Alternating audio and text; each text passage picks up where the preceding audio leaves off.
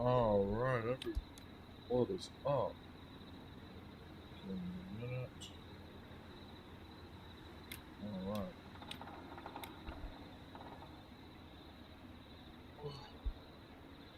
Getting my stretch on. Hello, everybody. Welcome into some Leon's Killer Frequency. Welcome in. We're going to play Killer Frequency. I know I have played this game a bunch of times before, but someone had picked it for this Friday night, so I decided to do it. And I'm going to try to beat this whole game under 4 minutes. So we're going to try to do this, the under 4 minute challenge, while also trying to save everyone. Because we still haven't gotten to that point where we have to save everyone. So I'm going to do it. I'm going to believe in myself. And yeah. Alright. So let's get started. I should do also almost. New game. Alright.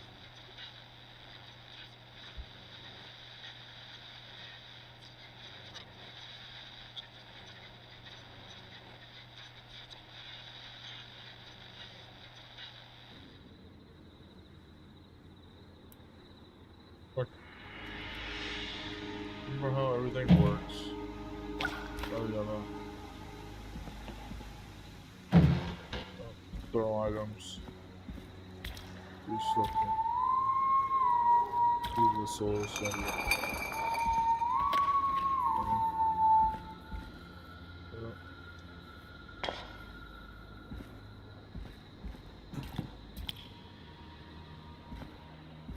Ouch.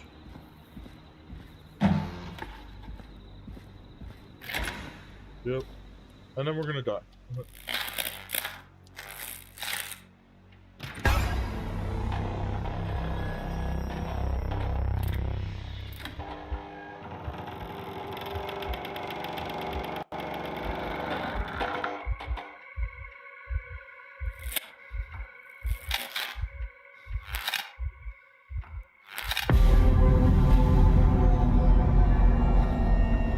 I love the killer.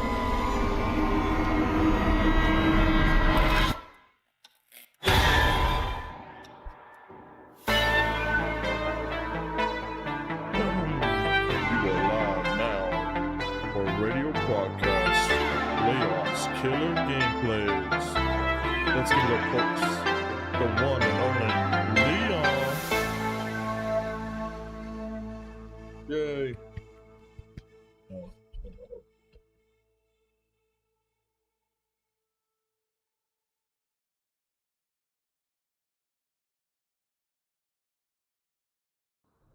Alright.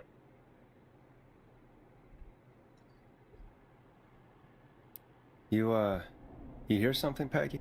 Huh? Hear what? I thought I heard someone yelling, or, I don't know, a howl. Forrest, is this a joke? No, I almost swore I heard something.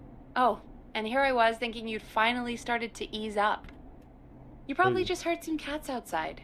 Cats? You know, 4 legs, whiskers, tails, not dogs. I know what a cat is. But I mean, does Gallows Creek have a stray cat problem or something? Not since the rats moved in.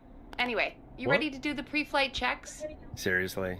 Do we have to do these checks every time? And do you have to call them that? Reggie pays us to check the equipment before each show, and he pays us to call it a pre-flight check. But if you're sure you don't want to... Let's get the check this time. Yeah, Let's skip just get started. I know how this goes. Okay, Big Shot. Any technical failures tonight are on your head. Now, let's get the show started. After your introduction, our first segment is Guess That Scream. I thought that was a joke. Nope, and don't blame me for this one. It's Reggie all the way, and he demands we do it tonight. Okay, you're live in 3, 2... 189.16.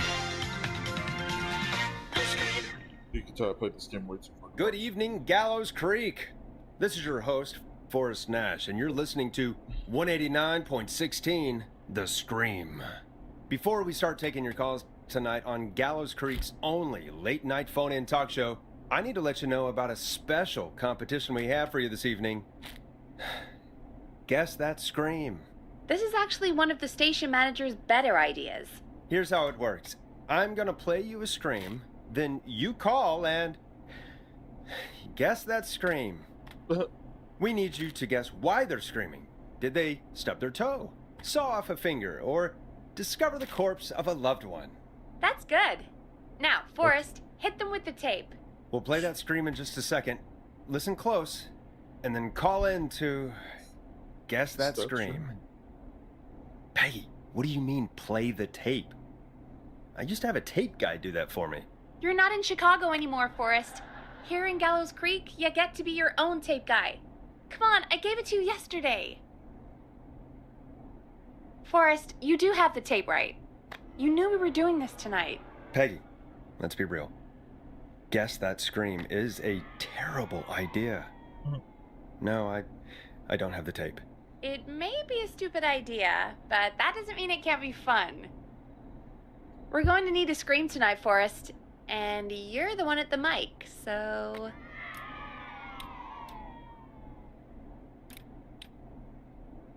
Really, Peggy? You want me to scream? You know this show depends on my golden voice, right? Come on, Forrest, just do it. That's enough dead air already. Just think of a scream and let it rip. Oh, God. Sorry about that. I'm back. Had to step away there for a second. Listen close, and then call in to guess that scream.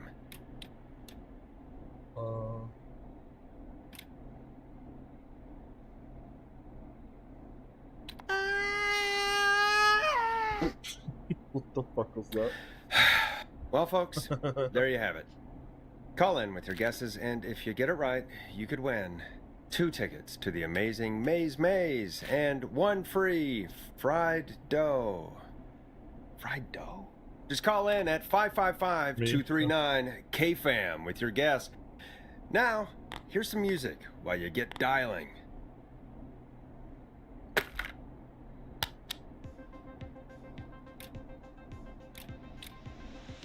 Now it's time to go with The Flow. And this is their hit, Crying for Help. Oh, God, Forrest, that was amazing. Thanks. I can't wait to hear what people think that was. You just now done. How the hell did I get into this mess? Gonna do the Light challenge. it up, Forrest. Try to beat this That's game under gonna be 4 the minutes highlight while of my saving week. everyone. Wanna do it? Oh, Forrest, there's a call coming in. Okay, Forrest, shut the music off. Welcome to 189.16 The Scream, caller. You're talking to Forrest Nash. What's going on with you tonight? Forrest, thank God I made it through. My name is Leslie Harper. I'm the 911 operator and police dispatcher for Gallows Creek.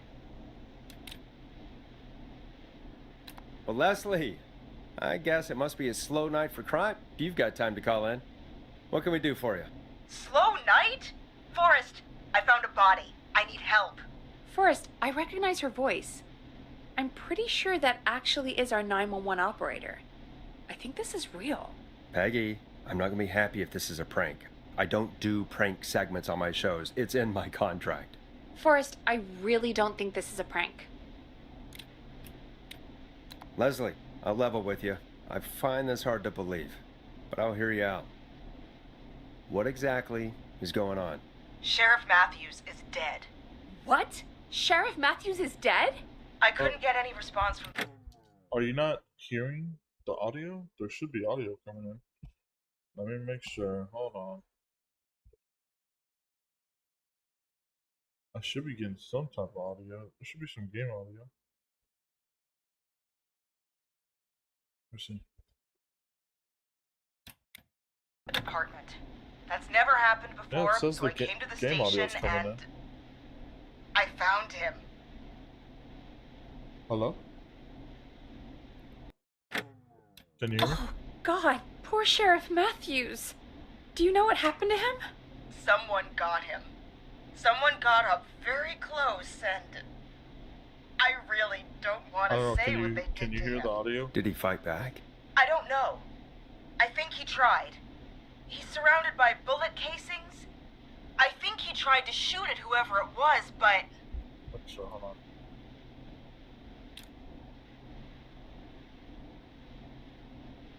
Gonna... I don't understand. Where are the other officers? Do they know? Have they secured the scene or whatever cops are supposed to do?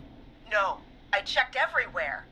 Deputy Martinez is here, but she's knocked out, Okay, I'm tied getting up, audio. and locked in a holding cell. I called you Okay, right sure. after I found her. God. Wait. Please don't tell me that this hick town only has 2 cops. Don't be I don't know. ridiculous. We have 3, but Officer Gunderson is on leave in Okay. Cancun. Leslie, do you Well, have any I'm idea getting who could audio have from done both this? sides, so you should Not be a hearing clue. me. I didn't see anything on my way over. Leslie, you need to call over to Henderson Okay. or Quiet Ridge. They need to send someone over from their department. I tried, but I can't I don't know call if you anything hear me but fire local or not. numbers. I appreciate you being Something's here, wrong. I'll have to go there myself, let them know what's going on, and bring help back with me. But if you leave while there's a murderer on the loose, who's gonna man the emergency line? That's why I called. Hmm. Forrest, I've routed all 911 calls to come in to you. Oh, okay, okay. I was just wondering, like, I was like, damn. I'm a radio talk show host, Leslie. I talk to idiot people about their idiot ideas. I'm not a 911 operator. Why me? You're the only person with experience Mouse. manning a phone line around here.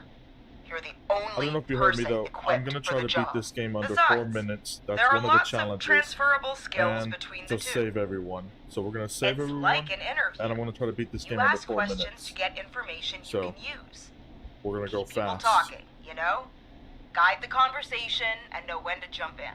You do know that I'm so good at interviews. They sent me from Chicago to Gallows Creek, right? So I've heard. Yeah, that But is that weird. doesn't matter. And besides, Ooh, there are I 2 made of it. you. You can talk to each other, discuss ideas, work together. Hell, know. let's have some on-the-job training I know. right now. I have an emergency. I need to get an unconscious Deputy Martinez out of that holding cell. It looks like whoever attacked her threw the keys into the cell after they locked the door. Is there any way you can reach the keys? No. There aren't any bars to the Thank cell, you. I'm and the gonna door need it. itself only has a food tray slot. And that's too narrow for me to reach through. There's gotta be another way in.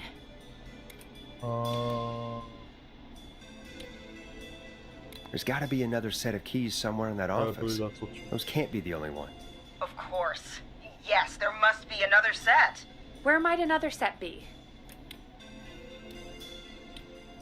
Maybe Sheriff Sheriff Matthews. Matthews had a set of keys on him when he... I believe he had the keys. Shit, it's You been a know. minute. I couldn't see any at a glance, but I'm gonna try so hard. I didn't really look up clues. 1 second. Oh, I think I might be sick. Sorry, Sheriff. I'm just gonna turn you over and I should have a POV of her situation. please don't stare Honestly, I at kind of me. wish this was multiplayer. This would be fun as the multiplayer game. Oh, wait. That might be them. Yeah. I think I got the cell keys. Oh, Looks like Sheriff go. Matthews might have saved his deputy. Do the keys work? They do! Give me a minute to untie Deputy Martinez. I'll be right back. So far, so good, I suppose. How are you feeling, Forrest? Yeah, that seemed to go okay. Maybe Leslie was... Maybe we can handle this 911 business. That's the spirit, Forrest. I think you're right. Though, I have to say, I really hope this is the only Toby. call like this we get. Same. Come on, Martinez. There we go. Toby, Just gonna sit you in your I'll office make it. chair. I made I'll it. head to my car in a minute. I'm back. Deputy Martinez is still out cold. I'm taking her in the car with me to get help in Henderson. If the killer came back now, Martinez would be a sitting duck. That's a good idea. We don't want to take any risks right now. Thank you, Forrest. You and Peggy just worked together like you did earlier. You can do this. I mean, I did Now all I'll the be work. back as soon as Peggy didn't do What? shit.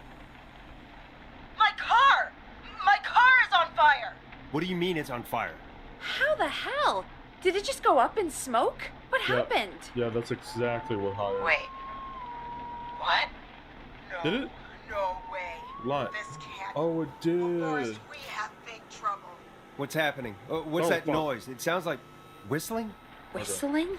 We don't talk about Can't be.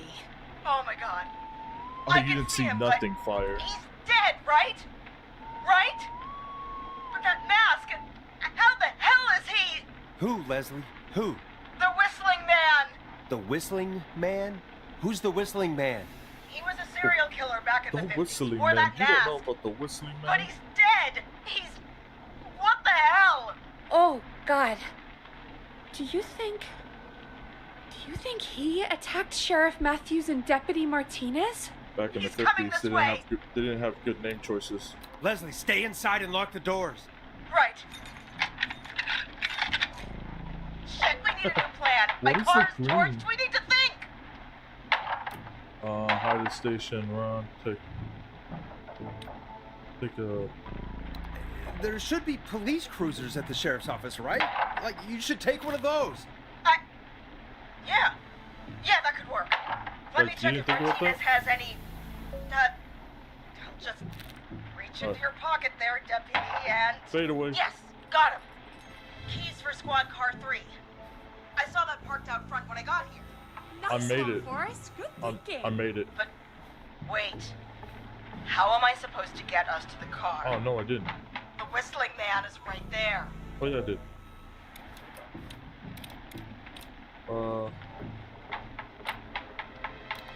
The sheriff must have a gun, right? Can you see it?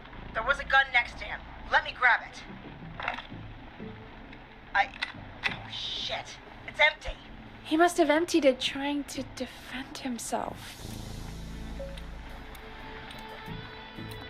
Are there any other weapons lying around that you could use? I didn't see anything earlier. Let me check Deputy Martinez's belt.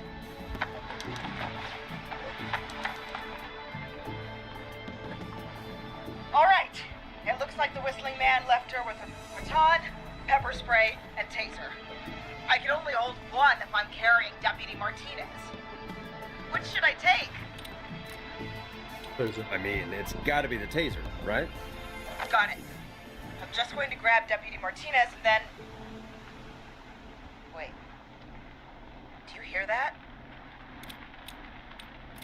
Yes, but just to make sure we mean the same thing, what do you hear? The knocking stopped. Everything's gone really quiet. Be careful. I don't like it. Me neither. But it's an opening, and I've got to take it. Okay, Deputy Martinez, if you can hear me, it's time to move. Hey, can I get some coffee? Just lean on me. Can you, Yep. refill my cup over there? There you go. Are you sure about this, Leslie? No time like the present, right? So, here we go. Again, you're hooked into dispatch now, so I should be able to radio you when I reach the car. If I reach it. Speak to you soon. Good luck, Leslie. That's one brave woman. God, I hope she makes it through this. You know, I've got to say, this really wasn't what I expected when I came into work today. Well, they always say you have to be ready for everything in live radio. Oh, I think we've got Leslie back on the line. I'm putting the call through. Hello? Forrest? Peggy? This is Leslie. Are you there? Over. We're here, Leslie. So I guess you made it to the car then. Over?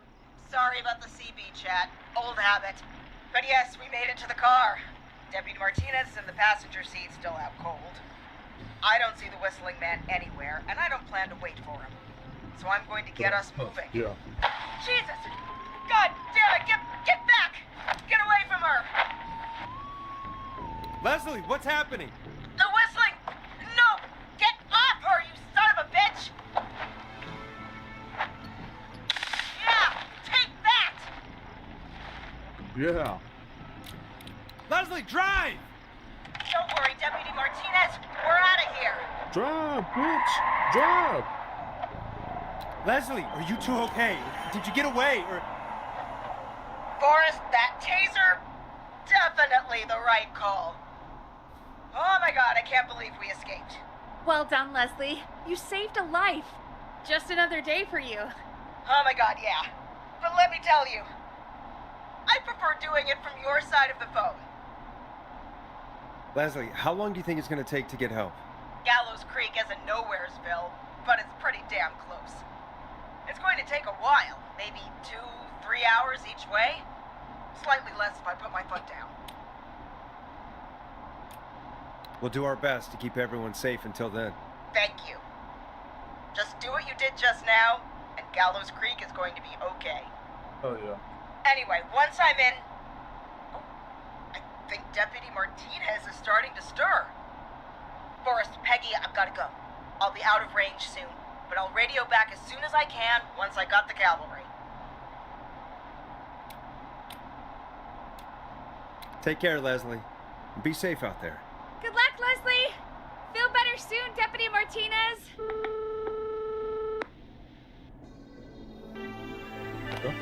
I'll put on some tunes. Folks, you heard it here. We've got a killer on the streets of Gallows Creek tonight. Please make sure to stay safe. And Leslie, we're counting on you. We're going to get back to the show meanwhile. If you have anything on your mind or have any information about this Whistling Man character, then give us a call. We'll talk here on 189.16, The Scream. For now, here's another hit record for you all to enjoy.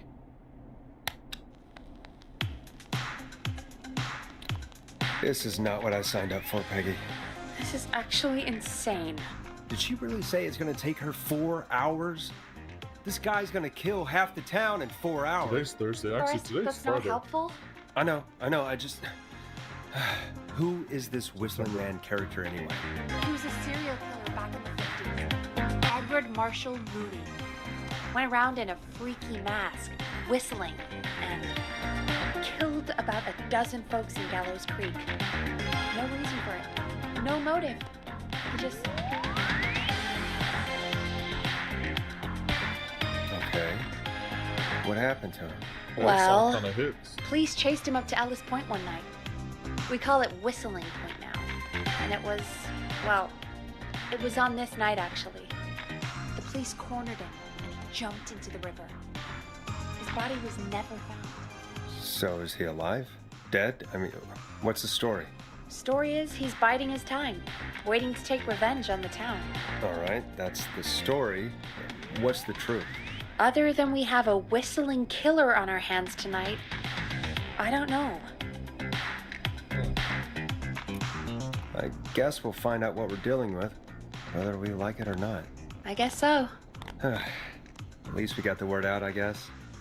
What kind of listening figures do we get at this time? On a Thursday after midnight, could be around 35? 35. Isn't 3,500? Huh. I didn't realize Gallows Creek was that large. No, 35 people at best. 35 at best. 35, yeah. It's a school night. And what's the population of Gallows Creek? I don't know exactly. A little over 1,000? Oh. How many did you get before? You know. Before my career exploded and I ended up on a midnight hour talk show in the town of 1,000 people? Yeah. Oh, there was. Before that. Around 5 for most shows on the low end. Big gas could pump that up to 10, 15, easy. Trying to dance to the 5,000 song. on the low end? We can only dream of that. Trying to 5 do the boogie. million. Do the boogie. Million? Yeah, sometimes that's just the way Wow. it goes. At least the Whistling Man hasn't killed me yet. I guess. Yeah. I guess we're gonna learn a lot about perspective tonight, huh? Oh, we have a call coming in. Take it when you're ready. Time to turn the music up. But, Hello, caller. You're live on 189.16, The Scream. Is everything, all right?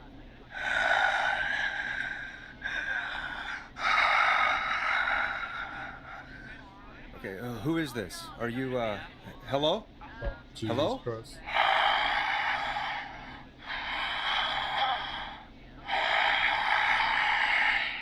Is this what I sound like to y'all? Okay. What's your name and why are you calling in? I don't understand why people don't stay around for my voice. No, it's definitely me whistling. You know my name. I've come back from the dead to kill again. No one's safe. You don't have to do this, Mr. Whistling Man. You don't have to kill again. But I do. You must make a sacrifice to us. A sacrifice? To us? I mean, me.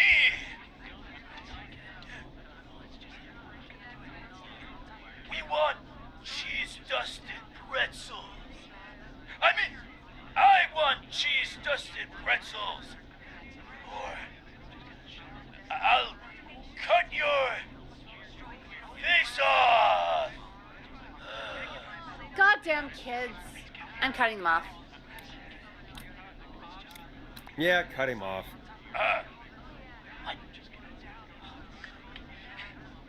We also want a mega gulp.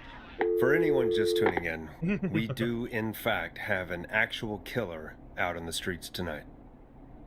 Anyway, this next one's dedicated to all of you staying inside with your doors and windows locked. Peggy, the Like, hell what was the that? bobbing going Kids on? pretending to be a killer who right now is stalking the town? It's a thing. A thing? Oh, kids around here. They pull pranks pretending to be him.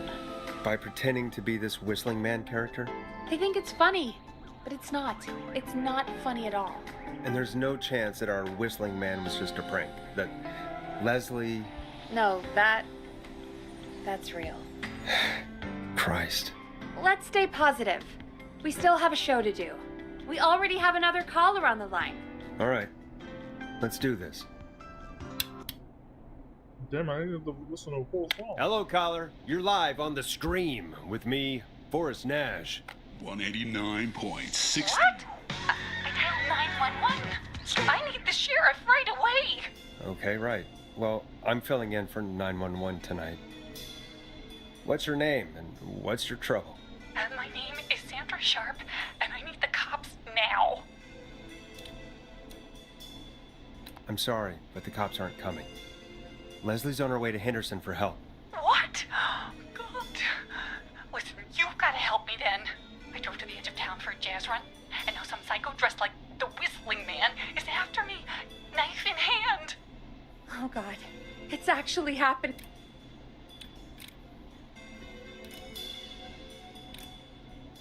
Where are you now? Did you escape to somewhere safe? Oh, I did, baby. I jazz ran all the way to my car and nothing flat. But I dropped my keys somewhere along the way. I never locked the door, at least, so I've got a place to hide, but I can't get moving.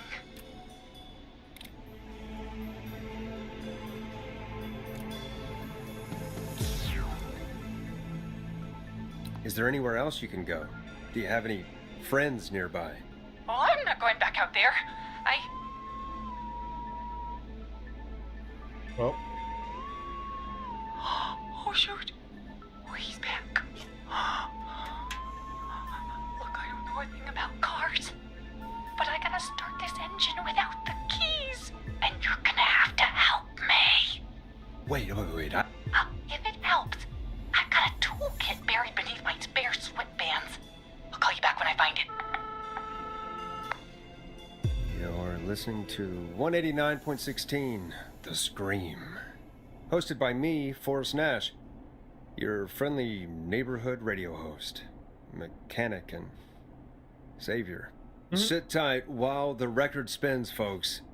This one goes out to you, Sandra. oh, wait, we just did that.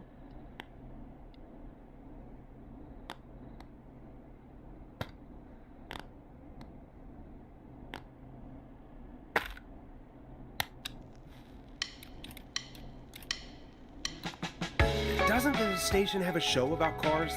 The Tamora twins or something? Timberline Twins Talk Motors. Yeah, You know they're not even brothers. Really? They look the same, though. I know, but they're not even related. It's weird. I asked them about it once, and they got really sweaty and defensive. Anyway, go see what you can find. The offices are out the door and down the hall.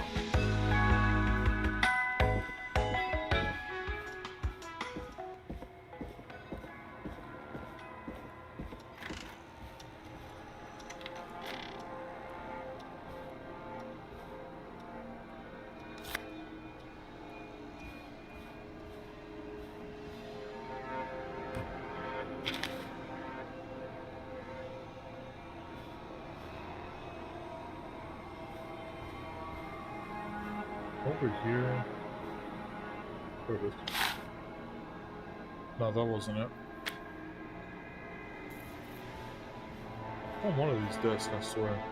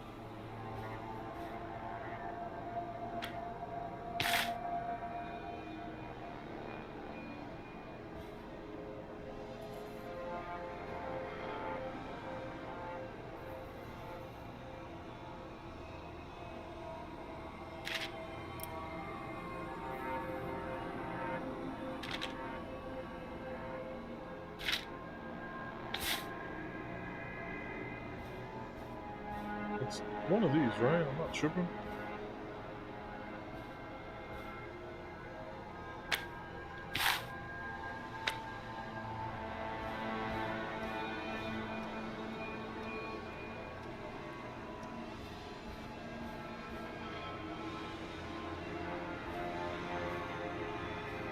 Look at this one. So many locked doors, so few keys.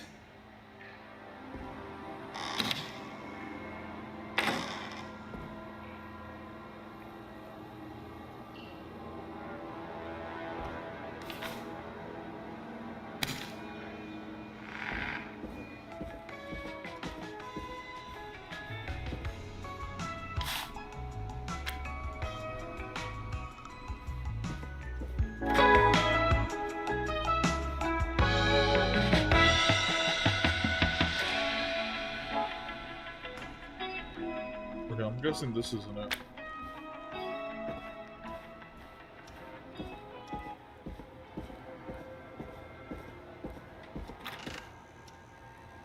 What the hell is it?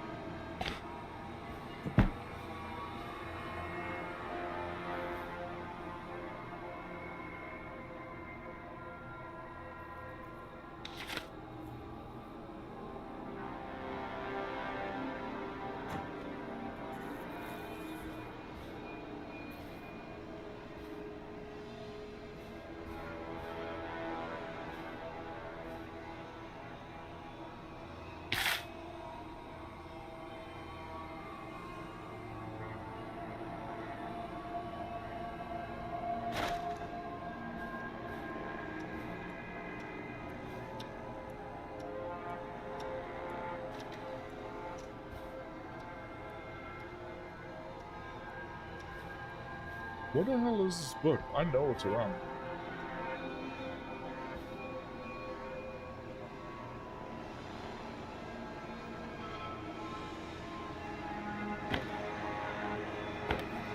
Oh, I didn't know they had jewelry. Hold on.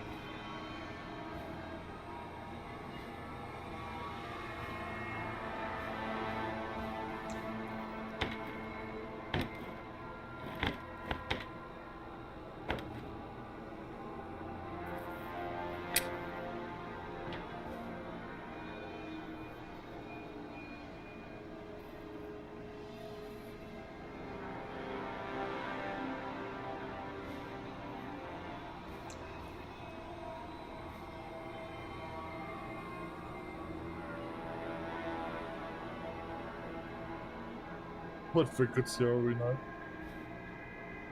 81.4, I believe. AM.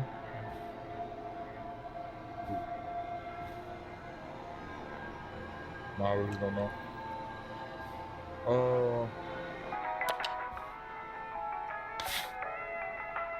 Turn that shit on.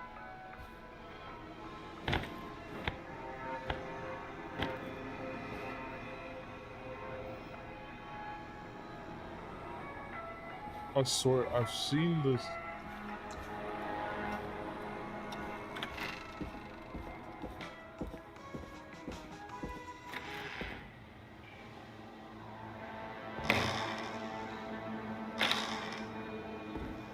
There it is. This looks useful. It's like it's one of these fucking cars, one of these magazines.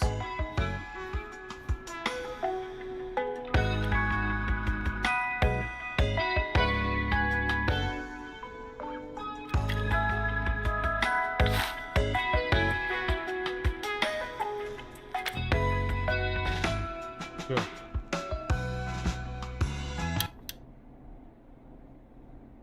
You find anything?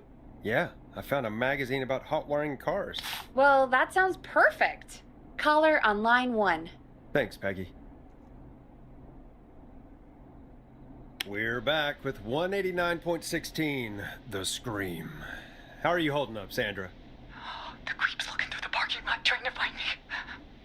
But I've got my tools, and I'm ready to get this hunk of junk moving. How do we start this baby?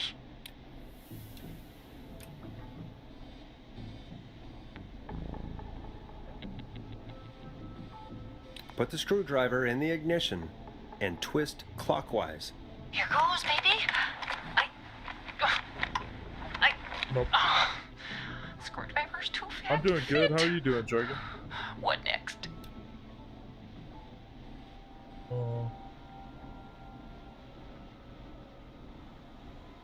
Unscrew the steering column. All right. Just turn. 1, 2, 1, 2. Oh, God. How long are these screws? Okay. Cover's off. Okay. There's a bunch of wires down here all paired up and... Oh, God, my heart is pumping. You're doing great. I'm doing good, just trying to save some lives. We can do this. There's a red wire, a blue wire, a yellow wire, a green wire, and a brown wire. Okay, what is the number?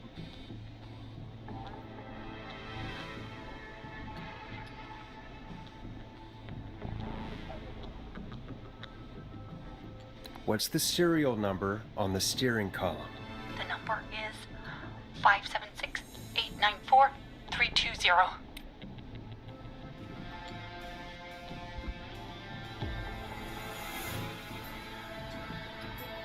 Zero, yeah.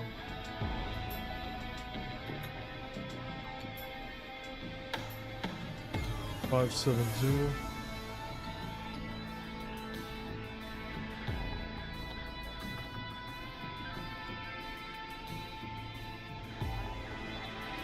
Then it's the red and the yellow, right? Strip and twist together the red and yellow wires. All right. We take the red I and know the it's yellow, I'm and we hoping. twist and we turn. I'm hoping so too. Perfect. I also see pink and purple wire. What next? No, shoot. Oh, shoot.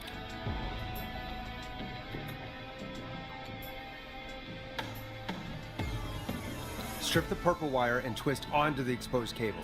Well, you're a lifesaver. Oh, wait until my jazzer friends hear about this one. I'll just strip that wire in. Ah, no! Oh, I got so many. Yes. So many jazz. Wait, what?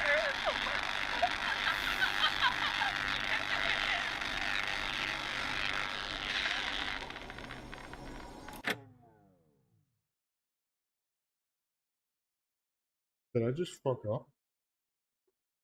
Did I just fuck up? No. Shit. Did I just fuck up?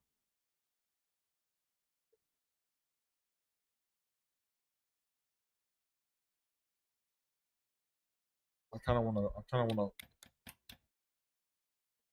back out.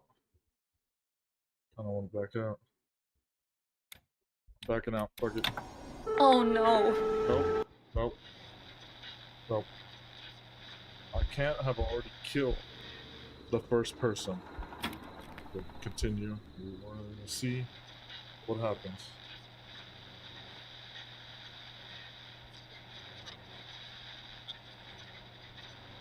I don't think it's saved. I think we're fine. I think we're fine.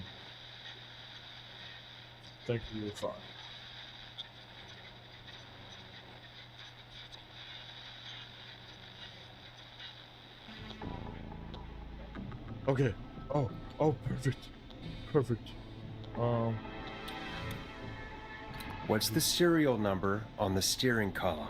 The number is 576-894-320.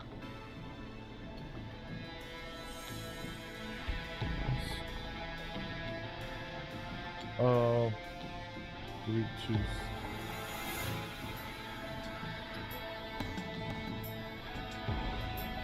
Okay, then it's the yellow and red one. Strip and twist together the red and yellow wires. All right. We take the red and the Okay. yellow and we twist and we I'm turn. gonna say that it won. Oh, perfect. I also see pink and purple wire. What next? Against the twist. Strip the purple and brush. That's what I did. It was supposed to be a Strip the brush. purple wire and brush against the twisted wires. Okay. We strip and we brush and... We did it. Everybody! Okay. Fantastic work, baby! Anytime you want to come down to the jazz studio, you get in for free! Okay. I almost can't believe it, but we did it.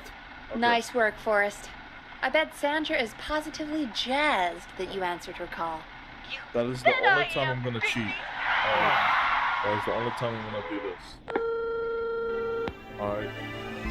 We did it, Forrest! We sure did. Here comes another hit track that we're excited to share with you.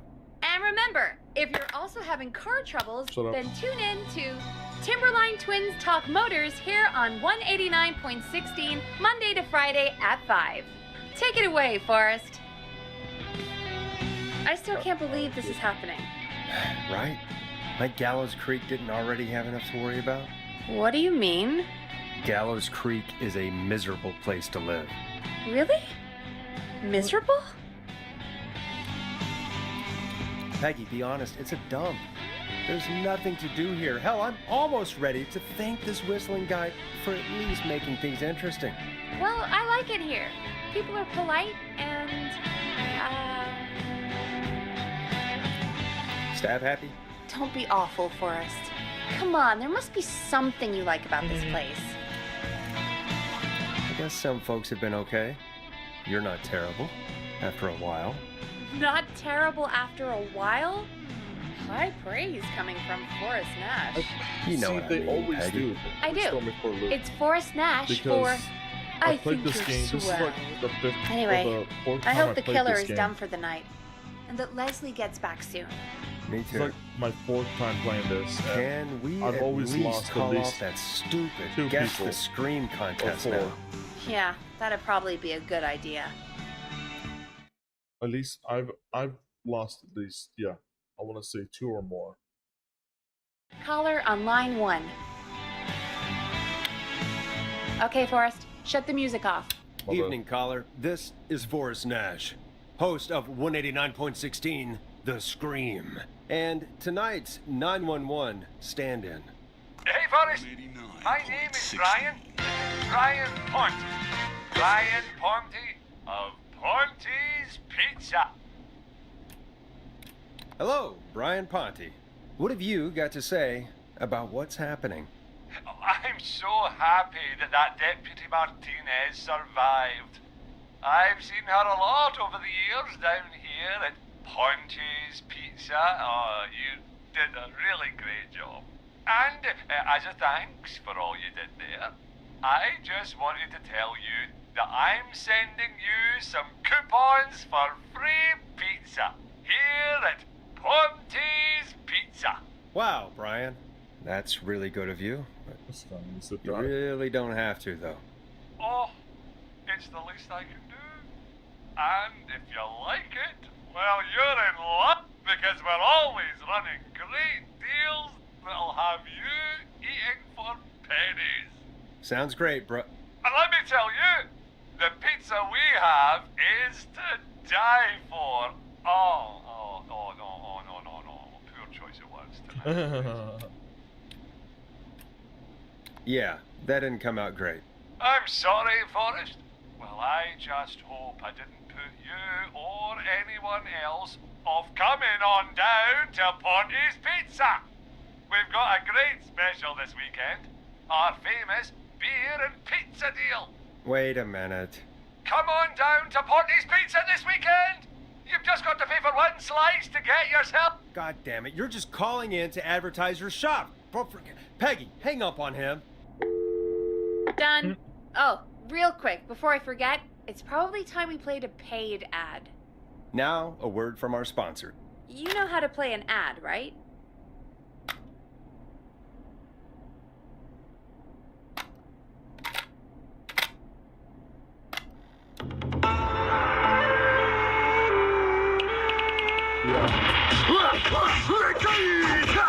Do you seek ancient wisdom? Do you want to double your power? Are you ready to unlock your inner warrior for only $24.99? Then step into Master Robbie's deadly dojo of Kung Rate and receive direct by video warrior instruction from me, Master Robbie.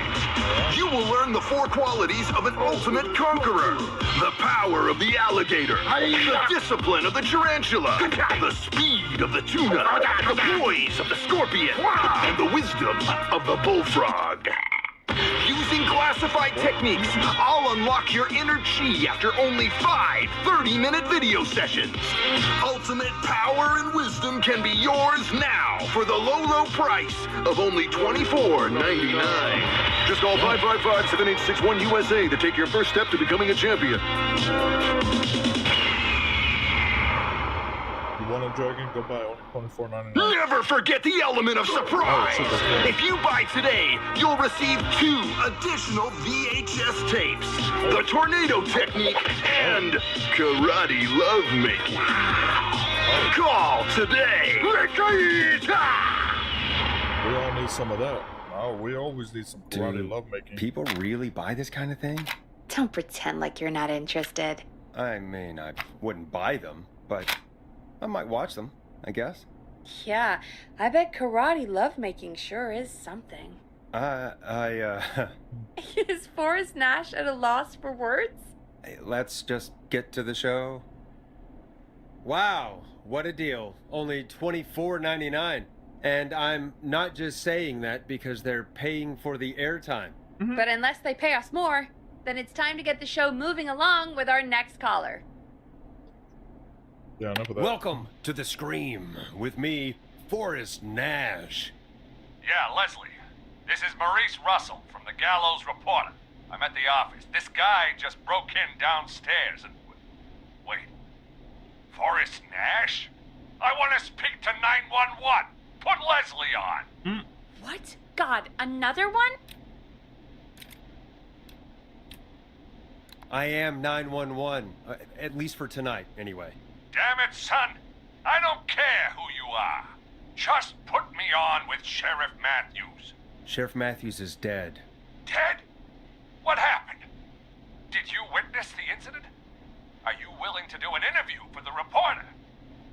I can cite you as an anonymous source, if that's a concern. We're live on the air. Anything we say can and will be broadcast. Live on... Damn it. All right. There's obviously a lot more going on than I know. Yeah, there's a lot happening tonight. You said someone broke in. That's nothing to get worked up about. Some idiot kid just broke in, dressed as the Whistling Man. Teens. They get worse every year. This punk wasn't even a disappointing twinkle in his daddy's eye when Edward Marshall Mooney stalked the town. But I was there. I covered it. You don't understand. That's not a prankster. That's the Whistling Man. Of course it's not. It's a stupid kid. Every year this happens. They think it's funny. Not a big deal, old man. But they didn't live through the terror 30 years ago. Anyway, I know for a fact, Edward Marshall Mooney is dead. I don't know who I'm looking at on the security monitor. But if he killed Sheriff Matthews... Where are you now? I'm in the boardroom, upstairs. We got security cameras all around the building. You can watch them on any TV set here. And there's a set in the boardroom.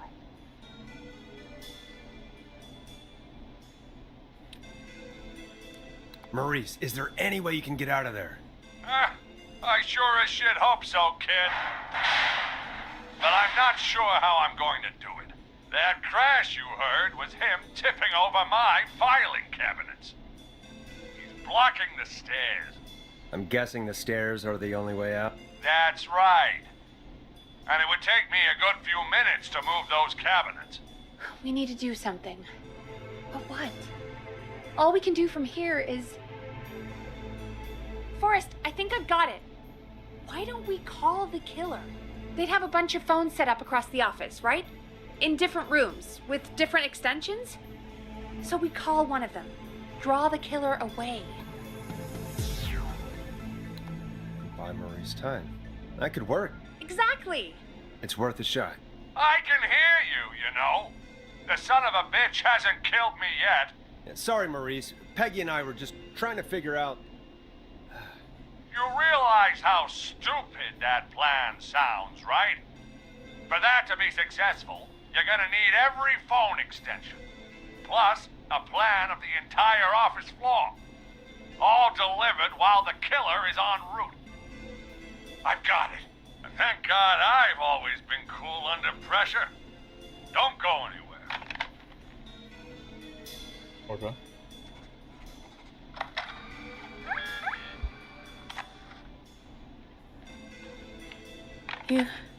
You don't think the killer got him, do you? Mr. Russell. I'm here. The freak's going to be here any second, too. Go check your fax machine. Don't let me down.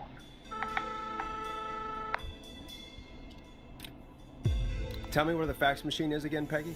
The fax machine's in the office on the other side of the hall. Thanks, Peggy. Be right back. Yeah, I gotta get this fax machine. Okay. Go to the office on the other end of the hall. Grab the fax from the machine. Easy. This must be it.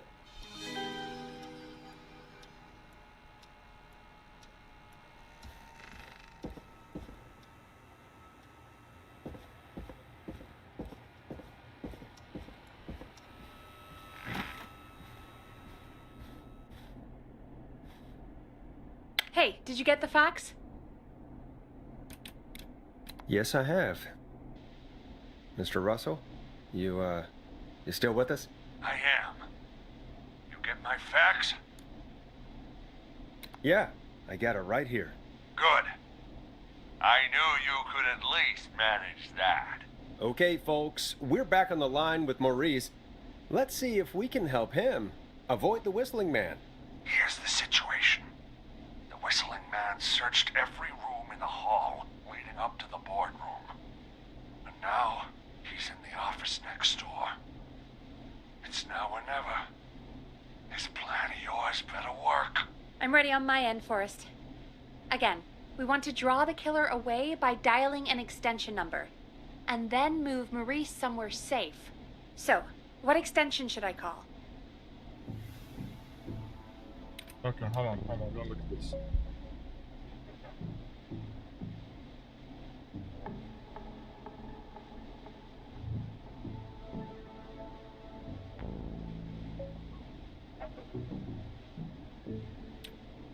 was the killer?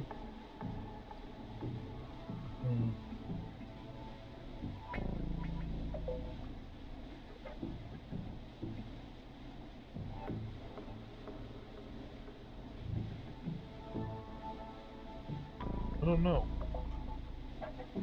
Call the archives. The extension is 01. Got it. I'll put the call through when you're ready. All right, Nash. Where do I need to go?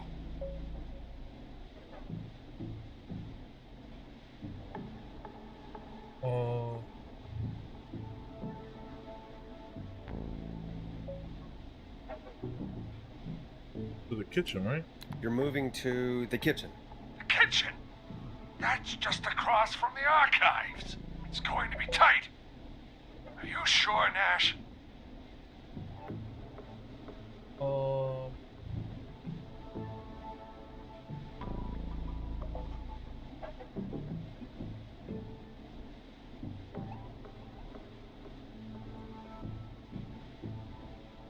I'm sure. I'm ready to place the call. Are you ready, Mr. Russell? Don't have much choice, do I? Make the call. Yes, sir. Calling now.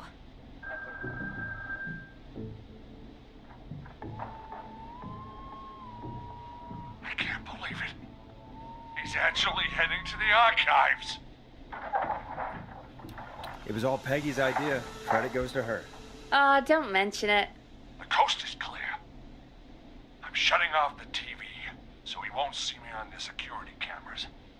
Then, making my move. I'll call when I get there. Do you think he'll make it okay? I'm sure he'll be fine. But now what do we do? We gotta find some way for him to get past that barricade. What do you mean? I don't think calling the Whistling Man is gonna buy Maurice enough time to move those cabinets. We gotta think of something else. Yeah. Maybe we could... Oh! Call incoming. You ready? Ready as I'll ever be. I put him through. Alrighty. Mr. Russell, are you there? By the skin of my teeth, I am. He came out of the archives almost as soon as he entered. Thank God I made it in here just a second before.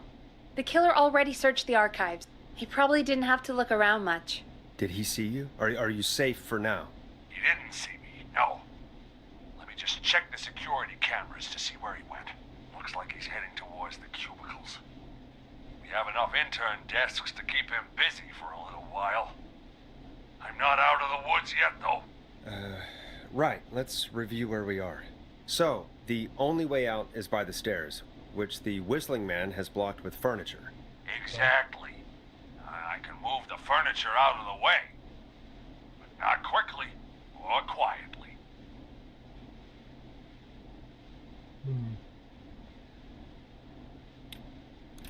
Could you lock him in a room? That'd probably buy you time enough, right? Maybe. But the damn fire regulations say every door in the office has to unlock from the inside. He'd be able to get out just as soon as... Wait, no. I got it. The secret archive through my office, where we keep our most sensitive records. Ooh, a secret archive? Reggie would love that. What have you got back there? Juicy secrets about outer space? Peggy, I don't think now's the time to be playing around like that. You're right. Sorry, Forrest. Kids, we're in the big time now. I've got it all figured out. The secret archive. There's no lock on the inside of that room, only the outside. You can't break out. If we can get him in there, and I lock him in... We can catch the son of a gun. Exactly. Oh my God. Forrest, we might be able to end the nightmare right here. So should I call the secret archive then? You can't. The archive is a room for secrets, not gossip, so we don't have a phone in there. Oh, we're gonna need to change it up then. Any ideas, Forrest? Maybe we could use a radio. There's no radio in the secret archive. Are there no radios at your offices? I don't have one in my office, but... What is it? Our sports reporter, Hopkins. He has a little portable radio he never turns off when he's here. That might be what we need then. Is his portable radio still there? It should be. It's what he calls his work radio. It should be in the archives, actually. I'll sneak over while our friend is still... I'll call you back once I've got the radio. Wait. We're gonna save him, Forrest. Heck, if this works, we might even save the whole town. We're close. Let's make it happen, Peggy. How can we fail? I mean, it's a plan with steps. Get the radio, plant it in the secret archives, lure the killer, and... Oh! Call incoming from the reporter. Putting it through now. Nash, hello? Nash, are you there? I'm here. Is everything okay? I found the radio. It's right where I thought it would be. It's all coming together. I'm just gonna turn it on quickly, make sure it's still got some juice. Maurice, turn the volume down. We don't want that thing blasting just yet. Yeah, I knew that, Nash. I was just doing that when you yelled at me. The radio works! If I make it out alive, Hopkins might just get that day off he wanted. He's earned it. Let's do it for Hopkins, Forrest. Okay. Wait. Ah, God damn it. If I can't have this stupid thing turned up, how am I supposed to draw the killer? I can't be in the room when it's on, or I'm dead. You just... Oh, that's a good point. But wait, we're the radio. We can just be quiet until you're ready. If you can do that, then... Yeah, sure. 189.16, I know that's your station number. But a What's good 109, editor man? always double checks. About to You be confirm 30 that? sometime this year. In December. 189.16, The Scream. How old are you? Gallows Creek's If you don't mind me best asking. and only phone-in talk show with me, Forrest Nash. And me, Peggy. Jesus Christ. I've got the radio on silent, but I'm tuned in. Now, I just need to get to my office. Sounds like we need to make another call, Forrest. Where should we send the killer? So where's...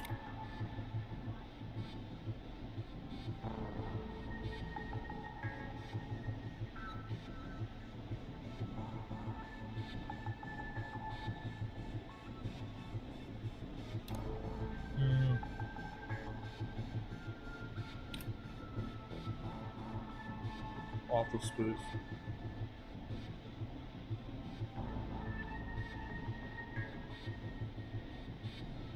What's my hopes and dreams? I don't know,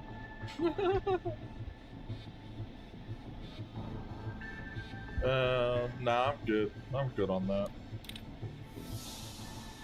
I work hard on my channel.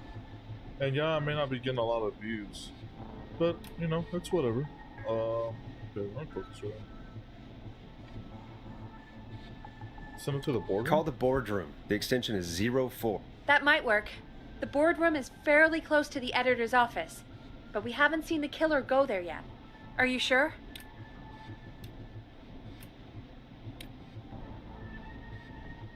Yes, I'm make the sure. call. Make the call. Okay, calling the boardroom now.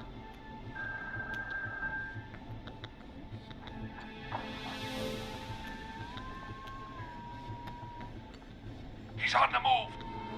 I'll call you guys from my office in a second. Looks like we're almost through this nightmare. Any idea what you'll say to draw the killer in?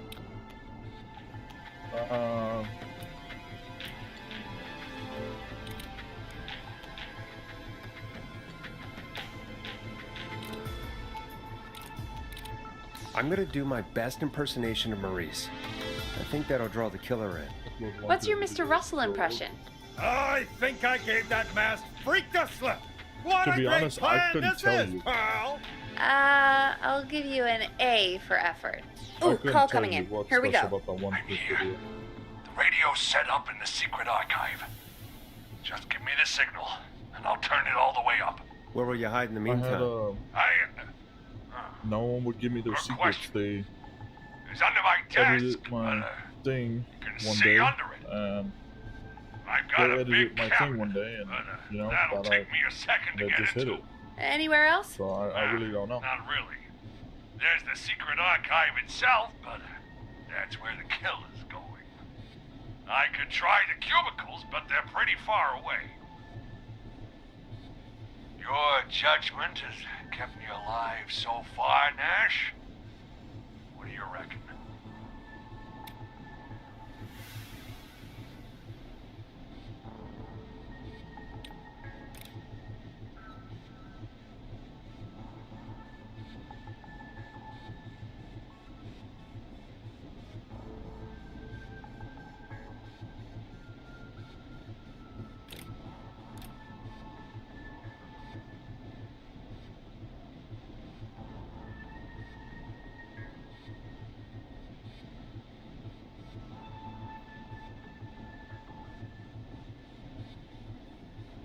I'm playing on PC. Are you talking about the game? This is called Killer Frequency. I made a video about it, and then I've done a couple streams about it. Don't know, hide under the desk. Hide under the desk. All right. Well, this is it. I'm going to go turn the radio up to full blast now. No. Kind of wish I had an Xbox. Don't say Or to anything have a PS5. until I've had time to hide. You got it? We And know to the be plan. honest with I'm actually You can playing trust on a us. laptop Here we go. because I don't have the can't afford a PC.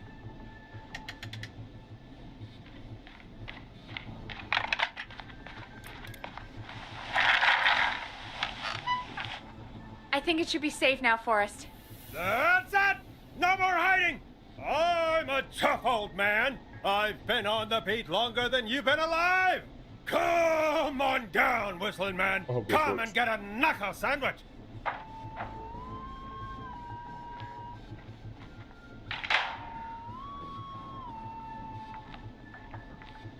Oh, shit. Surprisingly. Why'd I go under this goddamn desk? Son of a... Oh. Nope. Never mind. Everything's dead. Thanks, Dragon. Forrest, Thanks, Dragon. he's... Oh. Out of print. Let's put on a song. Give us some time to recover. I'm I upset think that about would be for the best, Oh, that Peggy. sucks. Folks, we'll be back soon. If you have any stories about Maurice don't that you'd like wanna- to share, I give us don't a wanna talk call about my- after this next track. Job? Just know I work. I don't really talk about my personal life on here a lot. Play that song. Well, this is going to be a long night. Oh, really? I feel Sorry, like I it's did going just pretty check. quickly to me. I could I ask you should've some chose questions to to do speed it. things along. You're going to interview me. You sure about Yeah. that? You're not Well, so so much for scary. keeping Besides, him we've been alive. working together like a week now, and you're still all shrouded in mystery. Other thing is, All right, shoot. What do you want to know? Question 1. Tell me about your family. What? Come on, Peggy. That's too general. Okay.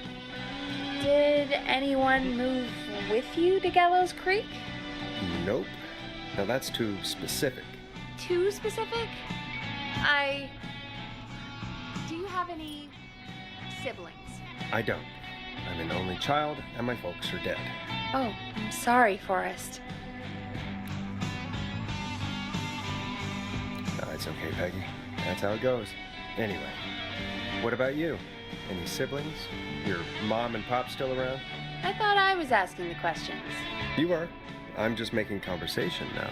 Oh. Well, my folks went the same way as yours.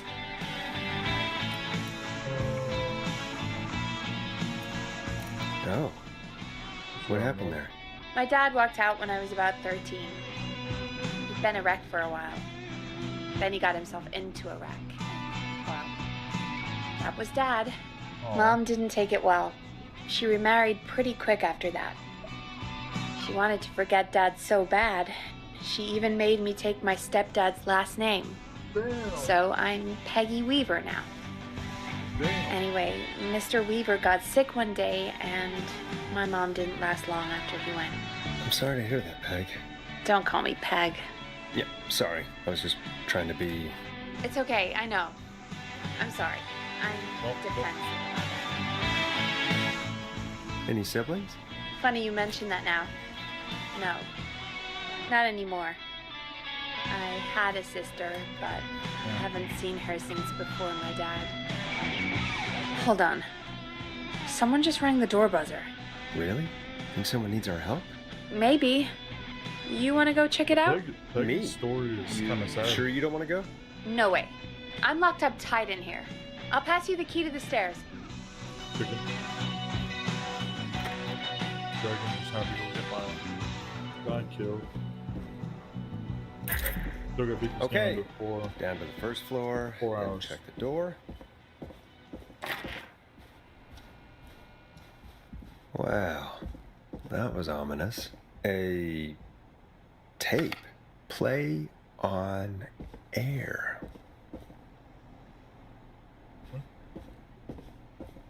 Wasn't there another tape over here for my book? Oh, okay.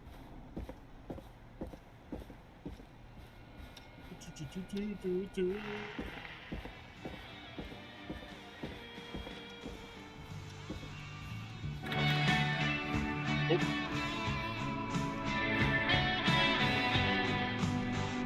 Who was there? I didn't see who it was. Are they still out there? No. They left as soon as I went down there. They pushed a cassette through the door. It says, "Play me on air." All right. Well, turn the music off and play it. Hello, Gallows Creek. Time to Pay the price. Time to pay for lives. Time to sit there. I will punish you. I'm going to enjoy this. That was I creepy. did not enjoy that. What the hell was that? Oh, Forrest, we're still on air. Say something. Folks, Folks, the tape you just heard was passed through our door only moments ago. I don't know how the killer could get from the newspaper to KFAM so quick, but be careful, Gallows Creek. Stay home and stay safe. Over there. Give us a call if you need help. You can get us on 911.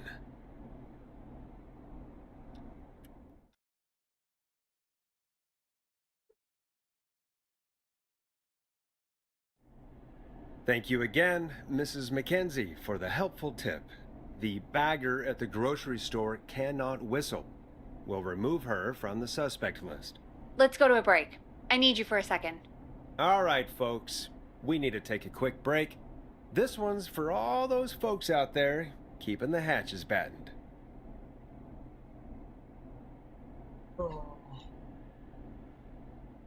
Oh wait, I gotta play another song. Okay. Like I didn't play this one. Maybe I did. I don't know. All right, Peggy, what's up? I pushed a cassette under my door. Go play it. Okay. Are you gonna let me in?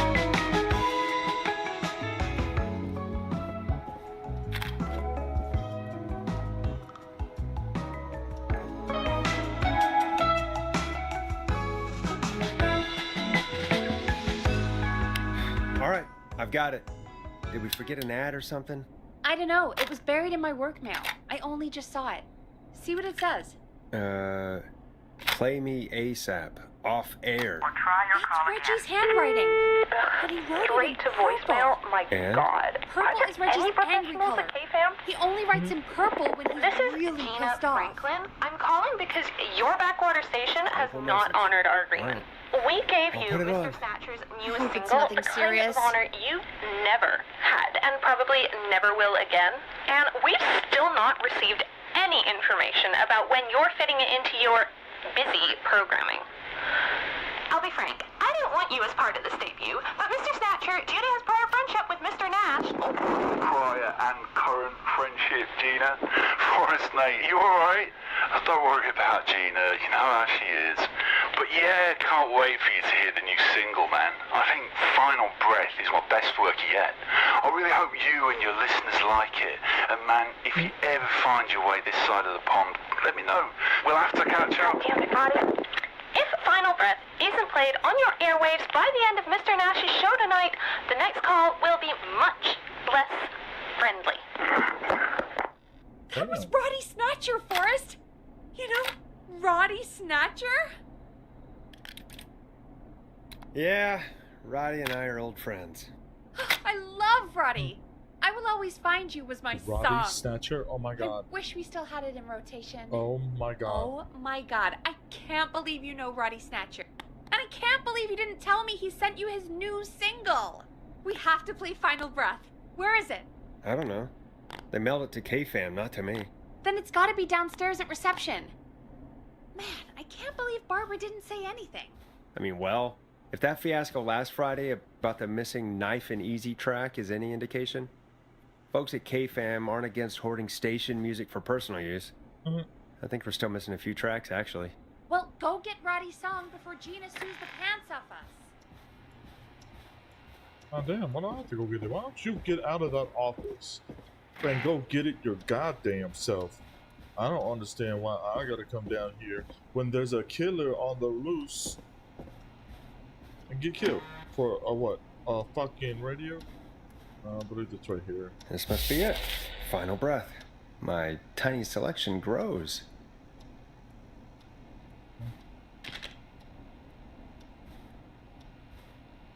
Squiggle, squiggle, squiggle, squiggle.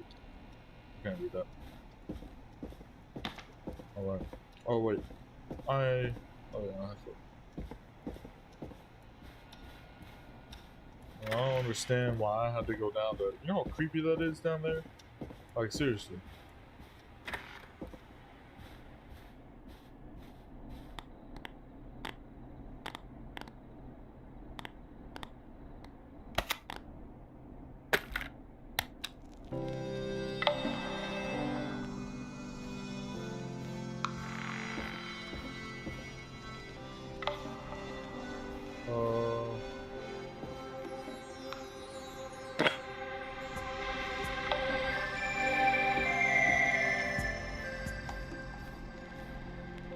Hey, did you get it? Got it. Let's get this on the air. Ah! Gallows Creek. I'm pleased to say we're in for a much-needed treat. Up next, courtesy of the British sensation himself, is a track you won't hear everywhere. Here's Final Breath by Roddy Snatcher. Wow. God, Wow, Roddy's so the best. Mystical. And I more see importantly, we waves. should be safe from the worst Look at of that. Gina Franklin. Oh my god. Alright. Enough of that shit. I hope everyone is enjoying this. That's every time I've seen him live. Peggy, you just talked through the whole song. Oh, whoops. It's okay. I can just play it What on song loop is later. this? Oh, shoot. I just noticed we have a caller waiting. I really hope it's nothing serious. Evening, caller. This is Forrest Nash, host of 189.16, The Scream. And tonight's 911 stand-in. This is Murphy! Hello, Murphy. What have you got for us tonight? Two things, Forrest. First, happy birthday to my son, Fernando. Goddamn Fernando. 3 today. And man, being his daddy has changed my life. I've learned how to live, how to laugh, most importantly, how to love. Aw, happy birthday, Fernando. Happy birthday, Fernando. Thanks. Oh, And I now, remember her. my other thing. I'm putting the word out to this so-called killer. You think you're tough, huh? Big man with a big knife, huh? Prove it. Come face me, a true warrior, at the Gallows Waste Disposal Plant. Guess what? Oh boy, here we go. I got all the tapes in Master Robbie's Dojo series. So get ready, whistling man. You just let loose the junkyard dog. Oh no. And there he goes. Ladies and gentlemen, keep your fingers crossed for Murphy as he tries to become our hometown hero. Although, having heard that Master Robbie ad earlier, well, don't get your hopes up too much. Anyway, we'll be right back after this commercial. The world-famous annual Gallows Creek Harvest Festival is back! We got it all out on Giblet Field.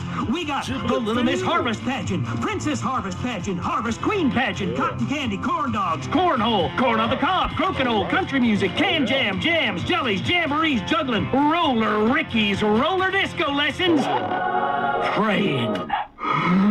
We got baby crawling, balloon popping, balloons for sale, beard contest, horseshoes, hayride, hay toss, hey you there, safe donkeys and ponies, apple bobbing, firearm, fireworks, funnel cakes, fried dough, seed spitting, sand licking, cracker cramming, and cat shop. Love it. And fake tattoo, face painting, puppets, petting zoo, amazing maze, square dancing, story swapping, spelling bee, quilting bee, and sewing circle, pie eating, lawnmower racing, hot dog eating contest, flower contest, and of course our famous gourd measure-all. The festival is brought to you by Mayor Linda Cartwright, sponsored by Gallows & Sons Factory, and dedicated to the memory of Garrett Miley, tragically taken from us last festival. All right. I can see why it's world famous. It's a highlight around here, Forrest. Oh, I am sorry to hear that, Peggy. All right, folks, welcome back to the show. We have a note from my producer. That's right. Come find me at the Harvest Festival tomorrow to grab your choice of a K-Fam mug, sticker set, or poster. Let's see what our next caller would choose. We got a caller. You know what to do. Hello, caller. You're Those are live tips. on the stream with me, Forrest Nash. Hello? Who is this? Are you okay? Do you need help? Forrest? He called me? That horrible whistling down the phone. He's coming for me? Jesus. Okay, listen, caller, don't panic. We've done this a few times now. We can help you. A few times already? So, you saved them, or? Well, you know, we learned a lot. Oh, God. We've gone We're somewhere. gonna help you. Can you tell me your name, caller? I'm Dr. Sullivan. Virginia. Sorry. Take some deep breaths, Virginia. You're gonna be okay. Please don't let me die. I won't. Just calm down. Tell me where you are right now. What's your address? Oh, God. Is there a neighbor you can call for help? No. Everyone's away tonight. There's just a fraternity down the street. You live by a frat house. Yes, they're having a party. That takeout coming in all night. One covered in beer cans. They're getting wasted. The rats are not that I'm great. about to get... Sorry, man. Damn. Oh, God. Virginia, The what's the rates name are- of the frat? Oh, God. They're never I that great. can't think. I I can't. don't think they're ever Any great. idea what the frat might be, Peggy? If I knew where she was, I might know, but... Wait, the takeout! If we can get takeout to the frat, we can get a message to them to go and help. Virginia, who did they order takeout from? I don't know. Don't worry. We'll figure it out. I can't do this. Okay, bitch. Well, folks, seems like our Virginia hung up. While we try to figure out what takeout to Let me order, out. here's some music for your own midnight snacks. Oh, they don't need to listen to shit. Here, you know what? You want them to listen to something? To this one.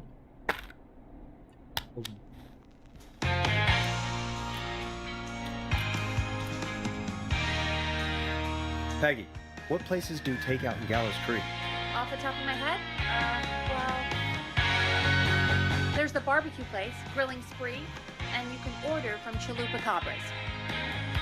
Oh, and of course we have Monty's Pizza. That's it, I think.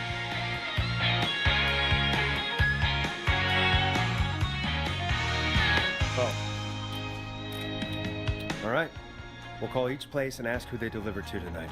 That's not going to work. Takeout client privilege. What? There was a lot of competition back in the day. Things got ugly. It's a long story. But what we can do is this. We figure out where the frat boys order from, call the takeout pretending to be from the frat, place an order, and include a note asking them to call the station. There's no other way, is there? Not that I can see. Well, let's not waste any time then. That's the spirit. You got any suggestions on where to look? Check the offices for anything food related. And maybe the kitchen downstairs. You'll need a key for that. I'll just slide it under my door now. Damn it, Thanks, let me out. God, where to start? Yeah, I was thinking What Ponte's would make Pizza me too. order from somewhere if I were a partying frat boy? We have a food critic, right? Chad or Brad or... I'll just have to look around.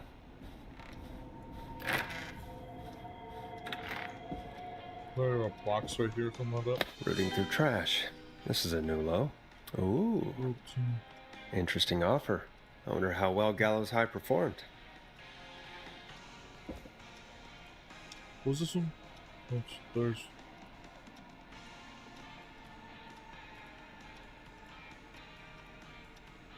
Get one free beer.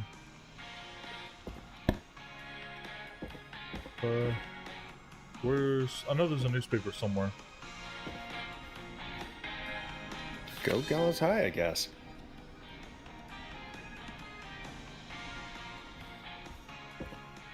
Okay. So they won. And forever.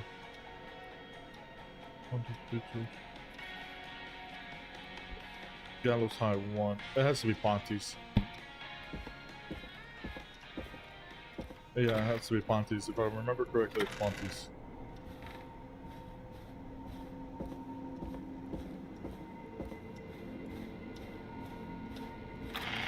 Right? Make sure.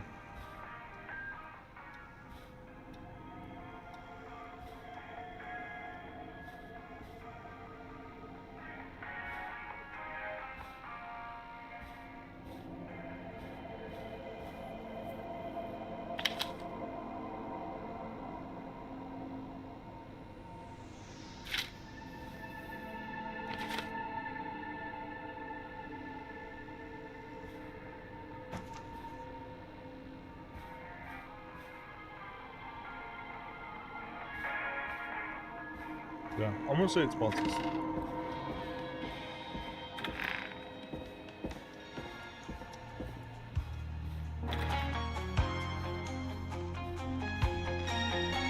Hey, find anything useful?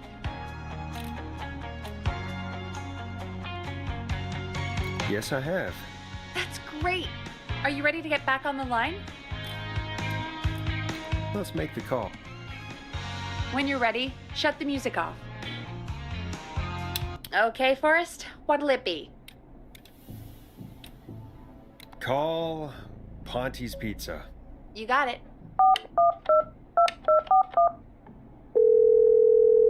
Ponte's Pizza is on the line.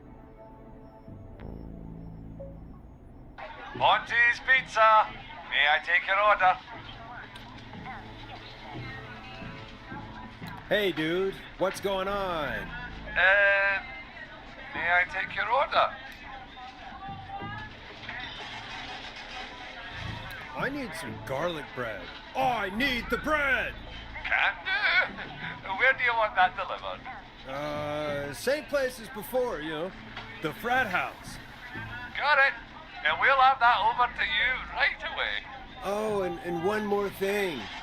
Can you add a note to the order that says to call K-Fam? K-Fam? Oh, consider it done. The folks at K-Fam are huge fans of Ponte's Pizza, you know. I should really call them and let them know. And now we wait. We should put a song on. Agreed. This one goes out to our delivery workers. It's No, David wants to. Scopo with Moonlight. All right. Hopefully this works. I don't remember if we did or not. Which of the takeout places would you order from? To save Virginia? No, where would you actually eat? Oh, I mean, they're all pretty equal.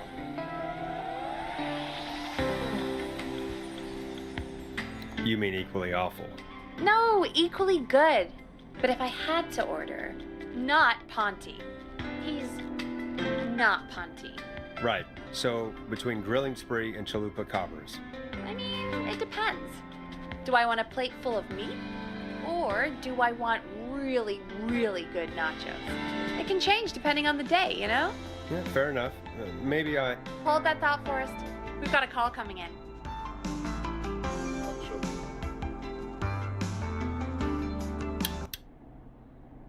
Hello, caller. You're live on The Scream with me, Forrest Nash.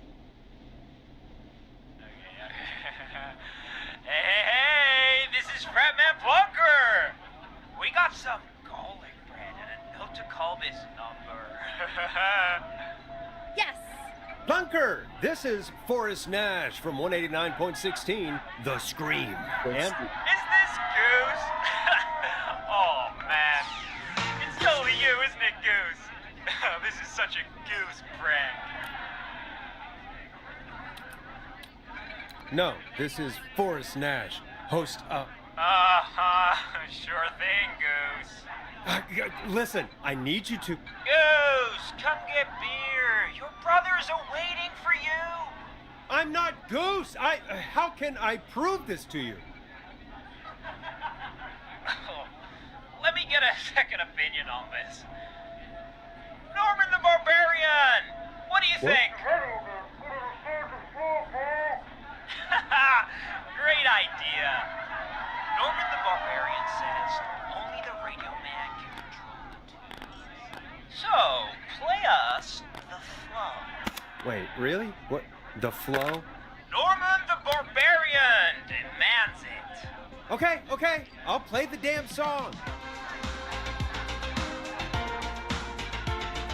Oh, shit! Okay, Radio Man. Got my attention. What is it? Thank God. Listen, you've got to get over to your neighbor's house. All of you. Just... Say no more. Plunker's moving the house. It just takes Forrest, the whole house. line 2. Hello, you're live on 189.16, The Scream. Forrest, it's the killer. He's at the door. Please. Oh my God, it's you, isn't it? God, I didn't talk, I promise. Whoa! The party has arrived! Oh, thank God. He's gone and... Oh, is that you, Radio Man? Don't worry, we brought the beer. Good times are here. I could use a drink. Thank you, Forrest. All right. You're welcome, Virginia. And thank you to Plunker and his fraternity brothers. Some heroes wear capes, some wear sheets as togas. Hey, Forrest, did you hear what Virginia said earlier? What was that all about? Clive, I didn't talk. Do you know what she meant? There's a janitor here at the station named Clive, but your guess is as good as mine. All right, folks. Seems we may have a lead. If any of you know a suspicious Clive, then please call in. It could save lives. In the Yes. meantime, looks like we have another caller. Call him. Hello, caller. You're live on The Scream with me, Forrest Nash. 189.16. It's great to speak with you, Forrest. As a local small business owner, I find this all horrifying. A killer roaming the streets of our fair town? Ooh, terrible. I hear you there. It's a scary time for everyone in Gallows Creek. How are you holding up? You somewhere safe tonight? Yes, Forrest, I am. I'm here at work in my small business. It's a safe, family-friendly place.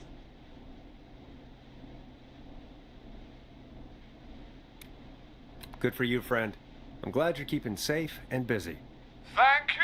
Oh, I'm really living the American dream. I fucking hate this dude. Here in my business.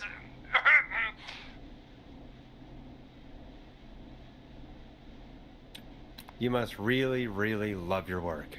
Oh, I do. My small business really is my whole world.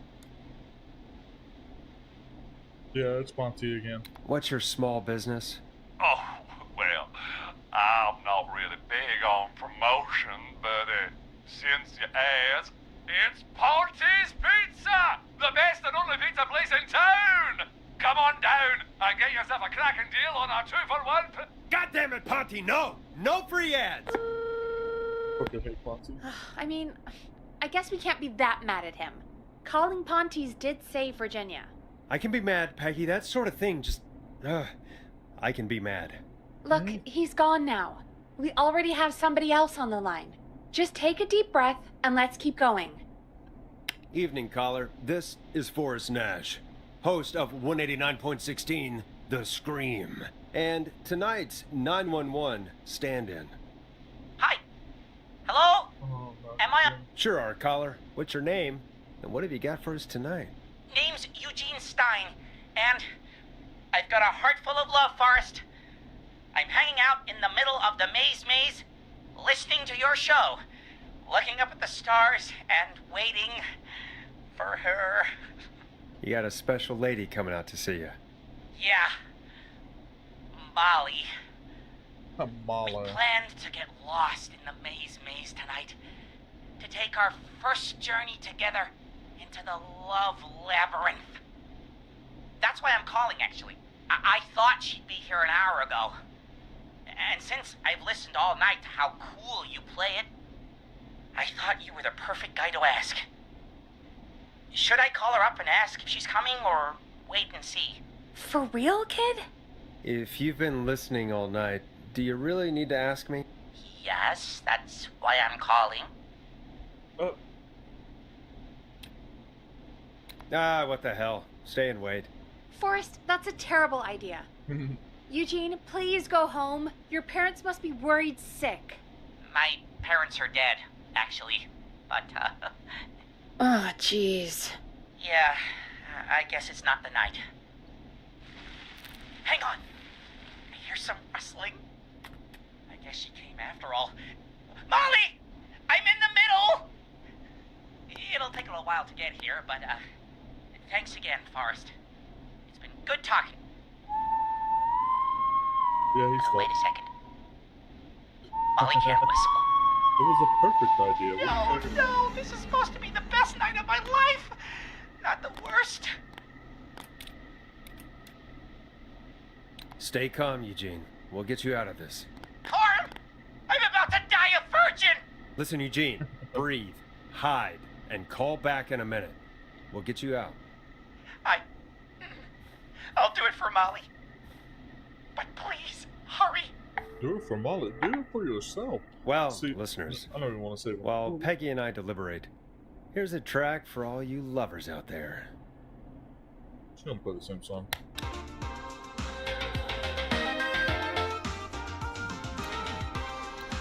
How the hell am I supposed to get him through the maze?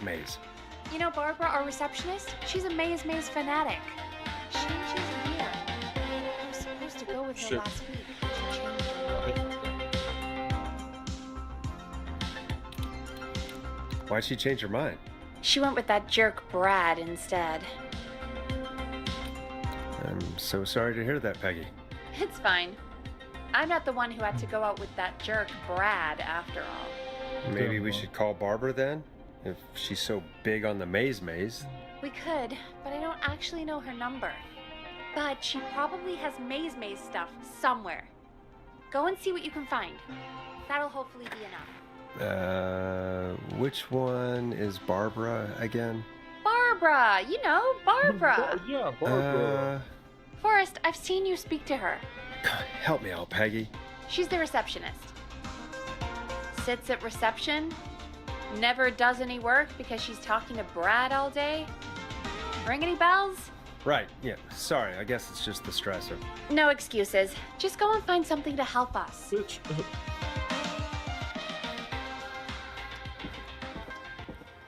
Sorry, I can't remember everyone's name in this goddamn radio station.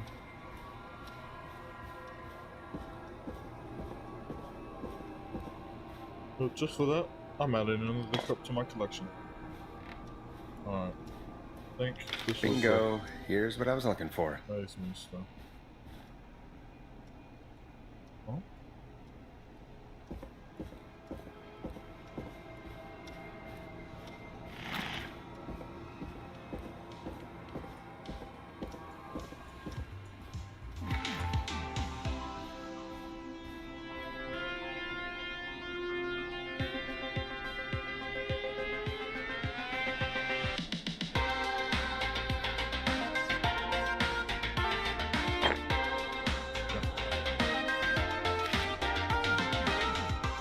Any luck? Yeah, I found a map for the maze in the trash. Why was it in the trash? Never mind. It doesn't matter right now. That's a question for Barbara later. Eugene called while you were away. He's on line 1.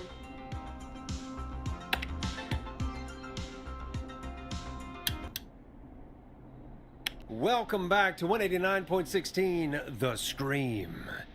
I hope you lovers like that track. And I hope we can help our lover in the maze. Eugene, you're back on air. I'm lost, Forrest. I just ran and I don't know where I am. I'm at a crossroad, facing a tractor statue. There are hay bales painted gold on my right.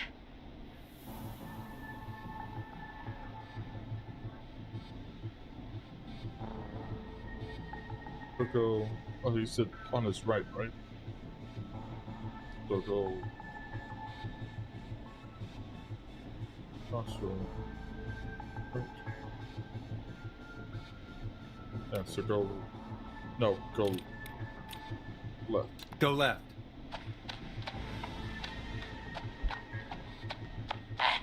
Okay. I went left, then tried a right. I have a pig statue in front of me and a creepy rocking horse on my left. He has a what? A pig statue? Which is...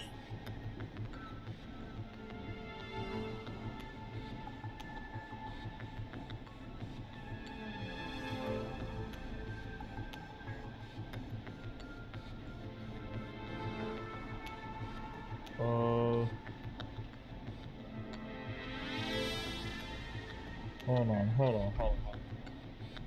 Okay.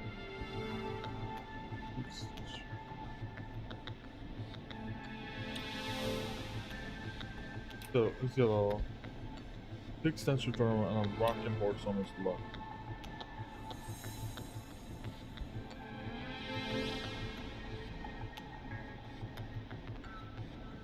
Goes behind him. Yes. Go backwards. Why didn't I just invite her over? I'm at a crossroads. There's a pitchfork statue up ahead. Which way?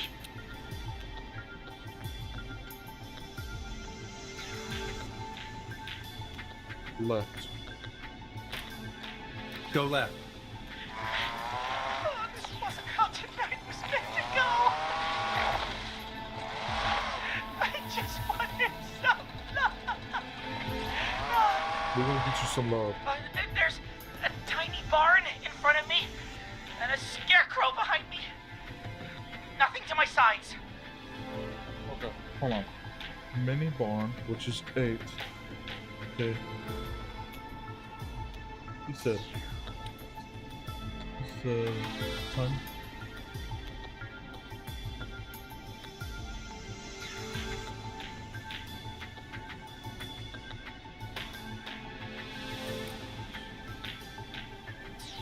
tiny barn ahead of him, which is number 8. Circle behind. Go right. Go right.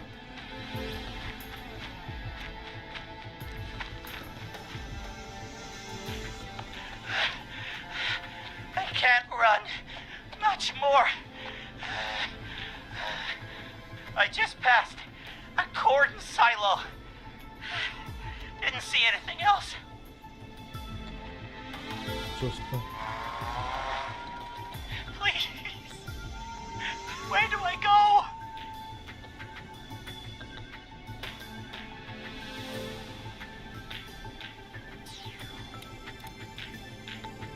Go right.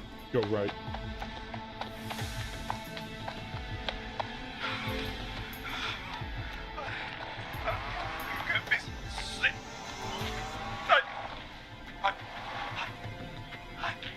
I'm out.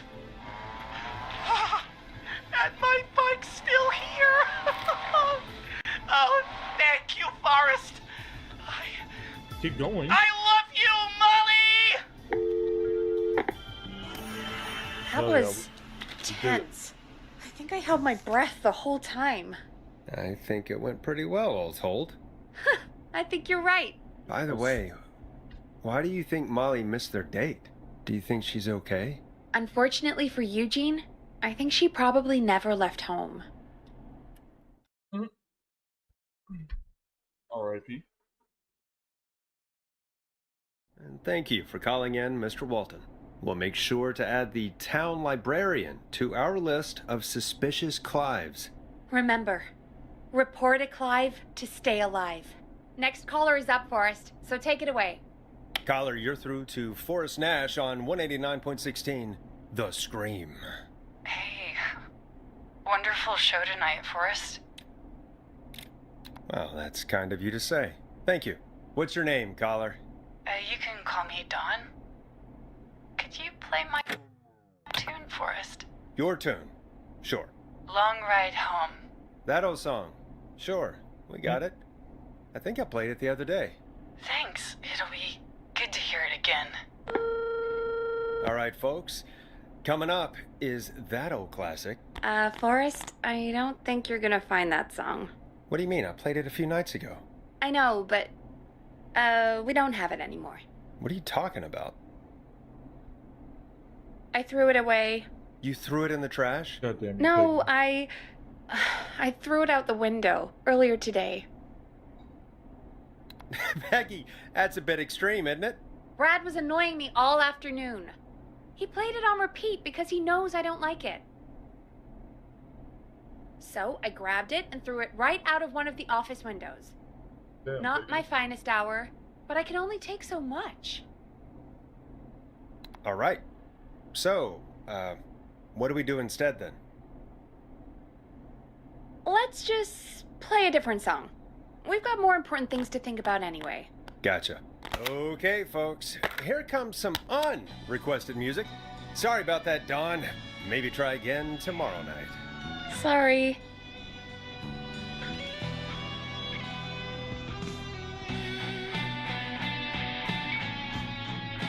Alright, what are we doing now? Of all the songs to request, why did it have to be that one? Gee, Peggy, what did the barn finds ever do to you? Wrote that song, for one. It gets real old when you're forced to listen to it on repeat for years. Why couldn't they just request Roddy? Oh, Forrest, scrap the song. We have another caller.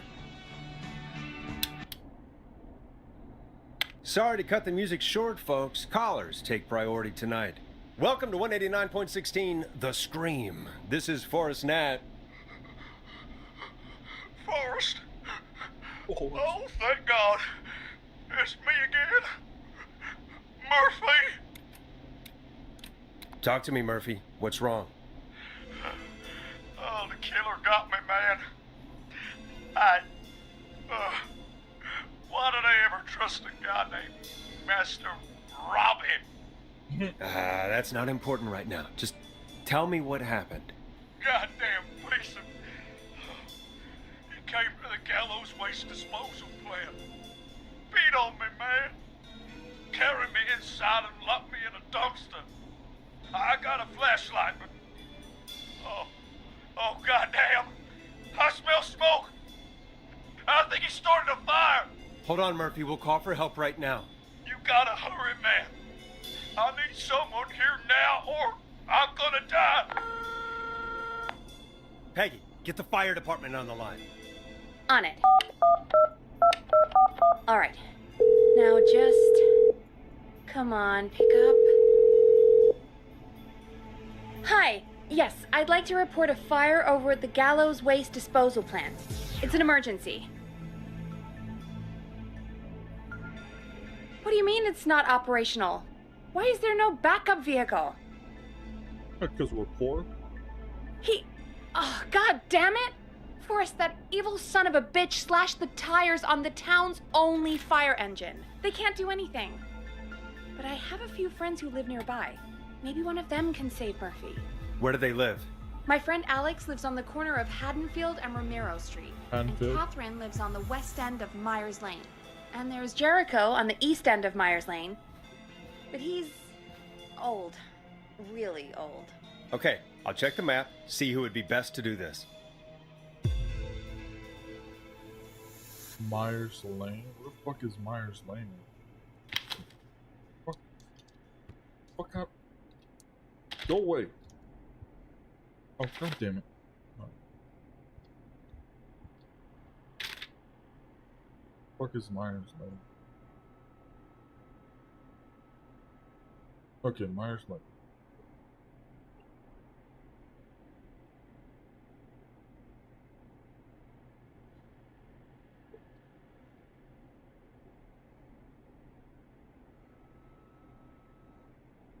Okay.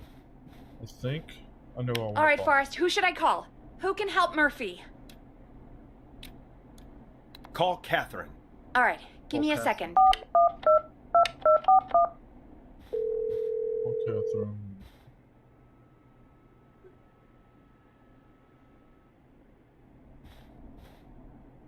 They're on the way. They'll call from the plant. You can direct them from there. Well, let's hope they get there in time.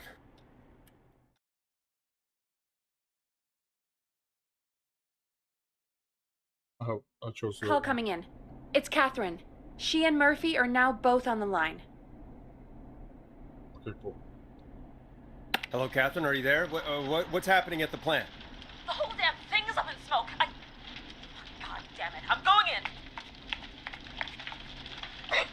Oh, my reception is terrible in here. God, my eyes sting.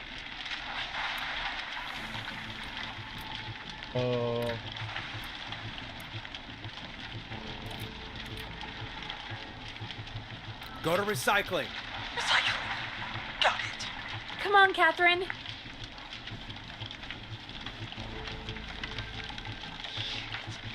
plant smells up again. I can go shredding or crushing. Which way? Murphy, do you know what part of the plant you're in? I'm in a dumpster, man. What do you want from me?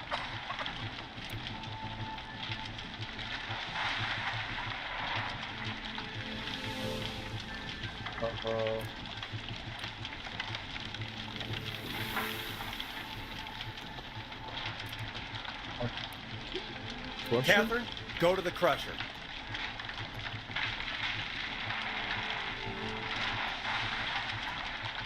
Okay, it's super loud. We're almost out of time. There are 3 dumpsters here. One for Gallows Creek Council, Henderson Disposal, and Quiet Ridge Municipal.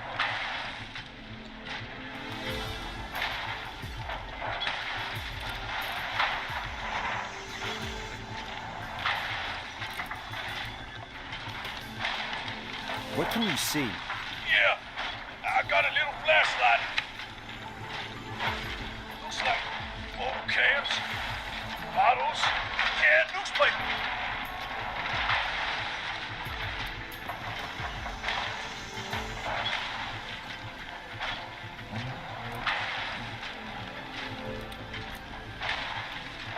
What does it say on the newspaper? It's the Henderson headline. What was that? We have no time. Which dumpster?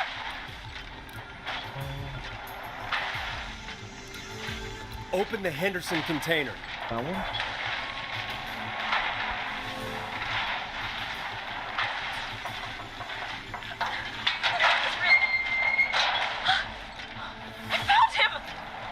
so. go! Let's haul ass!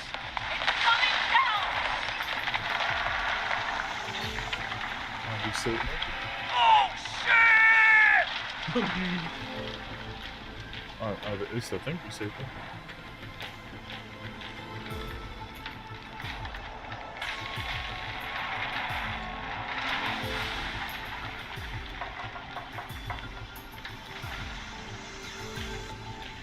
We made it! Okay. Oh, man. You saved my life. Thank you. Thank you. All that And info. I swear to you, now, I'm gonna raise Fernando to be like you. I'm getting my money back from Mr. Robbie. Hey, you just get home to your son, okay? Will do, Forrest. Oh, I got a trophy. Well, folks, Gallows Creek has two folk heroes tonight, Murphy and Catherine. I'm sure their deeds won't soon be forgotten. Great job, Forrest. No time to celebrate, though. We got a caller. You know what to do.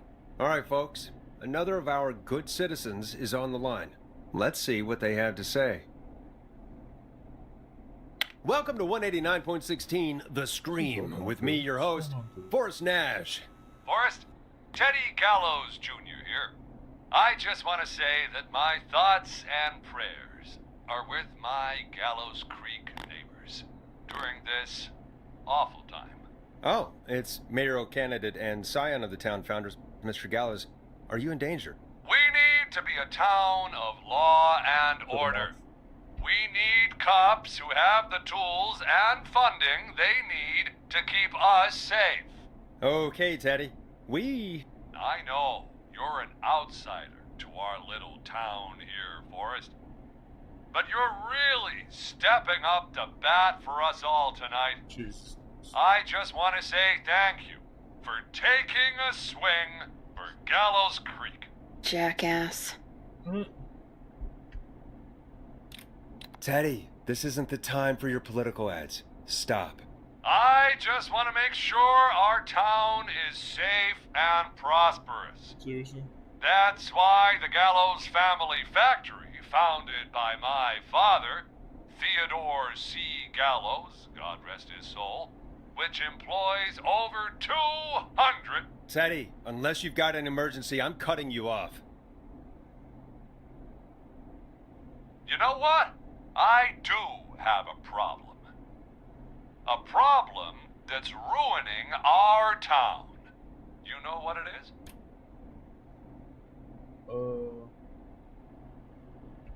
Your family waste plant just burned down, so now we have nowhere to dump our garbage? The problem is that woman, our current mayor, Linda Cartwright. Oh, here we go. She just isn't one of us. Linda Cartwright is un-American, unstable, and... You're not better than anyone, Teddy. Just because you inherited half the town, Your producer sounds a little unstable, too. Don't you dare speak to me that way. Cut him off, Peggy. I can guarantee this kind of thing will not happen when I take office. The moral decay of... And that's enough of Teddy Gallows Jr. for one lifetime. I always feel disgusting after hearing him talk. Just play an ad, Forrest? I need a minute. We'll be right back after these messages. Hey, great party, man. Thanks. Can I grab another beer? Hey, sure thing. Let me grab you one out of the fridge. Oh no, we're out of beer. What am I gonna do? The party is going to be over. Fear not. A Grill and Spree will give you a free 6-pack of beer if Gallows High wins this Tuesday. Say what? That's right.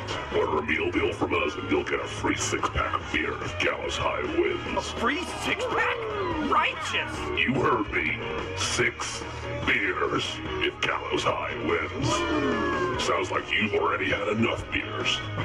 I hope we murder them.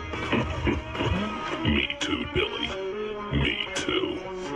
Come on down to Grill and Spree or call 555-749-8335. We've got barbecue you'll die for. Yeah. Hey, Forrest, do you know what the Grill Reaper's favorite grilling spree order is? I have a feeling you're going to tell me. Spare ribs. Just get me back on the air. That was... And we're back. That was horrible. We got a caller. You know what to do. Caller on line 1. Hello, caller. You're live on The Scream with me, Forrest Nash.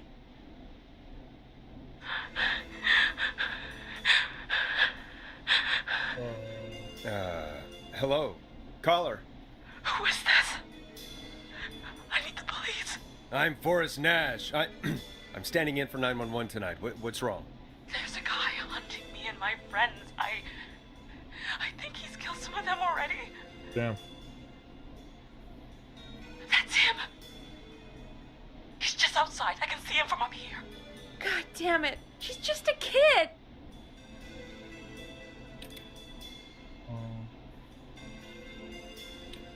Do you have any kind of weapon with you? Something that might let you fight back? Oh my god, oh my god. You stay with me, kid. Focus. I can't do this. Yes, you can. Focus. Tell me, what's your name?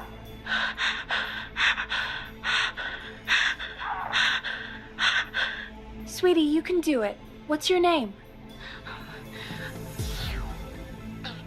Carrie. Good. Carrie, listen to me. We're gonna get you out of there. All right? Now, where are you? The old murder house. Upstairs. I'm at the end of a hall. There's a bathroom, a couple bedrooms, a closet. Oh, he's coming. Where should I go? Go to the bedroom. Okay, I'll...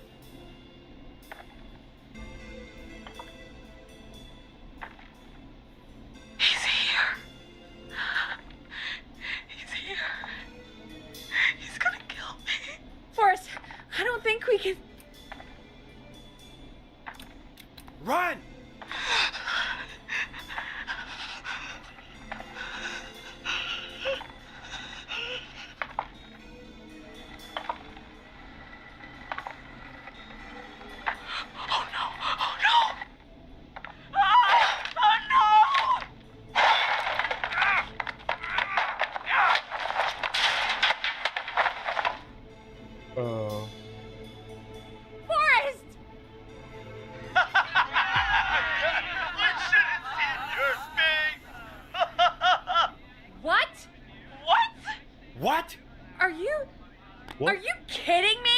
Okay, what the hell is going on here? Oh, who's on the phone, Carrie? The cops? It's just a joke, jeez. Wait, isn't that... Jimmy, that wasn't funny, you sicko! Of course I called the cops, but some guy just answered instead. What guy? Forrest Nash. What the hell are you all doing? It's prank night, old man. We're just having fun. It's the kid! The kid who called in earlier pretending to be the whistling man. That's it. I'm out of here. Jimmy, this is a pretty sick thing to do. What? It's whistling night. That little idiot. Whistling night? It's a stupid tradition. Especially stupid since that one kid died back in...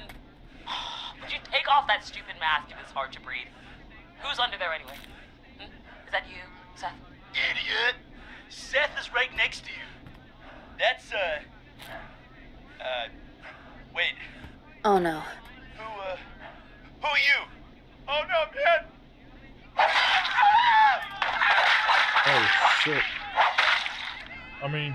Everyone, get inside! You kind of deserved it. Everyone, run!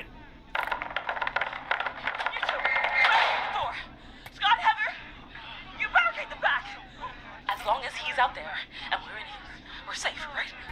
You buy time, but not much. Forrest, we have to... Heather, I already called the cops. Forrest picked up. He's the best we're gonna get. Who is with you, Carrie? My friends. We drove out to the old murder house and... Oh, of course! The van! Who's got the keys? Jimmy had them. Jimmy.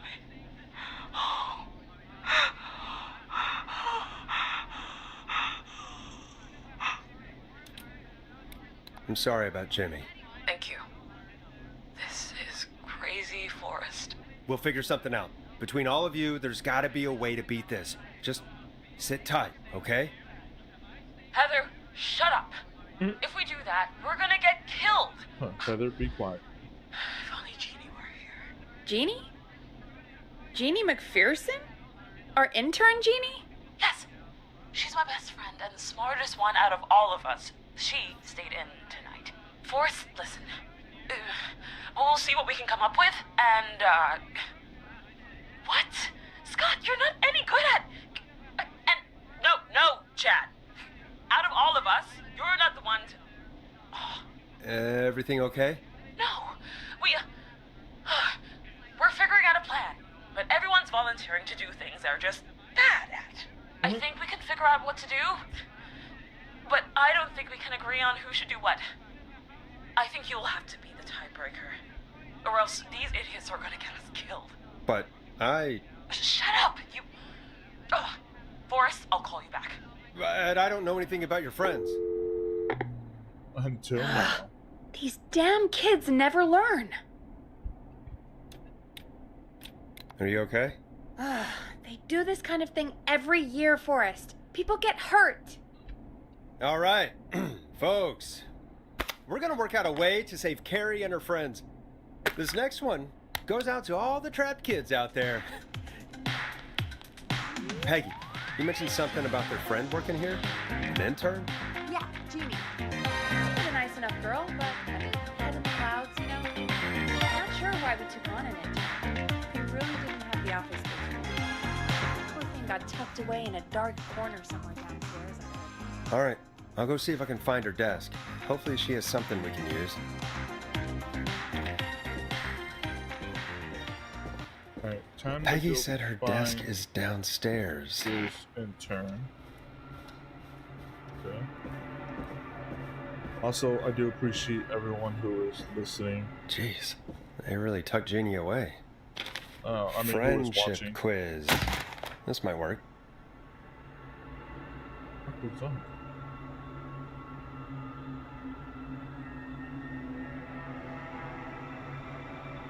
I do appreciate all you guys. Thank you guys for coming out. Thank you guys for watching this fun time and the killer frequency.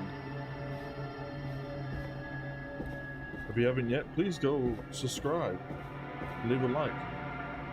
And if you don't like this game, you can always go check out the other ones. My other videos that are pretty good. I mean, I'll say pretty good. Not like great, but you know, they're awesome. Go check out some other killer games. You find anything that'll help us out? Yeah, I found a friendship quiz with all these kids on it. If you think that'll help, then good enough. Carrie's on line 1. Whenever you're ready. This is Forrest Nash, back again with an unlucky caller on this unlucky night. Carrie, are you there? Yes, we've got a plan, but we can't agree on who should do what. You want me to be the tiebreaker? Exactly. I'm ready. What's the first step? Okay, first things first, we'll need a spotter. Someone who can keep an eye on the killer. We'll need someone on the roof. It's gonna be a hard climb. We're deciding between Heather, Kyle, and Hot David. Who's most likely to be?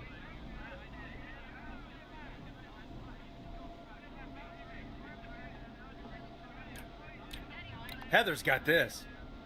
Yes, Heather, he picked you. Now please, stop talking about all your cheerleading trophies. Part 2. The Whistling Man padlocked the gate back to the road. Before we drive out of here, we need someone to pick the lock. Seth, Jennifer, and Scott all want to do it. Most likely to be that. Who's most likely to be true? I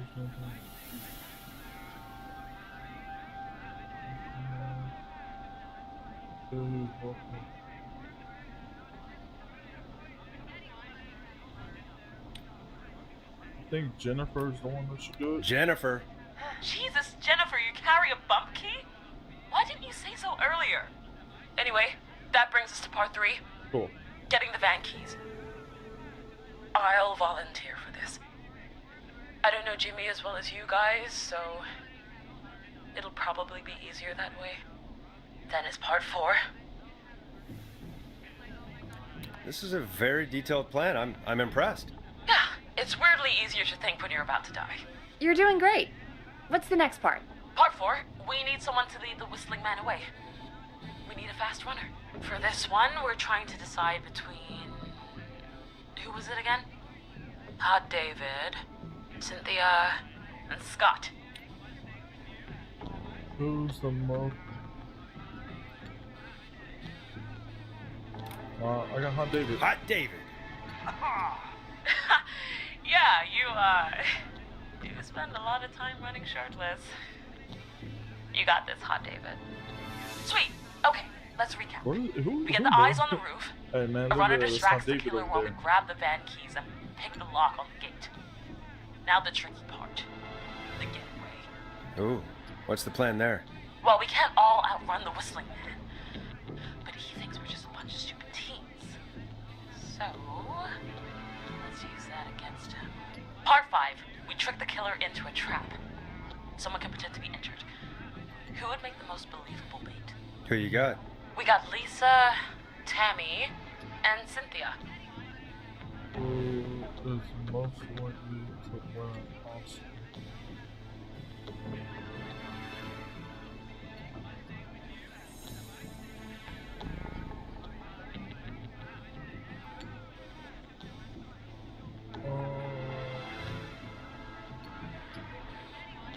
Who's the...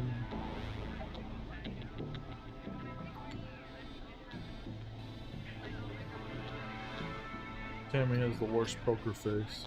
I'm gonna go with Lisa. Lisa. You're right, Lisa. Having to smile at rude customers is perfect practice. That should take care of the killer. And then it's time to get out of here. Finally, part 6. We need someone who can drive us through the woods and back to Gallows Creek alive. Who's our getaway driver? Should it be... Who have we got? Chad, Scott, Cynthia, whatever. Forrest, you know what to do.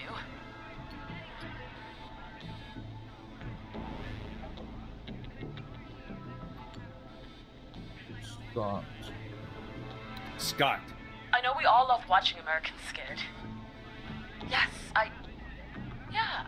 Just do what they did in the movie. Oh, I'm stupid. Thanks, Forrest. We'll just take a few seconds for ourselves, and then it's go time. Sounds good. Talk to you in a sec. Good luck, Carrie. Oh, I think I fucked up on that. That actually sounded like a pretty good plan. Impressive as hell, right? Damn straight. I shouldn't have picked Scott. That's fine. I feel like it would be fine.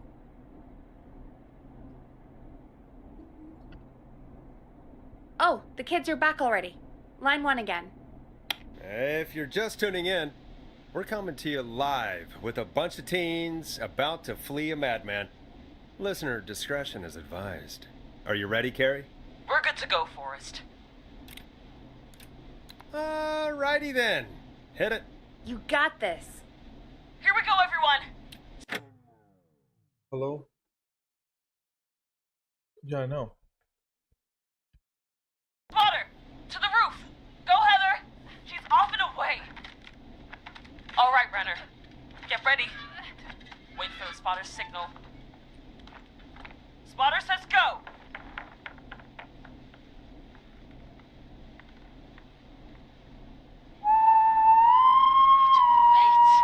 Lockpicker, go! I'll get the keys off Jimmy.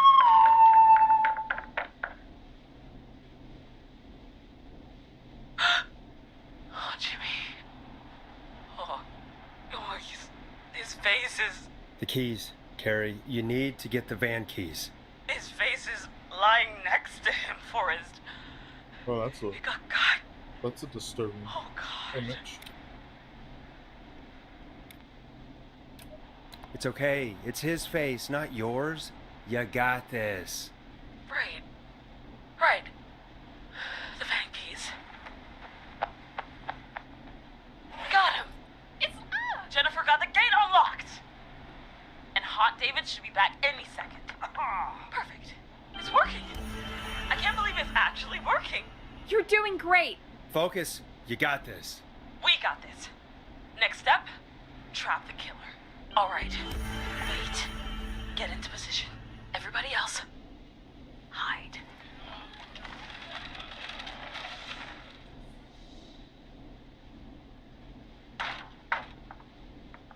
Okay, performer. Now, act like your life depends on it. Oh. There he is. He's buying it.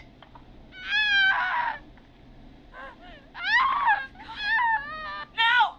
Push the bookshelf over!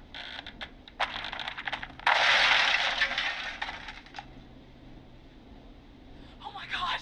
He went through the floor! Spotter!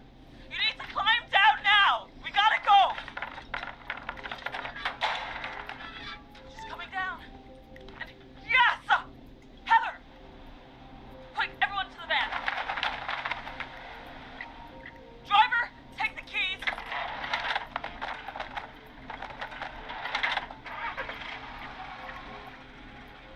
The damn gate swung shut.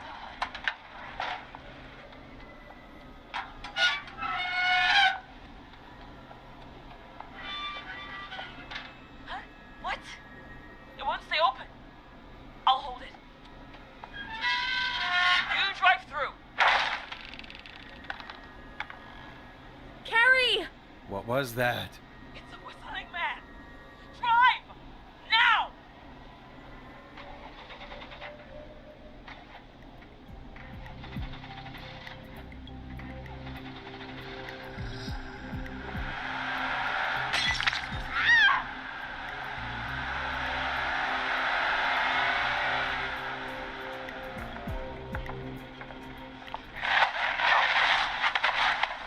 Let me go! Just go! Drive! Oh my god. Please, no!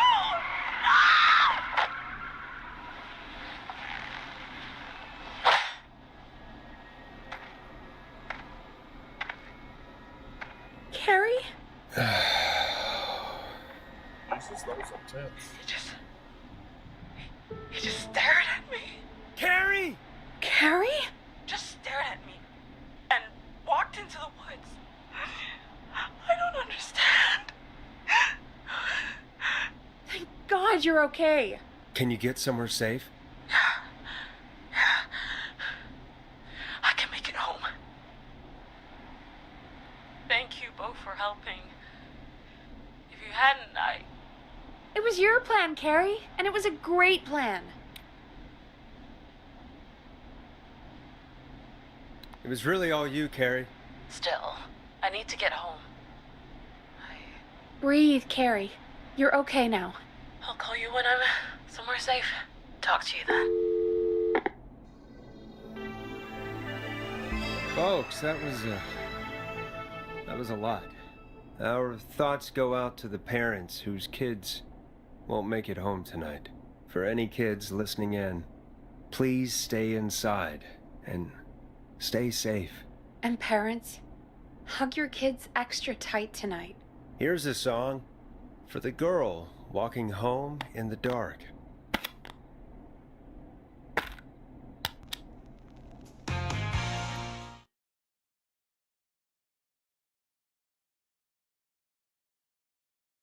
Hey, we had a call come in.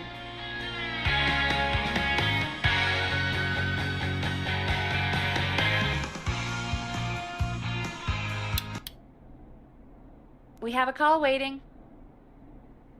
Forrest Nash here.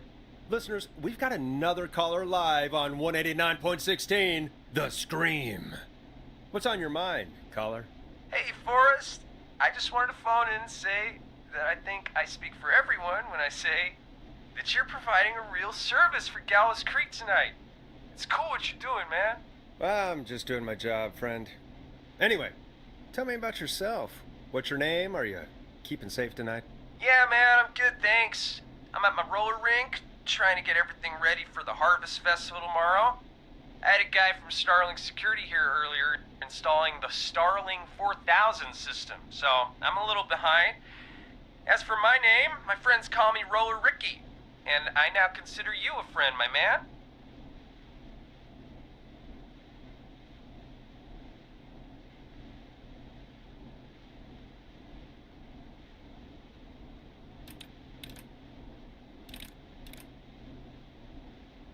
You sure talk a lot.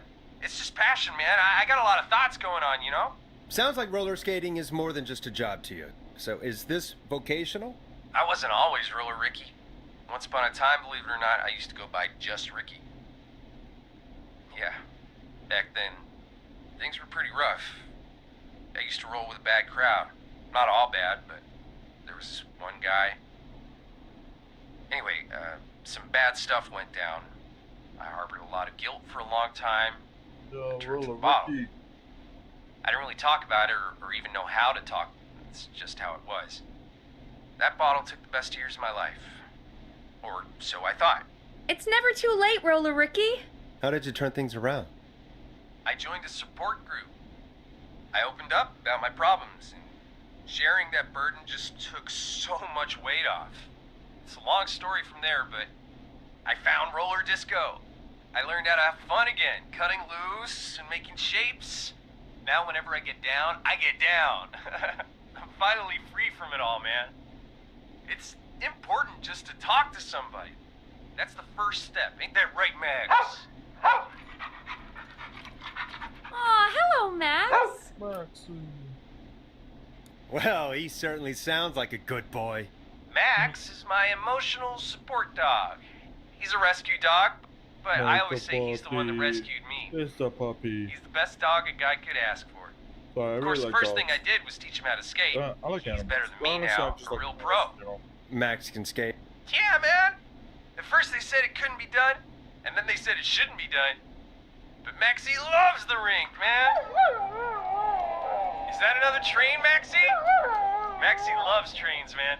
He's even got that special how to greet them.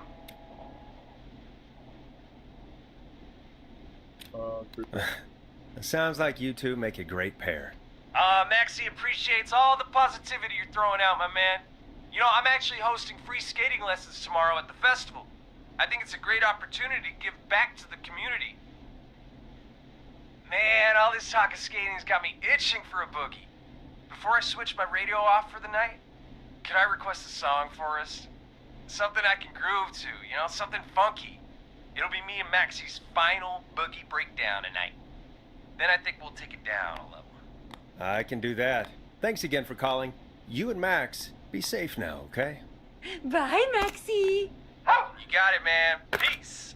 Well, folks, this next one goes out to Roller Ricky and Max. Enjoy. I really needed that call, you know, after everything.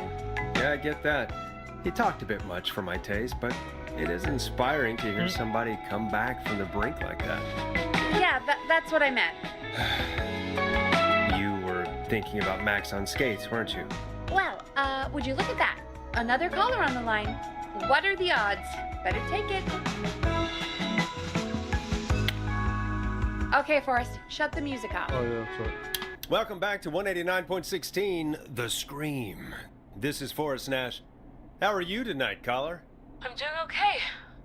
I made it home safe. Gary! Hey, I just wanted to thank you for doing what you could earlier. You know, even though not everybody made it, and, I don't know. Hey, it's okay. You were so brave earlier. You're safe now. I wanted to ask you why he didn't...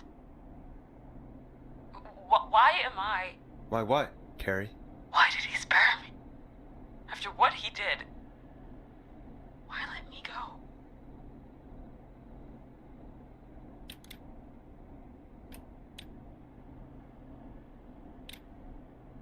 Maybe he didn't kill you because he saw you as a victim. Maybe. But why would that stop him from killing me too? After everything he did to... These stupid hazing nights have to stop. Carrie, you did so well tonight. Stay safe and rest. Help is coming to Gallows Creek. We just need to hold on. Thanks, Peggy. Hey, Forrest? Could I request a song? Of course, Carrie. What song? Any song. song by Blast Processor. And thank you. This next one goes out to Carrie. Who is Blast Processor?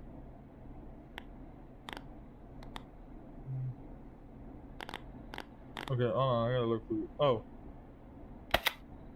it's this one.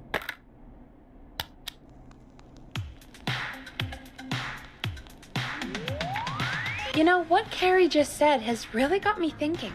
About what? The whistling man left her alone. Why? There must be a reason. When it comes to masked whistling killers, I don't think a reason is a key part of their process. Well, it's something to consider. I need to take a break. If you want to stretch your legs, now's the time. Just hit the Peggy button when you want to get back on air. Let's get going, Peggy. Alrighty, we could run another segment or... Keep going. Scratch that, Forrest. We have a caller. You're through to 189.16, The Scream.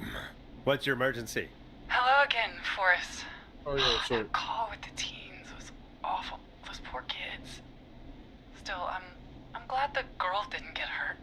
Thanks for your concern. Are you in trouble? What's on your mind? I wanted to ask you again to play my song, Forrest. You said you were going to play it, but you didn't. Your name was Dawn, right? What, Peggy? Yes. Oh, well remembered. My name is Dawn, and I wanted to ask you again to play my tune, Forrest. Long Ride Home? You know, the one that Peggy said she threw outside the window? I'll play a track for you, Don, but maybe pick another one. We don't exactly have that one in rotation right now. No, Forrest. You do have it. It's just outside the window. There's a serial killer on the loose. I can't just go outside hunting for a record. I'm really sorry, Dawn, but we just can't get it right now. But wasn't the whistling man just at the old murder house? That's miles from the station. It won't take you a second to grab it.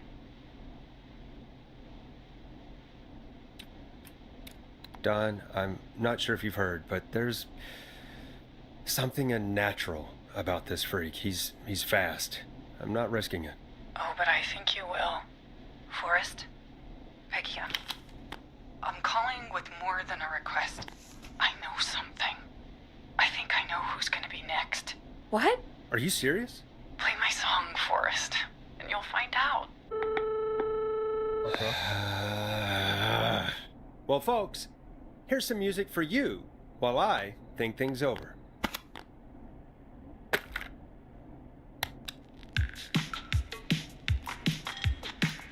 Is she serious, Peggy? She's serious about hearing that song, that's for sure. Peggy, I mean, is she serious about... I don't know, Forrest, but we don't really have a choice, do we? If she's telling the truth... All right, I'll do it. You're a good man, Forrest. I'll slide you the key to the fire door. Wait. Our fire door has to be unlocked? Yeah, you know, I never thought about it. Yeah.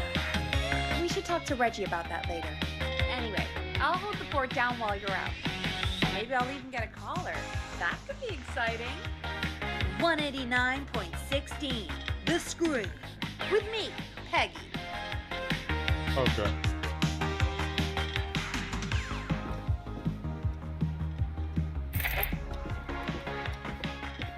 That is such a safety hazard. The fire door being locked like that. That's crazy stuff.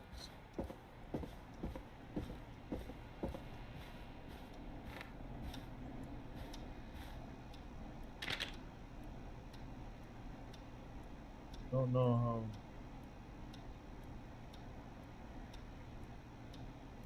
how. Oh, I found out what happened to Brad.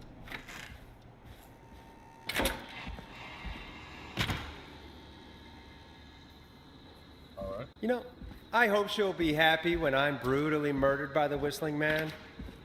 Out here. In the open. Alone. The dark. In the darkness.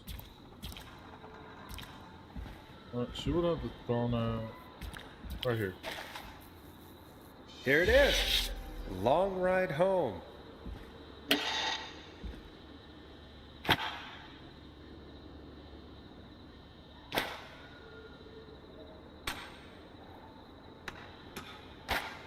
So if I remember correctly, it has to equal 70. Okay, equal 5, so...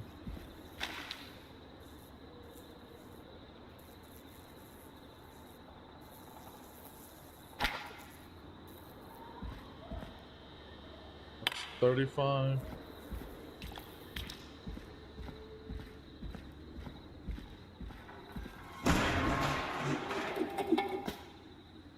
Okay, alright. It's another 30.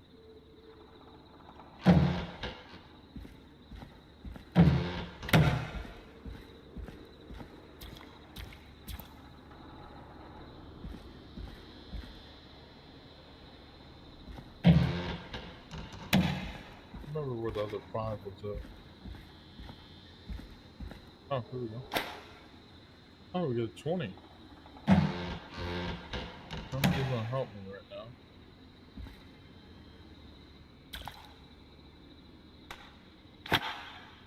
It's a 30.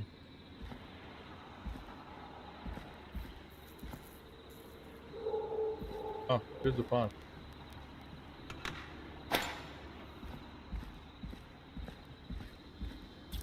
Yeah, 60. Yeah.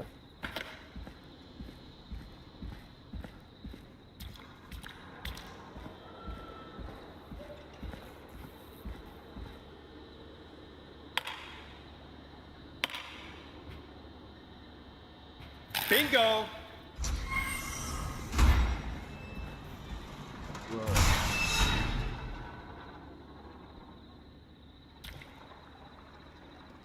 Oh, whoa, I missed a lot going on.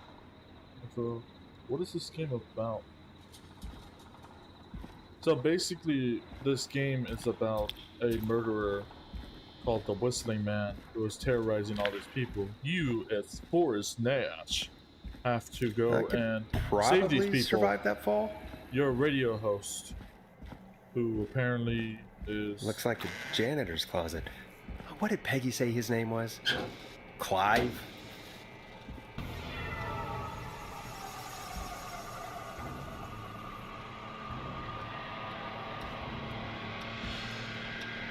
Huh, there's a key.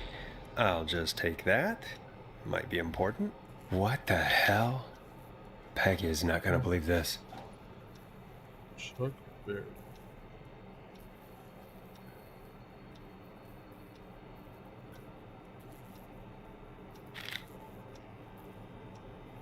Yeah, so that's pretty much it. You're a radio host. I mean, you're a radio host trying to save people.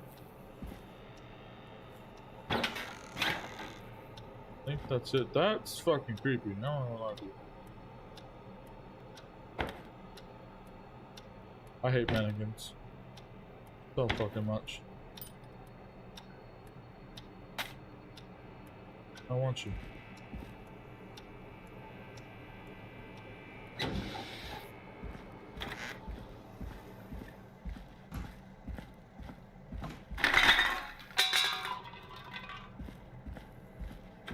I wonder how the show's going.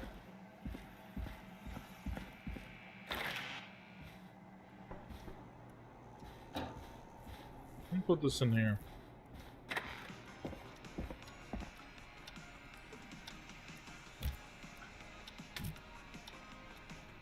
Oh, you know what? Actually,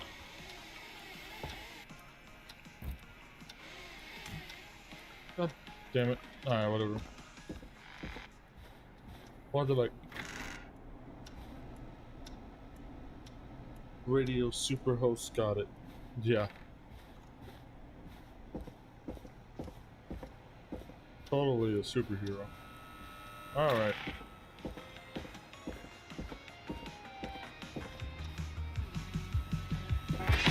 Isn't that such a good song, folks? And now for...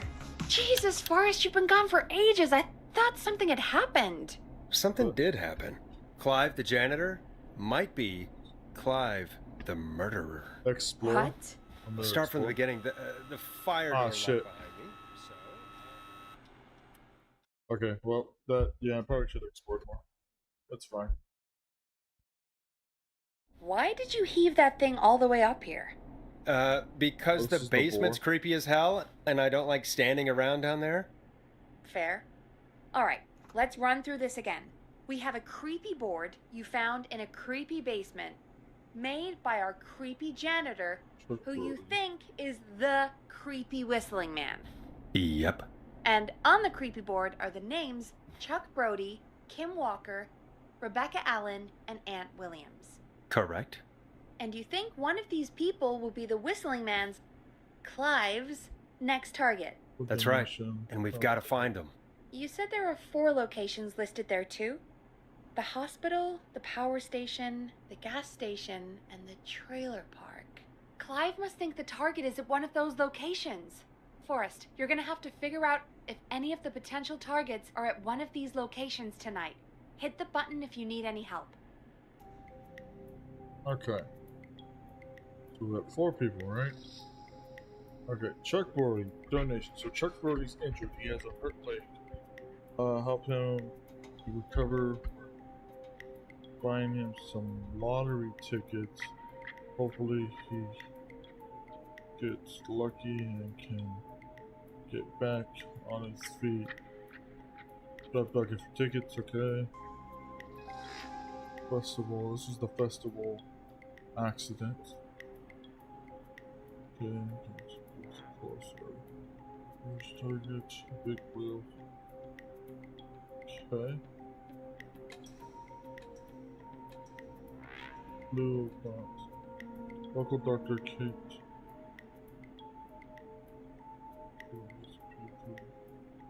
1984. Okay.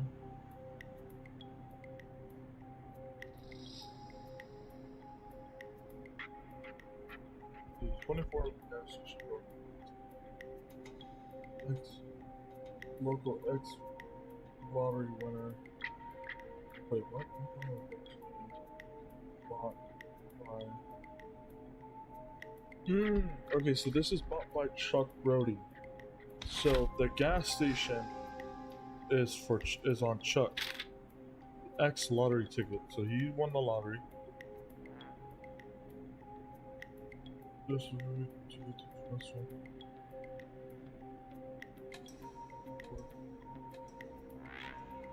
This one.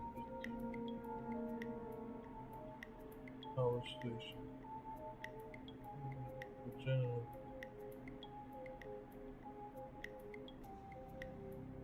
What are you talking about?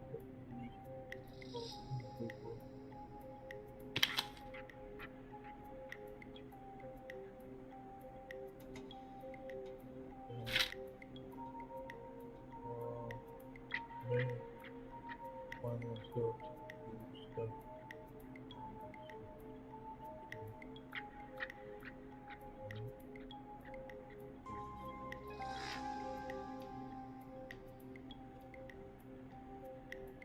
Okay.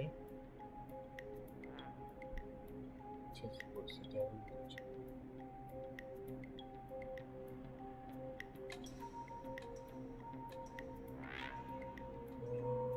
Okay.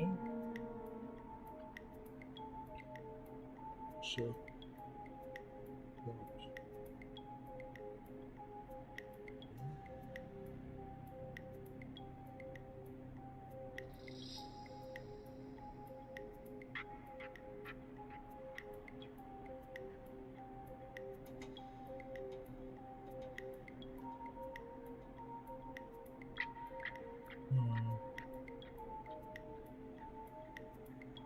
So, we know power station, right?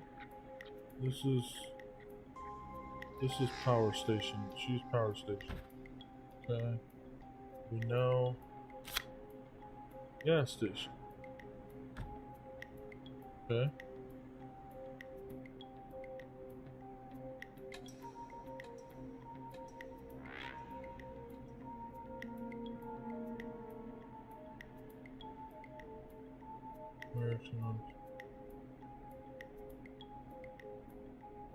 Kim Walker.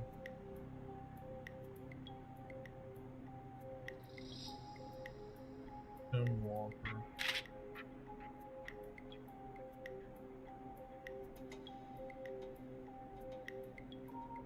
Okay, so she has to work at the hospital.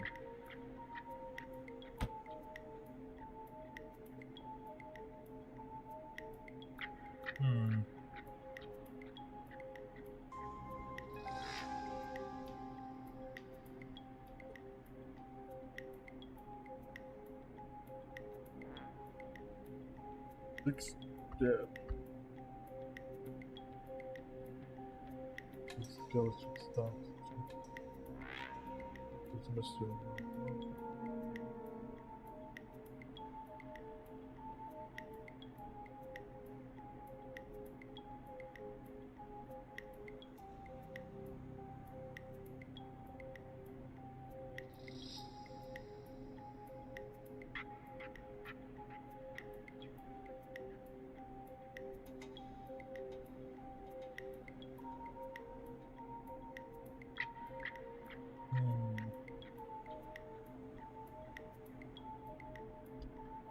Okay.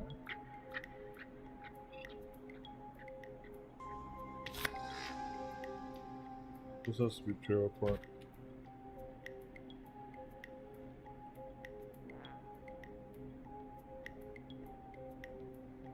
To be honest,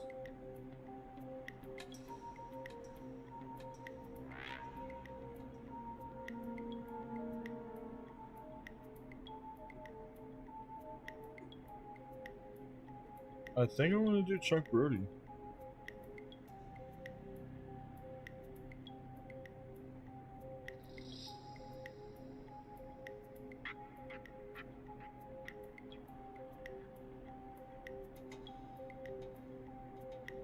I'm gonna do Chuck Brody. Gas station Chuck Brody. How's it going? I'm ready, Peggy. Are you sure? We've only got one shot at this. I'm sure. Let's do this. Okay, name first. Who do you think the target is? Chuck Brody. And where will I find them? The gas station. Okay, I'm dialing. One moment. Got this, we got this. Hello? Chuck Brody! Listen, I know this sounds crazy, but we have reason to believe the Whistling Man is coming for you. You need to get yourself and everyone else out right now. The Whistling Man? Who the hell are you? Who is this? This is Forrest Nash. Listen, the Whistling Man's back. We found a list with your name on it, and... Oh, God. It's today. The year I finally let myself forget. Quit talking and run! I think he ran off. Well, fingers crossed that Chuck... Jesus! It sounds like something blew up. He's using bombs now? Is Chuck? I don't know. Hang on, we're getting a call. Hello? Chuck? Chuck! Forrest! The whole goddamn gas station's gone up. I saved him. Is anyone hurt? I don't think so. I got everyone to follow me out. The town's only ambulance was blown to hell, though. Yeah.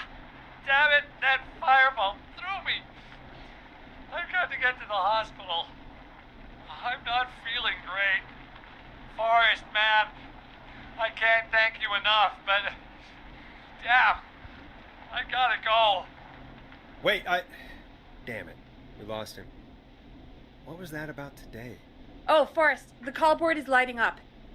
Get us into some music while I deal with this. Here's some music while we regroup here on KFAM 189.16, The Scream.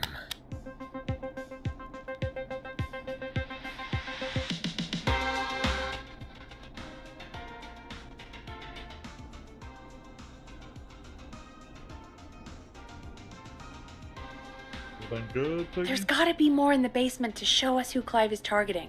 And if that's the case, we can get ahead of him. Stop the killings before they can happen. Forrest, we need to go back down. By we, you mean me, right? Yep. Like I said, I need to handle all these calls. Maybe start with that creepy mannequin room you mentioned before. I still have a lot of questions about those, by the way. Me too. Let me go look around. Alright, explore. There's the bathroom. I don't think I can get up here. Right? Yeah, no, I can't get up there. Padlock.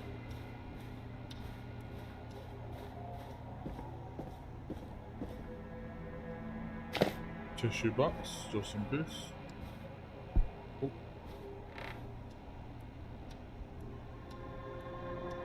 Whoa, a mouse.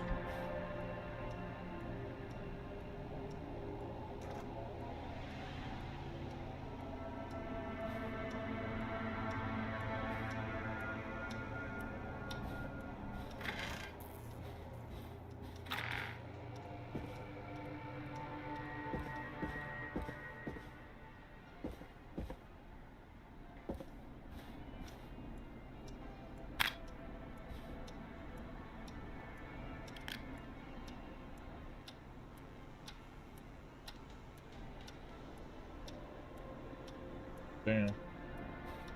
Nah, he's not gonna get me yet. I'm fine. I'm perfectly alright. I'm fine. But he ain't getting me. He's not gonna get me. Why would he get me? I'm just a lonely radio man.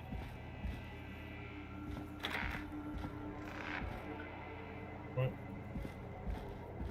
Just a lonely radio man.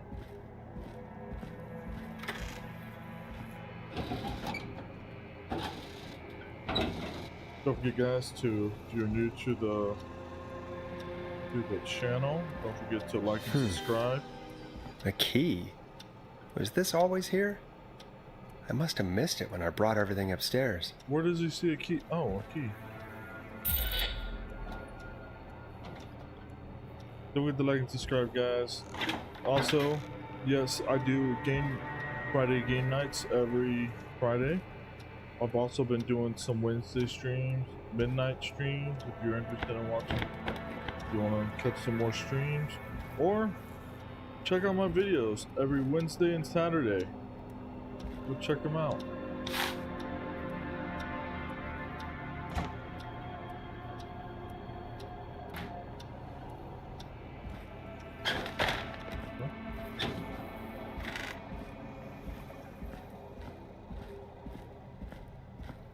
Wait, that's right, I'm also 911.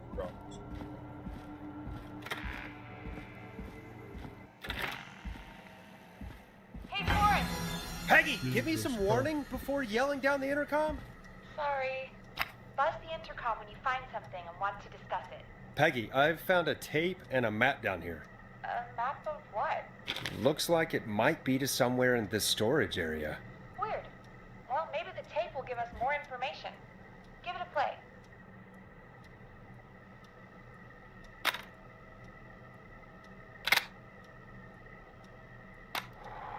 George Barrow, 1968.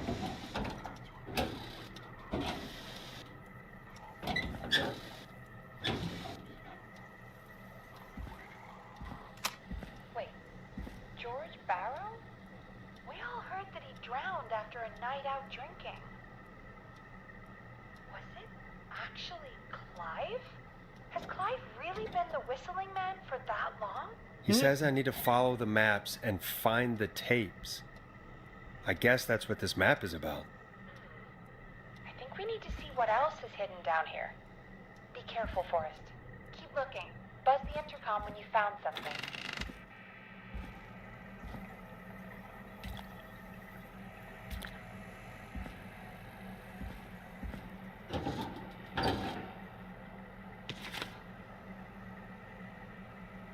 What is this?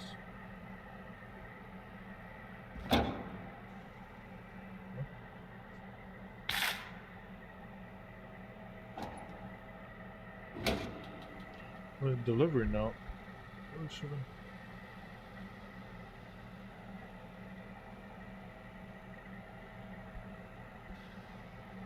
Interesting.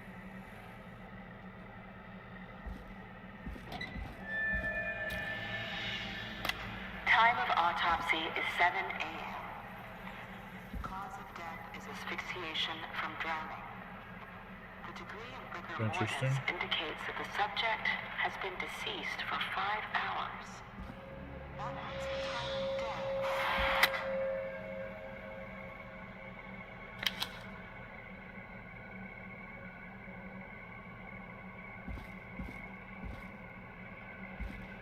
First level. Small lacerations to arms, legs, and face. This looks typically useful. obtained by running through foliage. Severe blistering to the feet, as though the deceased had been running without stopping.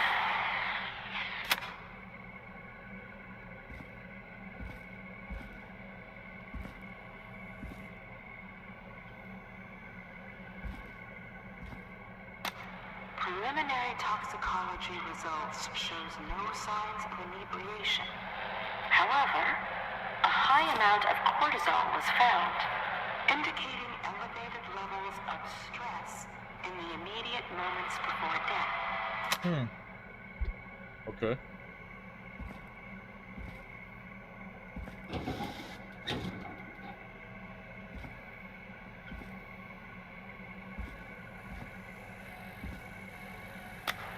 Additionally, there appears to be a post-mortem injury to the arm.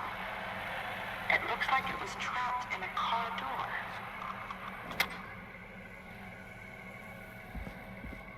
Okay.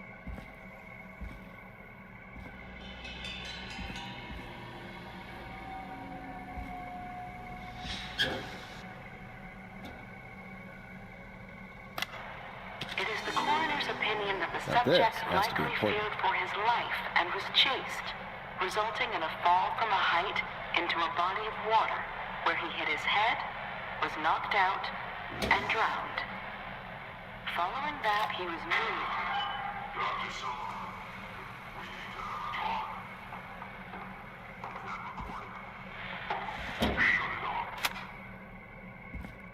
Okay.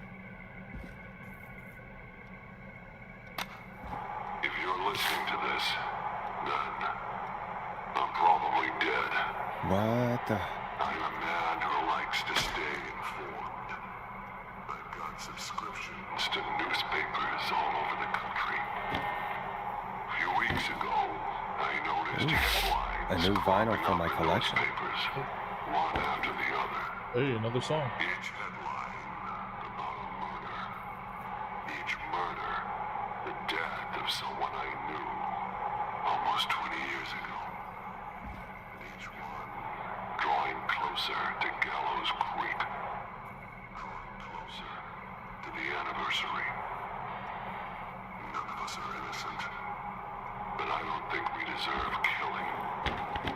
All I hope now is that I can save some folk from the worst that I can. Do something to make up for what I did back then, I guess. I didn't kill anyone, mind you. But that's past mattering. Now, there's more I could say than I should say. But my employer made it clear that my family would pay a high price if I ever spoke out. So, hopefully I've said enough for Ooh, you, that's creepy. listener, whoever the hell you are, to start putting the truth together. Alright.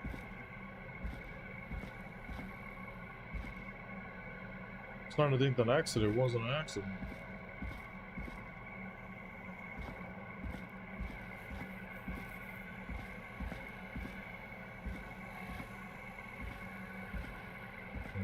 Fucking creepy going through here. What have you found, Forrest? It's an autopsy tape. Doesn't say for who, but I think it must be for George. Poor George. He was so young. Something's bugging me, Peggy. What do you mean? I swear I recognize the voice of the woman talking on the tape. I just can't place it. Seriously? Do you think you've met her before? I don't know. I mean, I just got here recently. I don't... Found another tape. It talks more about how George died. What did it say? It sounds like he was running for his life. Sprinting through trees and bushes, getting cut up all over. What would drive someone to do that? I'm not sure yet. There's also a tape about a toxicology report. There were no signs of drinking or that he was on anything. What? But everyone said he went swimming drunk and drowned. It was in the newspaper and everything. I found a written autopsy report. What does it say? According to that, it's just like you said at the start. George drowned after getting drunk. Said he liked to fight, too. But that contradicts the tape. I know. And I think I know why. There's a note with the report that says, "I'm sorry I made you do this, Virginia." If it was on the autopsy report, then Virginia must be our Hey, coroner. songs. Wait, the caller from earlier, when we had to call the takeout restaurants, wasn't her name Virginia? We need to call her back once we finish down here. It looks like she might know something about what's going on. I found a tape that introduces a new detail to the story. Post-mortem injury. Apparently, his arm got caught in a car door. A car door? Yeah, after he died. How do you suppose they can tell? How can they tell? I'm a radio producer, not a coroner. The written report I found doesn't mention it at all. How did his arm get trapped in a car door after he died? Unless he got it when the police collected his body, I guess someone else must have moved him after he was dead to where he was eventually found. But the report, what is going on here? I found a police report. Mentions a friend from earlier, Sandra Sharp. Sandra. The jazz runner? That's right. She found George's body washed up at the reservoir. The reservoir? Yeah? What's strange about that? George got cuts from running through foliage, right? But there's no forest around there. Also, how did it wash up at the reservoir? What do you mean? Reservoirs don't have tides. But that's what the police report said. It's not possible, though. I did a school project on reservoirs and got an A. But, yeah, not important right now. The important thing is that it doesn't make sense. What are you suggesting then? That the body was originally found somewhere other than what the report suggests? That the sheriff tried to cover it up, but accidentally let something slip? Something like that. I think. Well, Sheriff Matthews wrote the report. If he hadn't been eviscerated, we could have asked him. True. But Sandra is still alive? Once we're done down here, we should give her a call. In another tape, the coroner comes to the same conclusion as I did. George was running from something. Maybe an animal? Maybe, but then there's this next bit, where the coroner thinks he was moved post-death. So she agrees with us. So at the end of the tape, moved the someone body? burst in and demanded Virginia stop recording. I think it was Clive. This is starting to make sense now. This is a conspiracy to cover up what happened to George. I think I found Clive's last recording. I think Clive might be gone. Gone? I found a confession. Not for any killings, but for playing a part in covering up George's death. He left this behind in case he died. He hoped someone would find it. Do you think the Whistling Man already got him? Possibly. We've had a lot of callers tonight, but maybe not every victim made it to the phone, you know? We don't know how many there really are. Christ, Forrest, that's dark. I know, but Clive said he had read about other murders in other towns, and that the murders were all folks who knew about the incident. And the killings were getting closer to Gallows Creek. He said he wanted to do something good for once. The board in his office. He wasn't tracking people down to kill them. He was tracking them down to save them. Why didn't he just come out with all of this? He said his employer threatened his family if he spoke out about any of it. His employer? The one who orchestrated the cover-up? Oh, Clive. Interesting. I'm sorry for thinking you'd killed all those people. Do you think you found everything? I think so. Forrest, what's going on here? Someone wanted that boy's death to seem like an accident. And they hired Clive to make it look that way. Come back upstairs when you're ready. We need to figure out our next step. So, someone faked the body. Virginia faked the autopsy. Thank God you're back, The Forrest. body was moved. I've been running out of Bunch stuff of to times. pad our airtime with. Peggy, you work in radio. Forrest, I'm stressed. I mean, really. Peggy, How are we supposed to keep a show going with all this happening? This is our job, Peggy. We gotta do it. You're right. So, what's the plan now? I think we should call Virginia back. All right, I'll get her on the line. Hello again, Gallows Creek. This is Forrest Nash. We're circling closer to the truth behind tonight's events. To this end, we're calling back one of our earlier callers, Virginia Sullivan.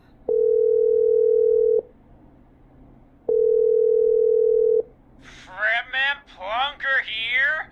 Who's this? Is it you? Goose. Good. Plunker, hey, it's the Radio Man, Forrest Nash. Radio Man? What's up? Solving mysteries, saving lives. The huge. Right on. Plunker, what are you doing at Virginia's house? She asked if we could stay to keep an eye out for that whistling turd. So we're hanging out, bro. Well, that's big of you, Plunker. No, it's nothing. Can I speak to Virginia? Sure thing, Radio Man. I'll just go get her. Who is this? Hey, Virginia, it's Forrest. I'm glad you're still okay. Oh, Forrest. Sorry, I'm still jumpy. Don't be sorry. You've been through a lot. I'm so sorry this happened to you, Virginia. I thought I was a goner. Easy. We're not calling to talk about earlier. We're calling because we think you can help us understand why this is happening tonight. Me? What would I know? Does the name Clive mean anything to you? Clive? No. I don't know that name. What are you asking about this for? You mentioned that name earlier when you called us the first time. I don't know what I said then. I was petrified, Forrest. Clive's the janitor at our station, and we know you spoke to him in the past. Forrest, please. You don't know what you're doing. He'll come for me. Virginia, it's okay. Clive won't be coming after you. We think Clive's dead. Dead? But isn't he? He's the whistling man, Forrest.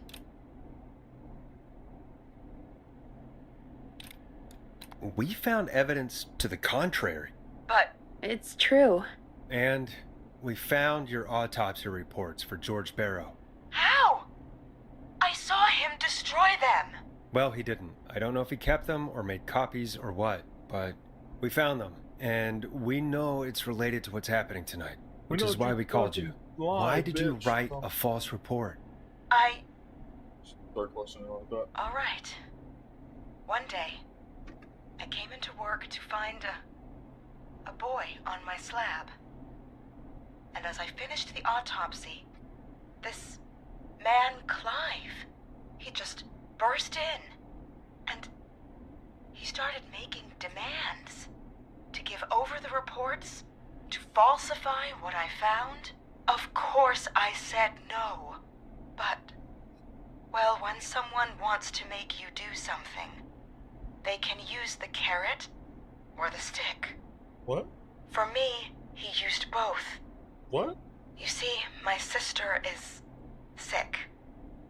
She has a chronic condition that's never going away.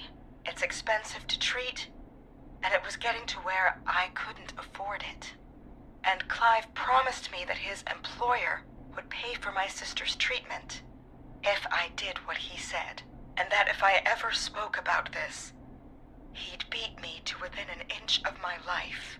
I don't know why he had me do it, I wonder if but Clive was the guy my at the sister beginning I played as. you have to understand, she needed me. We understand. Thank you, Virginia. That was brave. God, I just want this nightmare to end. I would have been a dick. This right will there, help like, end it, yourself, Virginia. dude. Thank you. Stay safe, Virginia.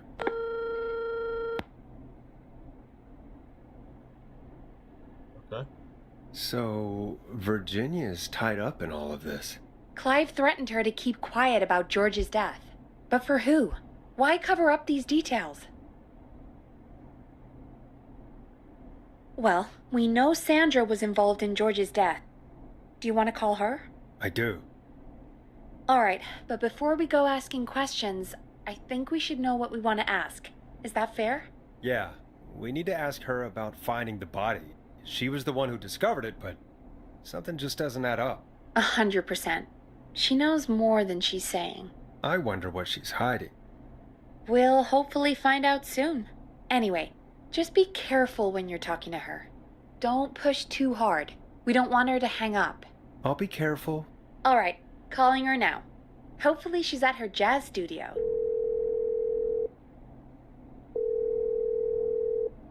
Aha! Forrest, you're through. Hello, this is Sandra at Jazz Pizzazz Jazz Studio. Who is this? Hello again, Sandra! It's Forrest Nash of 189.16, The Scream. And you're live on air. Oh, I always thought folks called into a radio show, not the other way around. How jazzy. What can I do for you?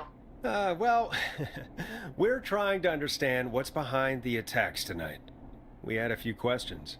Why, Forrest, of course. Heck, after the way you saved my life, I'd say yes to just about anything you asked. Whoa, alright.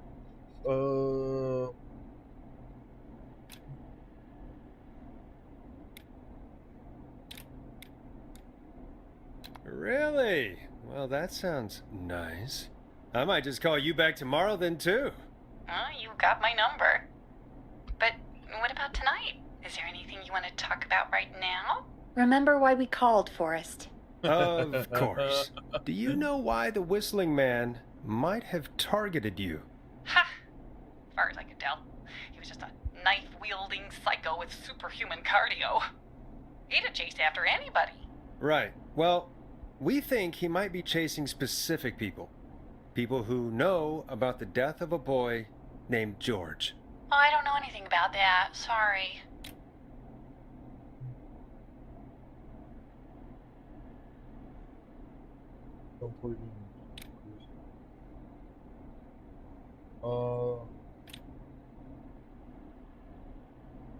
Fuck, some of these sound. Don't play games.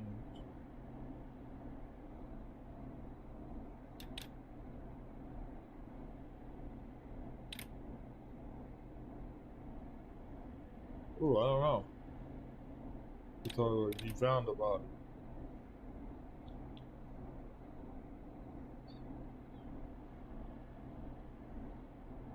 Sandra, we know you found George's body. We have the police report. Yeah, that's what I was thinking too. I don't know what you mean. It's okay, Sandra. We know. You do? You know about?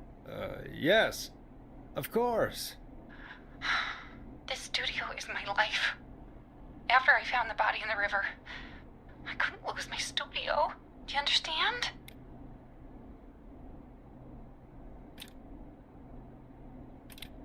Sure. I understand.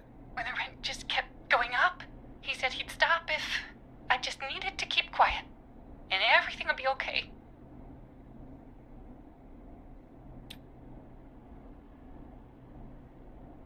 Sandra? Who was he?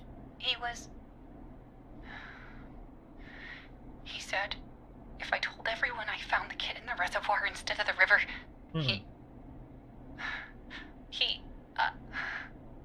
I'm sorry. I can't do this. Wait, fuck. And she's gone. I don't think that could have gone any better. You truly did great, Forrest. Well, folks, if anyone out there has any on what's going on tonight, please call in. That's good timing. We've got a call waiting just this second. Welcome to 189.16 The Scream, with me, your host, Forrest Nash. Hi, Forrest. I know this is really out of the blue Auntie. with everything happening tonight. Auntie. But I wondered if you could send a Auntie, special please. birthday message to my uncle. Auntie. No, I don't wanna. Oh, come on! Ponty now. It's his birthday! I won't sucks have a ass. chance to Go do away. it again until next year. May as well, Forrest. Fine. What's his name? Thank you, Forrest. He's my Uncle Ronnie. His first name's Peter, but he never liked his name. But since he always had salt and pepper hair, even as a kid, can you believe it? Folks always called him Pepper. Thanks for the history lesson. Is there anything besides happy birthday you would like to say to Mr. Pepper? Oh my god damn it! Yes! Tell him he can get the best birthday deals and party fucking packages hate here this. at Pony's Pizza, starting at just... You son of a bitch! Stop calling us! God damn it, Peggy, this is your fault. My fault? I said I didn't want to do it.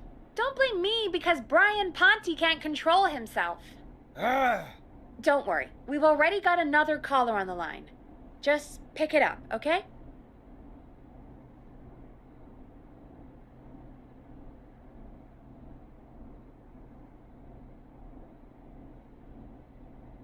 I suppose I should take this call. This is 189.16, The Scream. I'm Forrest Nash. You're on the air, caller.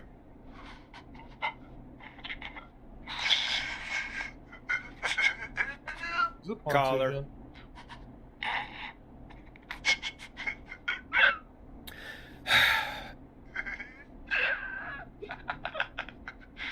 Ponty?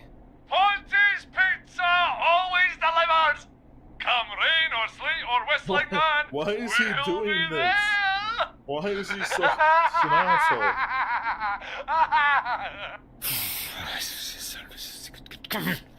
Forrest? Forrest? Are you okay? Forrest? I hope the whistling man gets in with his own pizza slicer. Me? Jesus, Forrest? Sorry, that was too much. It's okay. It's been a high-stress night. Don't worry about him anymore, okay? Not for tonight, anyway. Block I think that he's caller. spent for now. You need to block We've got him. another call. Whenever you're ready. Swear to God, if it's another Ponty. Folks, don't spend your money at Ponty's Pizza. That's all I'm gonna say about that. Moving along, I'd like to welcome another caller to 189.16 The Scream with me, Forrest Nash. Who may I say is calling? Well, hello again, Forrest. Don. I bet I know why you're calling. I'm sorry I didn't play your song. There's a lot going on. But please? Never mind that now. First, I'm calling because I need your help.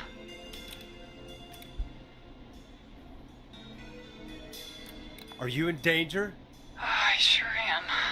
Do you mean Yes, he's after me now. you? I think so. He must have heard me on the radio helping you. Right.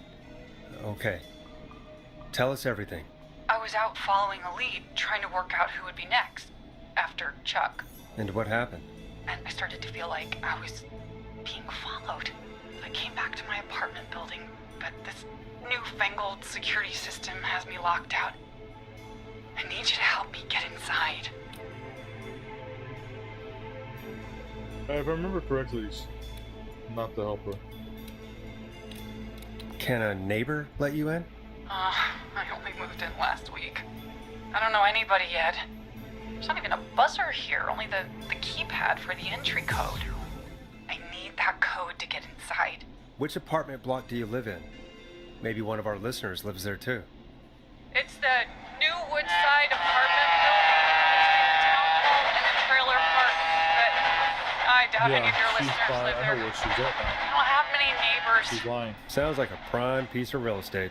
The sound really carries at night. Shit.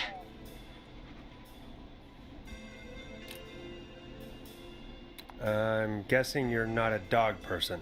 No, I'm not. It's my neighbor's dog. Boy, I wish he'd muzzle that thing and... Oh.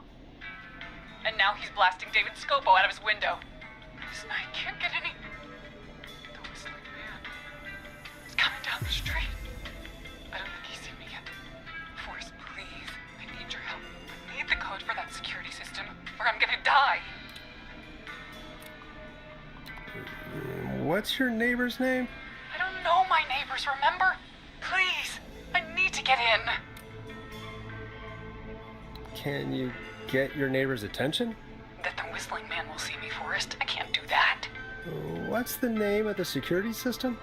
There's a sticker on the box. It says Starling Security 4000. There's a keypad, and it looks like it wants a 6-digit number.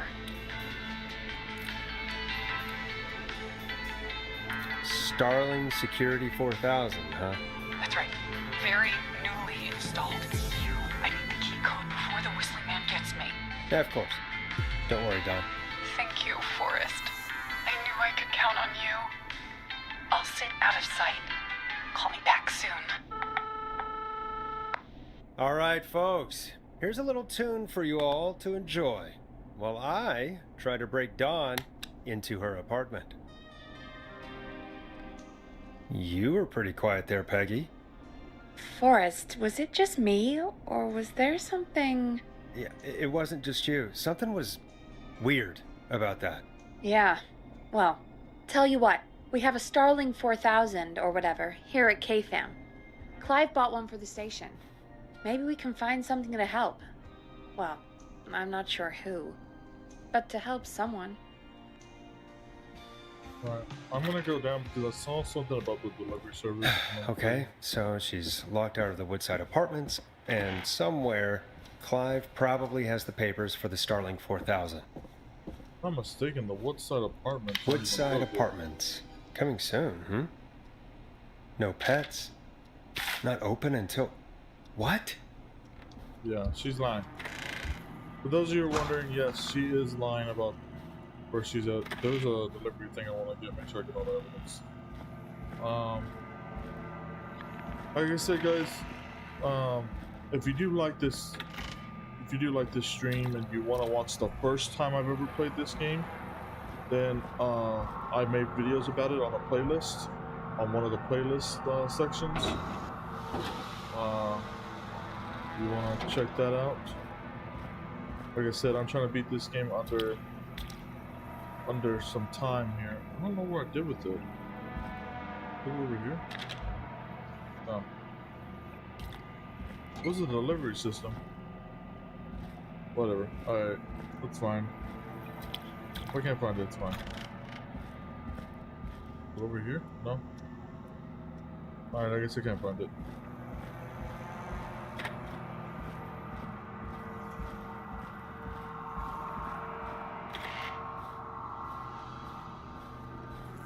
If you're not into videos and you just like streams, then stick around.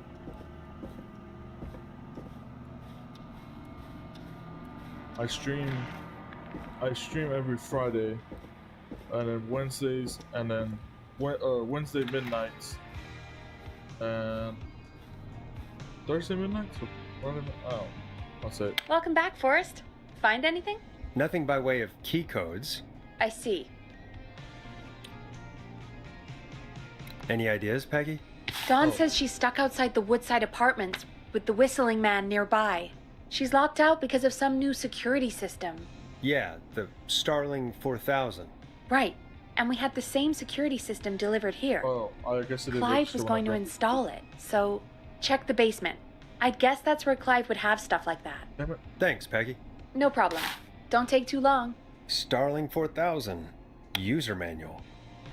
Ah, these codes should come in handy. Welcome back, Forrest. Find anything? The Starling 4000 security manual. It's got a bunch of codes. Good. And did you find anything else? I found a flyer for the apartments. They're not open for move-in till next month. No pets, and they're located pretty far from the trains. Ah, so Dawn probably isn't trying to get into Woodside, is she? Doesn't seem like it. All right. Well, I'll get Dawn back on the line then, Forrest. I'll let you take it from here. Thanks, Peggy. When you're ready, shut the music off. Yeah. Line 1, whenever you're ready. Dawn, are you there? This is Forrest Nash from 189.16, The Scream. Oh, thank God you're back. so afraid. Code null. What's Code the null. code to the gate? Enter the code. The alarm test. Enter.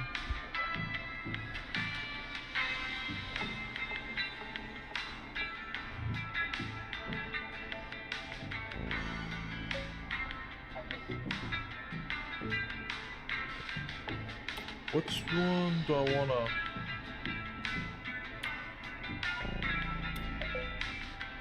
Alarm test.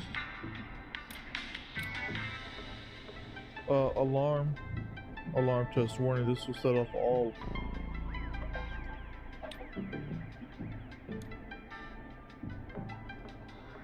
The code is 191519. Oh shit! Thank I you, wasn't paying Forrest. attention.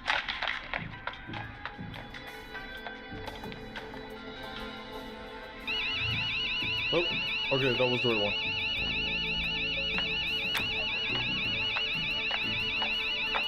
That was the right one. Bitch. Ah!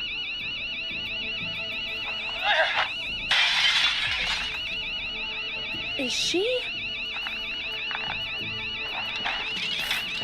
Because there was the entry code, the alarm test, the activation code, which we don't want that one. There's the maintenance Nobody call code. disrespects the sanctity of the ring. Don't Well, ever Ricky. come back here again. I'm calling the cops. Thank God. Hello? Is someone there?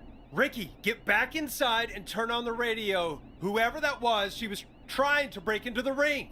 She? Forrest, man, you got no idea. That was him. That was the whistling man. Oh. The alarm gave me just enough time to get my rifle. I don't like hurting folk, but I can't let anything happen to Maxie. He's my best friend, you know? Oh yeah, protect Listen, the man, dog. I'm heading back inside. Gonna barricade that window. My man, thank you. You and Peggy can skate for free whenever you want, forever. That's a done deal. Thanks, Ricky. Can't wait. You got it. Talk to you soon.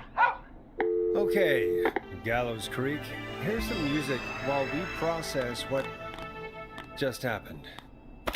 Play the one that she requested too. So, the whistling man is a woman?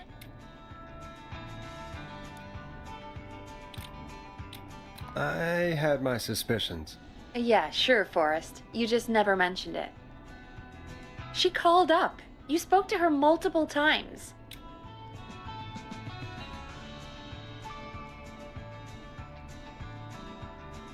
I knew she wasn't right. Is that right, Sherlock? Why do you think she requested that song?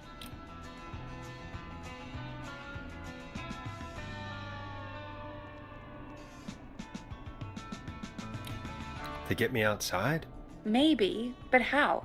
She didn't know the song was outside to start with. That's right. She never actually attacked me out there. So? What now? I guess I should make an announcement. We do have new info. Okay, kill the music and you can make the announcement.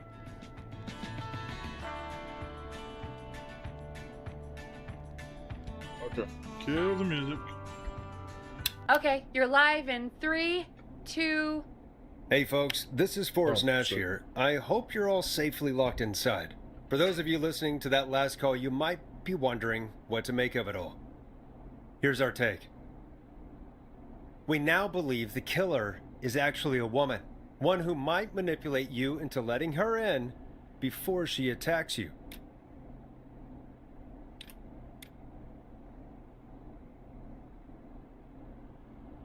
Oh. We're neighbors. Look out for each other and stay safe. The killer was calling themselves Dawn. This could be a fake name. If anyone needs help or you have info on the killer, please call in. You folks have my new number, right?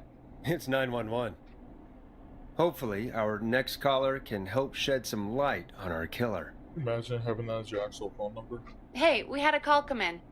Okay, folks, time to take a call. Alright, new call. You're through to Forrest Nash on 189.16, The Scream. Hey, man. Murphy? Damn straight. What's going on, Murphy? You in Murphy? danger again? Nah, man. I've just been listening to the show here at home. and since you asked folks to call in if they could help out, well, I'm calling. I don't know if I can say as much as other folks have, but I figure I wouldn't be a good role model to Fernando if I didn't try to help, you know? We really appreciate that. 100%. Also, I need to see where my time's at. 3:18. Thank you, okay, Murph. we're good. Oh, thanks. So, what do you want to know? Well, what can you tell us? I don't know, really. All right. Well, do you know anything about the death of George Barrow? Absolutely nothing. Okay. What about the killer herself? Herself? Man, I didn't get my ass kicked by a lady. The man I went toe-to-toe with was a man. You heard the last call, right, Murphy? Yep. So you know it's a woman, and you were trained by a VHS, Murphy. I know, but... Man, how could it have been a woman under that mask? Let's just move on. Do you know anything about the history of the Whistling Man? No, sir. Tonight's the first time I ever heard of him. What? I moved here 3 years ago, man. What do you want from me?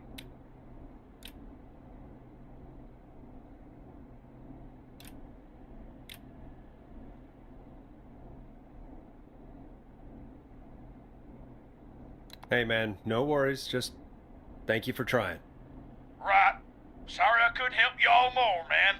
Now, if you'd have asked me about gators... Forrest, we have a call coming in. Sorry, Murphy. Gators. I think that's all we've got Why time for would right he? now. Why would they? all Why right. would she attack I'll you? catch y'all with the gator talk later. What? Night. Well, folks, that was a bot, but perhaps our next caller has more they can tell us. Let's find out. This is Forrest Nash, and you're listening. Please help me. My name is Casey Moore. I'm at 25 Nancy Drive. My best friend's been stabbed. He's bleeding everywhere. I don't know what to do. Please help me.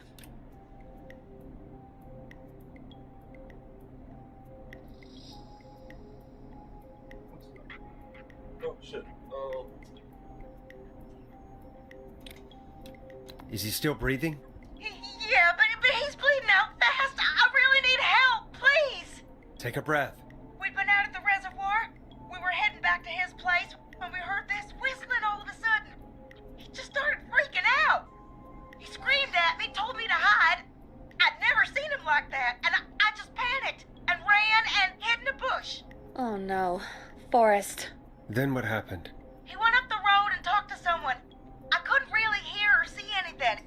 It sounded like he might have known the person, and they just stabbed him. Casey, was he talking to a woman? I don't know. They had a mask and wore all black. That's all I know. Please, we need help here. I'll get you help, but I need to know. Where did the masked person go? They left. They left him to bleed out. Interesting. I waited until they were gone, then dragged him into the garage and called 911. Wait, why didn't she make sure he was dead? I don't know. I think I heard them say something like, "It's not so funny now, is it?" before they left, but please, Interesting. he needs to get to the hospital. I can't drive, so we need an ambulance. Forrest, the ambulance was destroyed in the explosion at the gas station. You should get all the info you can. What's your friend's name, Casey? It's Jason Parker.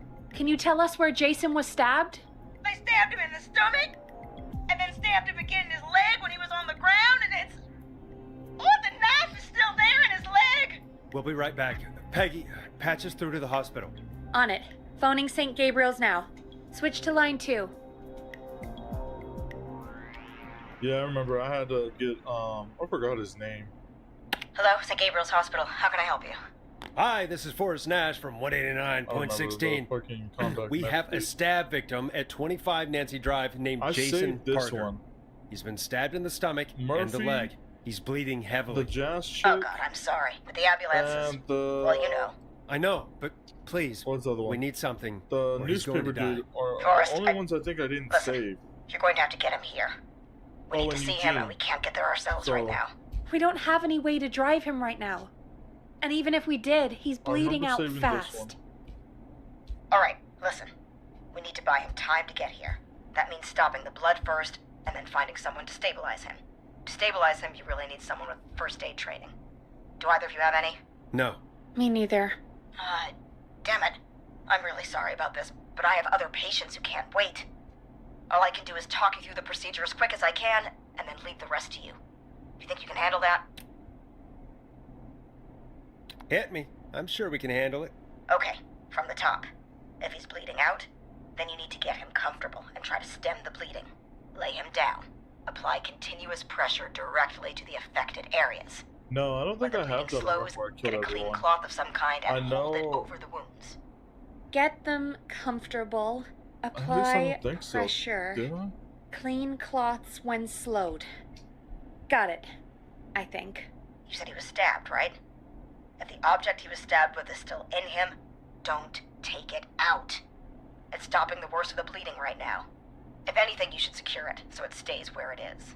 I wouldn't have thought of that. Yeah, I don't think I killed everyone. makes I don't sense, think I've done though. one more I killed it. God, that was a lot of info. But I think we can handle this. Glad you got it so far, because there's more to go. I'm still with you, Doc. What else do we need to know? If he's lost a lot of blood, he may enter shock. If he does, act fast. If you applied a cloth and it's bleeding through, don't remove it. Just apply another on top of it. If it's safe, elevate his legs to get blood circulating to his vital organs. Try to keep him warm. Get him to rest and reassure him. We need the patient to stay calm. All right. Don't replace bandages. Elevate his legs. Keep him warm and calm. This is a lot. I'm really sorry. That's as much as I can give you right now. Try to stop the bleeding. Find someone to get him stabilized, and get him here as quick as you can. Good luck. All right, Forrest. Casey's still on line 1. Hello? Hello? Forrest, are you there?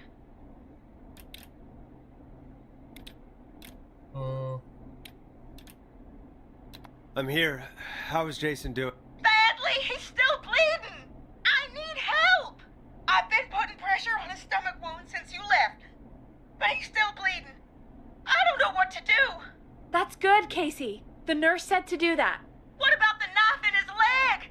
It's gotta be hell. Should I pull it out? Don't. No, don't touch the knife. The bleeding will get worse if you pull it out. Are you sure? I'm sorry. I'm gonna stop making suggestions. No, don't worry, Casey. We're a team here. We're all going to get Jason through this. Casey, is his leg wound bleeding right now? I hate looking at that knife. Yeah. It's bleeding. His stomach is worse, though. I think we need to secure the knife so it doesn't move around. Do you have anything you can tie around it? Yeah. There's some laundry piled up on top of the dryer, some cloths on the hood of the car, and what else? I guess I've got my jacket.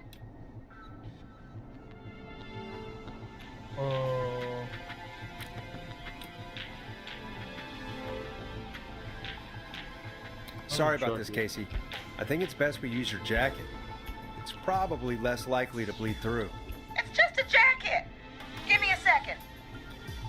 Here we go. I'm sorry, Jason. It's secure. I'm putting pressure on his stomach again. I'm starting to think we might make it. Forrest, can I have a word? Casey, I'm gonna have a quick word with Peggy.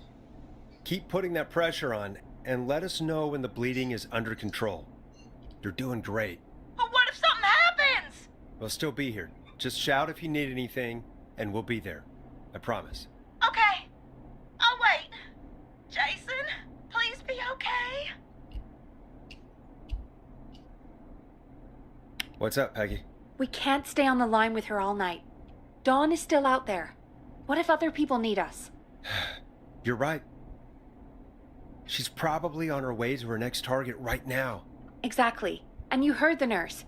We need someone there with training who can stabilize him. He's got to get to the hospital somehow.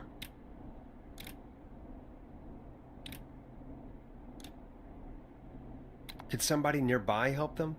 Maybe drive them to the hospital? You know, that's exactly what I was wondering. Do you have anybody in mind? I might. A little before you started working here, KFAM did a mandatory first aid training course. Me and Karen missed it because we were away on a producer getaway.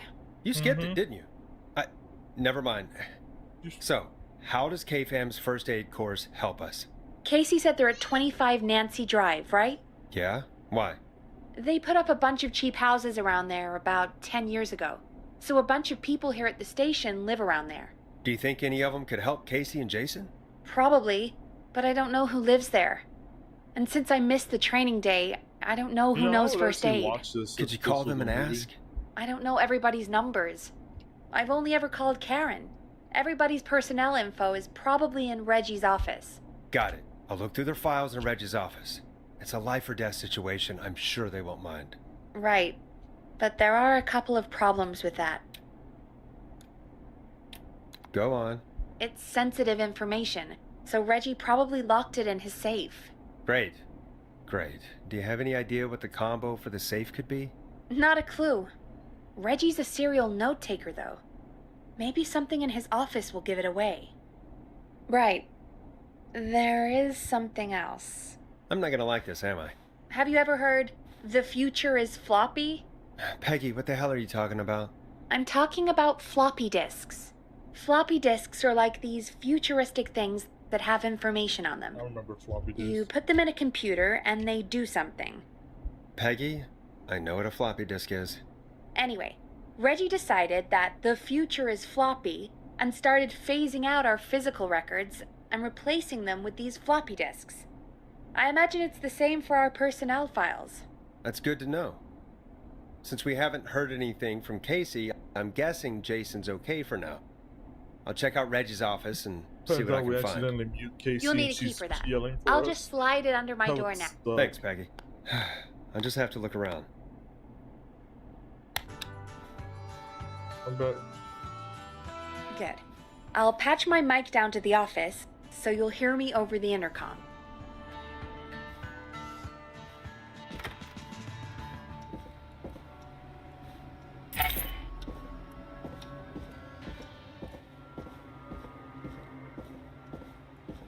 Wish I could run.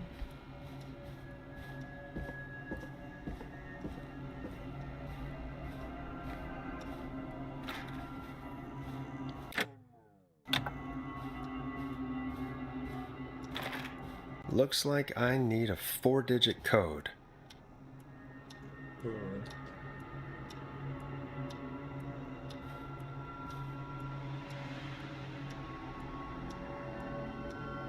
It's a date, if I'm not mistaken.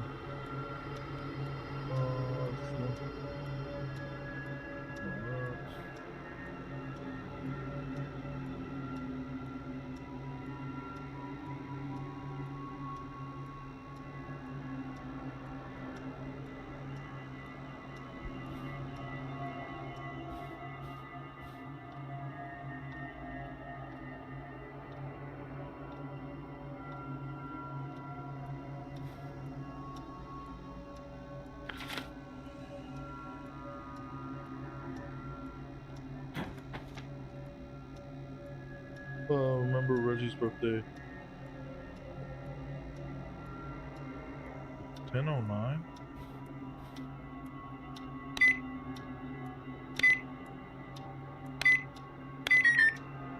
No, not that one.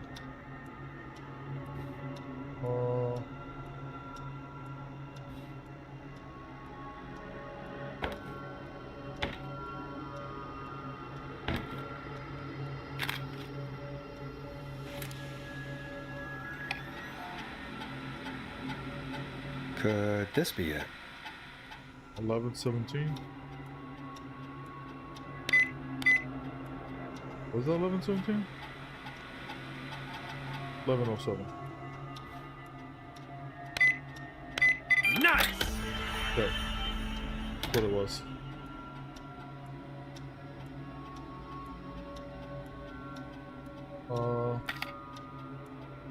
Who's this one? Forrest Nash, not mine. Okay.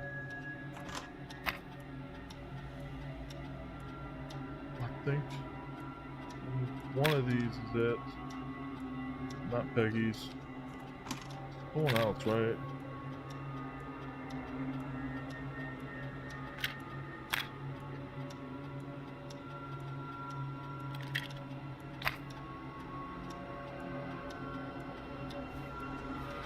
One of these.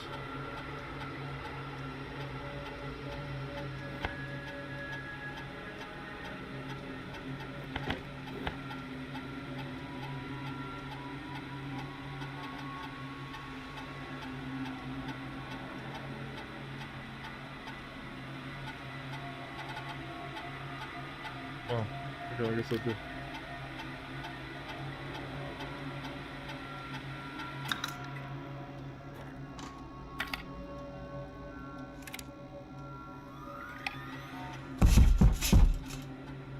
Hey, Peggy, you there? Yeah, I'm here. Did you find what we need?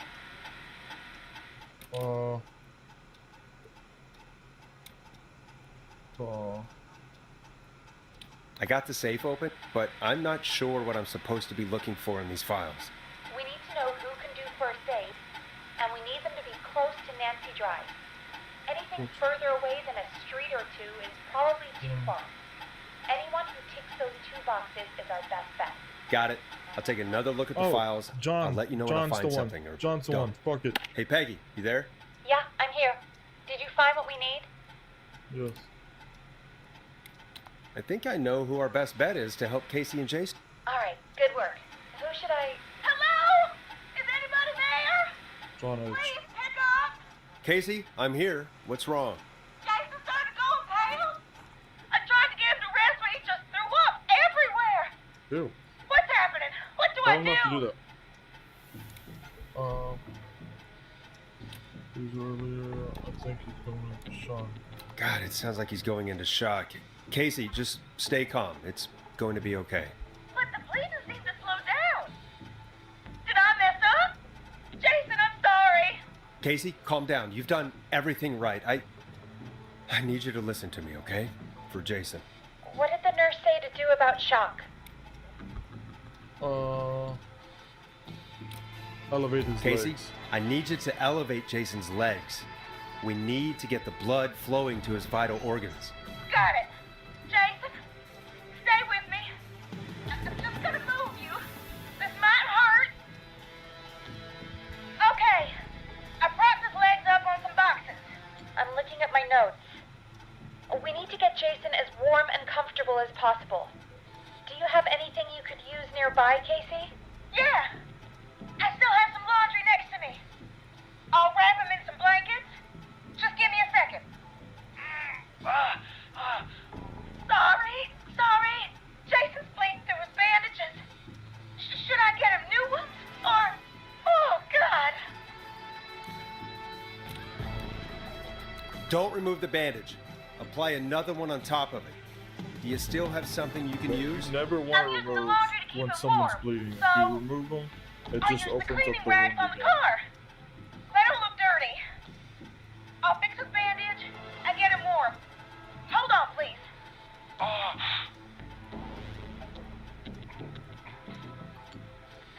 Sorry.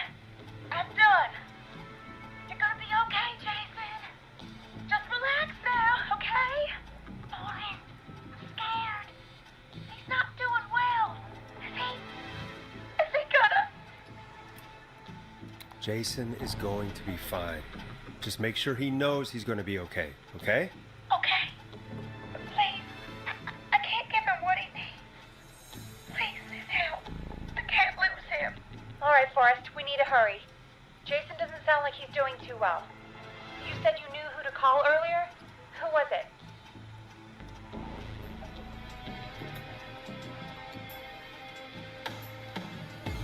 We need to call John Hedges. He lives on Nancy Drive. He didn't really participate in the first aid training, but he's a former war medic. He's probably the most trained person we have. Really? I never really spoke to him before. A war medic, huh? Yeah, and according to Reggie's notes, John keeps all of his old equipment at his house. He's something of a hoarder. All right. What's his number? 5420735. calling now. Let's hope he picks... Who the hell is this calling me? What time is it? John, it's Forrest Nash here at KFAM. We have an emergency and we need your help. Forrest, if this is a work emergency, then it can wait until the goddamn morning. Just leave me a note like everybody else. A man has been stabbed by the Whistling Man, or... Never mind. He's lost a lot of blood, and he's passed out. We need you to help him. The Whistling Man? What kind of joke is this? John, we're not kidding. A man is gonna die if we don't help him right now. Seriously? I haven't been called on for over 10 years. Where's the patient? What's his condition? He's at 25 Nancy Drive. I think we got his friend to stem the bleeding, but he's gone into shock. He's passed out right now. You say he was stabbed? Do you know the extent of his injuries? From what we were told, he has 2 major stab wounds. One to the stomach and one to the leg. The knife is still in his leg, and the stomach wound is open. Understood. Let me grab a few supplies and I'll head right over. Damned if he dies on my watch. Thank you, John. We'll let him know you're on your way. Good luck. Hello, Casey. Are you there? How are we doing? Bad. Jason seemed really weak, and then just started crashing.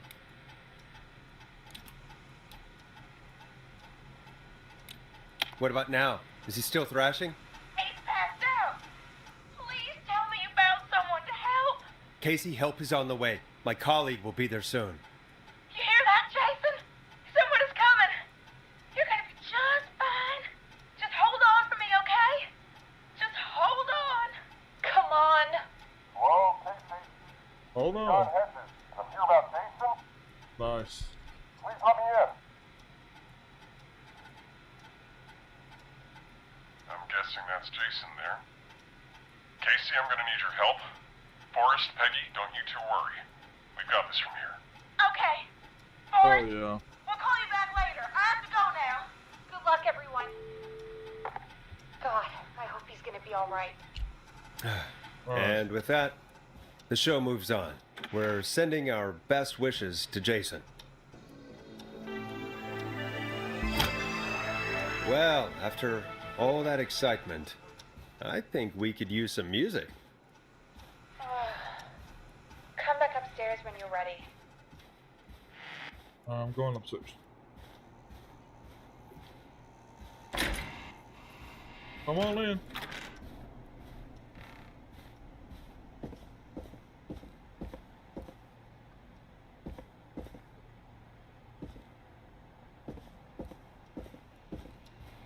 Oh, I saw something on the ground.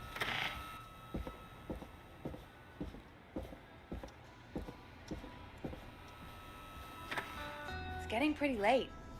This might be your last break for the night, so try to enjoy it. Give me a buzz when you want to go back on air. Let's roll. You got it. We've got another call coming through, too. Time to turn the music off. Oh, yep. Welcome back to 189.16, The Scream. I believe we have another caller on the line. How are you tonight, caller? Forrest, it's me, Roller Ricky. Oh, and Maxie's here Ricky. too.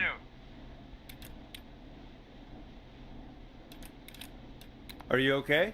Not under attack again, are you? Oh, we're good, man, thanks to you. You're like our guardian angel. That wouldn't be a bad look for you, Forrest. A little White Wing Halo number? Maybe something for the KFAM Halloween party. All right, everyone, let's calm down. Ricky, I'm just glad we could help you and Maxie. Is there anything else we can help you with, Ricky? Actually, I think I have some info that might help you. Oh? What's that? You see, man, me and Jason know each other. You know each other? Yeah, we went to Gallows High and played on the football team together. He was a gnarly offensive linesman, and I was our star wide receiver. Runner Ricky, they called me. All right, and what does that have to do with tonight? Well, because George, the guy who drowned, he was on our team too. What? You knew George? Yeah, but not long. We had our first team party on the night he drowned. He seemed like such a good dude. Ricky, were you there when George drowned? No, man. Once the party turned, I beat feet out of there. Man, I remember George and his girl there. There was a whole lot of love, man. I could see it, you know? Ricky, listen, this is very important. I need to know everything about her. I didn't really know her before, or see her after that. I never even got her name, man. I just remember he called her Bean. Then what did she look like? Please, tell us anything you remember. I just remember a pretty girl, man. I'm sorry. Ricky, you said the party didn't last long. What happened? We were just having a good time, and then the next thing I knew, everyone was running for their life. I looked up and saw that goddamn whistling man in the trees. And I never ran so fast in my life. I ran straight home. Didn't know about George until next morning at school. I'm guessing it was whistling night, wasn't it? That the whistling man was just another kid. Yeah. I don't know how George died, but I always felt like if anyone deserved to die that night, it should have been me. And Ricky, it wasn't your fault. You're not a bad person. I know that now, ma'am. It took a long time to learn, but yeah, just thought I'd tell you all what I know. Thank you, Ricky. This helps. Thank you. You got it, man. Anyway, I think it's time for me and Maxie to free up your phone lines. Thanks for listening, man. I'll let you to it. Interesting. Night, Ricky. All right, folks. Looks like we got a new lead in the case. If anyone has any info about this mysterious Bean, please call in. If she was George's girlfriend back then, she's probably in her mid to late 30s now. Huh. Oh, we have another call coming in, but hang on. What's up, Peggy?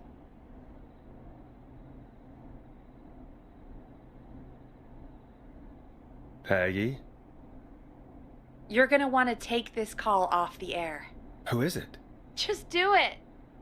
All right, folks, it's time for another track. Here's one to help you sit back and relax. We'll be right back after this.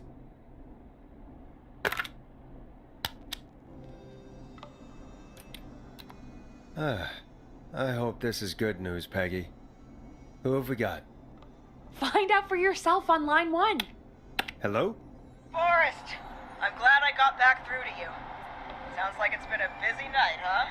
Surprise! It's Leslie, our 911 operator, leading the charge from Henderson to come save us. It's so good to hear from you. Are you okay? We're doing okay. Sarah and I are both happy to be headed back home. We're happy to have you too. Wait, Sarah? Oh, yeah, I mean Deputy Martinez. Anyway, we got back into radio range a little while ago. We've been listening in, but haven't been able to get through until now. It's been non-stop since you left. Please tell us you're bringing help. You bet! I'm leading a whole goddamn squad towards Gallows Creek as we speak. Turns out somebody had cut the phone lines. They had no idea what was happening. That's great news! That's crazy about the phone lines, though. Do you think the whistling man cut them? I'm guessing so. I don't know how the whistling man did it. But that doesn't matter right now. Listen, we're coming in hot, but we need your help. I know Gallows Creek isn't a big town, but if we don't know where the whistling man is, we can't get him. Her. That's where you come in. You can count on us. What do you need?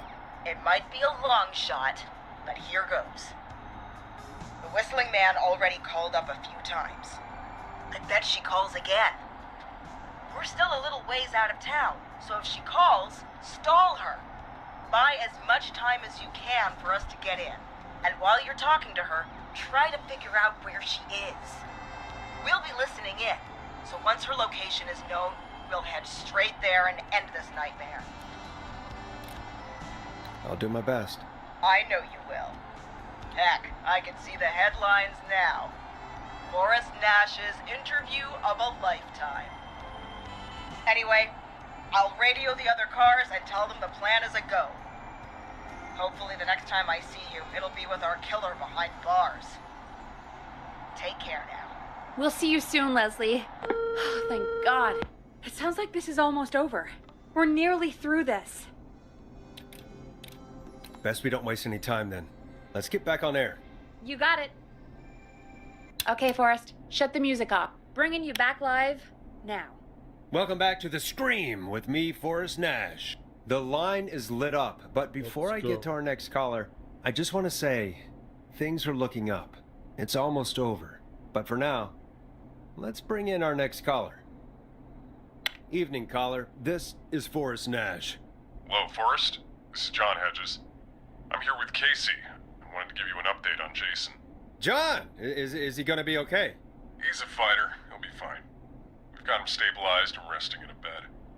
We're preparing to move him to the hospital. Thank you so much. If you hadn't been there, then... God, I don't even want to think about what would have happened. Of course, Casey. We're just happy he's okay. John, Casey, you two did all the work. Tell Jason to get well soon from us, whenever he's up for it. Well, why don't you tell him yourself? Is this Forrest? Jason, we meet at last. It's good to hear you, Jason. How are you? Oh, well, you know. I've got a hole in my stomach, and there's a knife in my leg, but John gave me something to take the edge off. So, I might feel even better than either of you. Yeah, I mean, shit. Give him the good shit. Take it easy until you get to St. Gabriel's. I will. But, before that, I needed to call you. I'm guessing the Whistling Man is still out there? Yep. As far as we know, anyway. Well, I was worried you'd say that. God damn it. Actually, I'm glad you called. I wanted to talk to you about what happened earlier. Go for it. We spoke to Roller Ricky not long after you were attacked. You spoke to Ricky? Was he... Is he alright? He is now. I mean, he was attacked earlier, but this call came after. Hey, guys, I'm really sorry, but there's a call on the other line. I just need to make sure we don't have another situation brewing. You fill Jason in on what happened. I'll be right back. Sure, Peggy. Sorry, Jason, where was I? Yep. Ricky's fine. You don't need to worry about him. That's a relief. He told us about George. Sounds like everything's finally coming out now. It's been tough to hold it all in. Sounds like you've been holding back about something awful, Jason. I'm part of the reason my best friend is dead, Forrest. And the few who knew about it said if I ever said anything, I'd find myself in jail. For a long time. It was hell. And then the town just moved on. Like he'd never existed. Who killed George that night? Some of the guys on the football team had an idea for a way we could haze the newcomers. We decided to plan a party in the woods and have the Whistling Man crash it. It was stupid. We each had a role. I was the stabbed friend. At the party that night, I left the group for a second. Met our Whistling Man. Pretended to get stabbed in front of everyone. Started an almighty panic. Those screams. That was the last time I saw or heard George alive. How did George die, Jason? I don't know. I was playing dead. But when I heard her scream... Ricky mentioned a girl named Bean. Is that who you mean? Bean? Oh, yeah. I guess George did call her that. Yeah. He called her Bean. I heard her again tonight, Forrest. Her name was... What happened? Are we still on air? No, we're not. Seems like the power is completely gone. How do we get it back on? I don't, we can use the emergency perfect generator timing. down in the basement. Reggie picked it up a while ago in case we ever needed to do an emergency broadcast. An emergency broadcast? Emergency? You know, nuclear war, alien attack, Alien, bro. broadcasting a serial killer's location to the cops so we can end this nightmare. Fair point. It's in the storage area, in the far back corner, up on the wall. You might have spotted it earlier when you were digging around for all those tapes. It'll have a big red button. Just press that. I'll see you when you're back. Alright.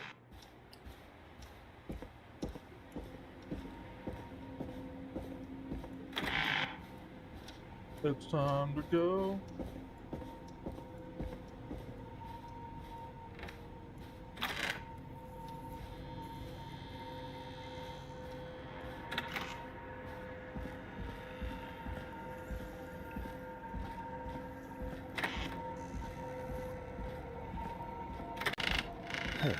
Far back corner.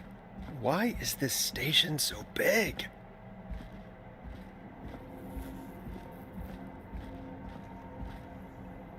That must be it. Boom! We've got power.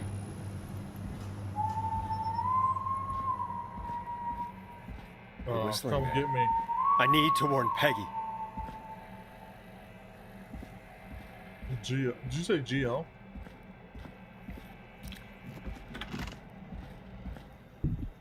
Peggy, are you there? Are you... Peggy! I need to get back upstairs.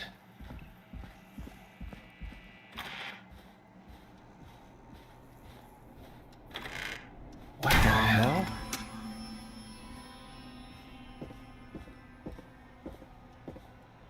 I hate that noise every time.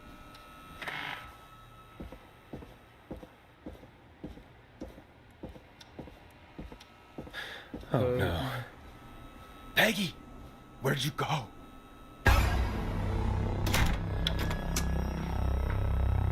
You son of a bitch. No way.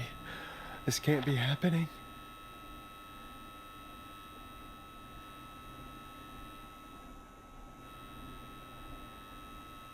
Wait, is there a button or something? A call. What do you want? Good to talk to you again, Forrest. You know, I've really enjoyed our chats tonight. I guess we've had some moments. My favorite was when Ricky ran you out of the rink. Ha! You sure did get me then, Forrest.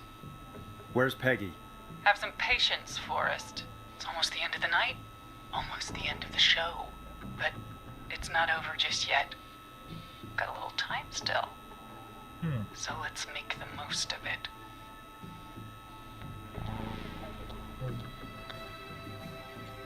What do you mean? Make the most of it how? Well, Huh? I thought we'd end tonight's Whistling Man special with a special guest. The one who started it all. Let me take that out of your mouth and... You crazy bitch! Let me go! Welcome to the air, Mr. Teddy Gallows Jr.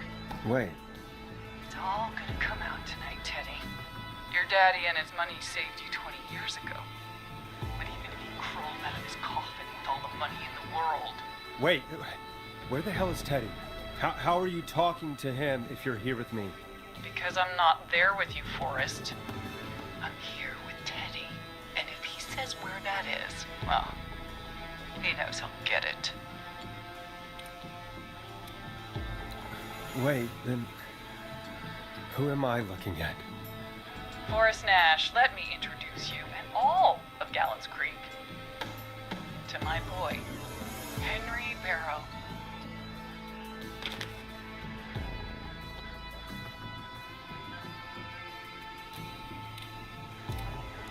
Your son? You mean you... Wait, that he... Yes, Forrest. He and I had a son. So there were two whistling men tonight. Of course. That explains how you were always able to get around town so quickly. And Murphy, he was right, wasn't he? He did fight a man. He did. I taught my boy to never run away from a fight. Hang on.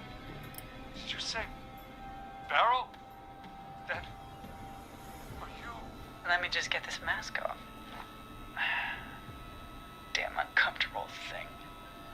No wonder Mooney went crazy wearing this. There we go. Marie Campbell? George's old girl. Oh, well, it sure has been years since I last saw her. Oh, God damn it.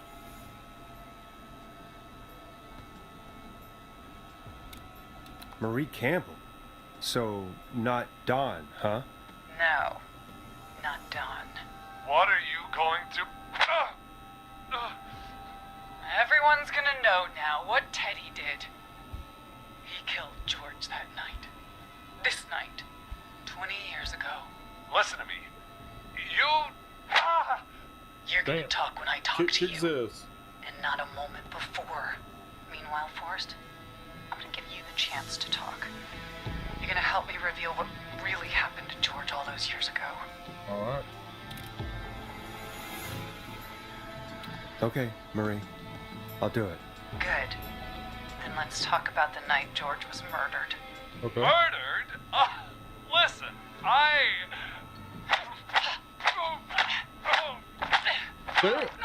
Damn. I said you speak when you're spoken to. Damn. Now, Just fucked him you've up. done some good work tonight in piecing together what happened to George 20 years ago. And that's why I want you to interview us. Just give him a 1-2. Interview you? All right. I can do that. Thank you. I want you to help me and Teddy tell the story, Forrest. Do a good job. And hell, you might be the only one to leave here alive.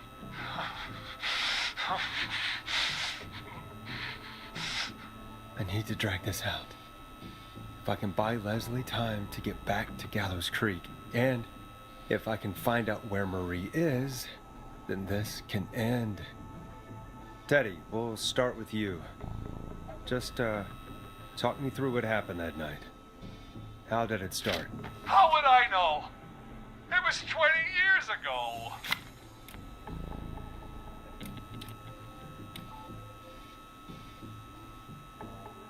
Teddy, be honest with me or we're both going to die. Honest? Forrest, I'm trapped here with a psycho. Ow. What the hell? God damn it. Okay. Our first team party was coming up. And when I saw the date it was scheduled for, I had an idea for a way we could prank the new guys. I understand that kids in Gallows Creek know tonight as Whistling Night. I'm guessing that's what you mean? Well, we didn't have a name for it then. It was just the night that Mooney went missing. But Whistling Night is what they'd call it later. Wait. You mean this was the first Whistling Night? What the fuck? Keep talking, Teddy. Yeah, keep it going, Teddy. Went Come up on. near Whistling Point. God, who was there? Me, Jason, and George, of course. But George didn't come alone. He brought Marie. And Roller Ricky, he was there too, wasn't he? Yes, Ricky was there too. Runner Ricky, our wide receiver. I helped him off the bottle, you know. Because I'm a decent man. Is that so? Yes, it is. He came apart one day. Some people do. He had some issues. Wasn't stable. I didn't want him to hurt his chances in life. So, I helped him keep himself together. You were afraid he would talk about that night, weren't you? Keep talking. About midway through the night, we put the prank into action. We looked up at the trees and saw Jason there, bloody, like he'd just been stabbed. And the whistling man, screaming. George and I and Ricky, we got left behind.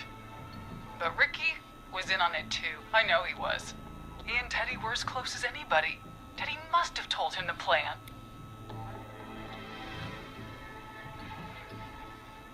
No, Marie, you're wrong. Ricky didn't know. What? Did you miss that part of the broadcast? I spoke to him earlier. He had no idea what was happening. He said he was as terrified as anybody. Isn't that right, Teddy? You didn't tell him, did you? Ricky never could keep his mouth shut. If we told him, he would have given everything away. But well, it doesn't matter. He didn't rip his mouth enough to tell anybody about it afterwards. He's still guilty. It was just a stupid prank. How can you still say it was just a prank? Oh, come on. Oh, God damn it. You made George think Jason had been murdered.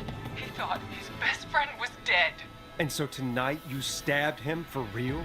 It's the role he wanted to play. Jason's still alive, yeah. Marie. He was with a friend. We talked her through how to stop the bleeding and got him professional help just in time. Oh. Well, shame he didn't have the good sense to die earlier. He's gonna regret that. Enough about him. Me and George took off running, but somehow we got separated in the woods. I get why she stopped. I ended up near the bottom of Whistling Point, and when I noticed George wasn't with me, I panicked. And then, I don't know how he snuck up on me, but the whistling man grabs me. I scream, and he starts laughing, telling me it's just a joke. I can stall for time here.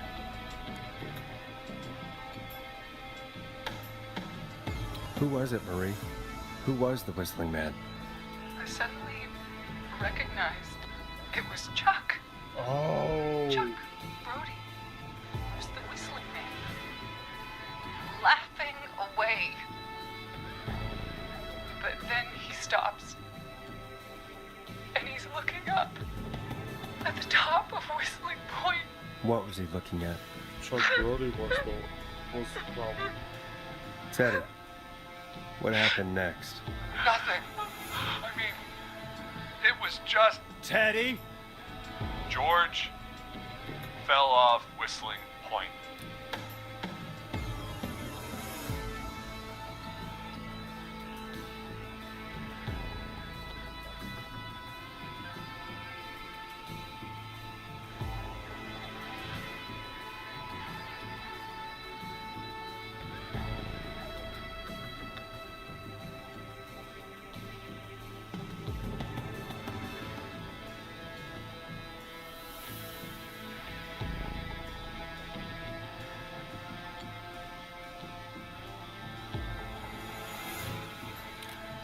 Where were you when it happened? You pushed him. You were up there. You were dressed as the Whistling Man, too, and... I didn't push him, goddammit! I just chased him up there, and he kept backing up. When I saw he was about to go over, I reached out. That's what you saw. You liar! It's not my fault. He didn't know it was a joke. If he'd had any brains, he would have realized. Ugh, you bitch. No one's going to believe this. After all you did.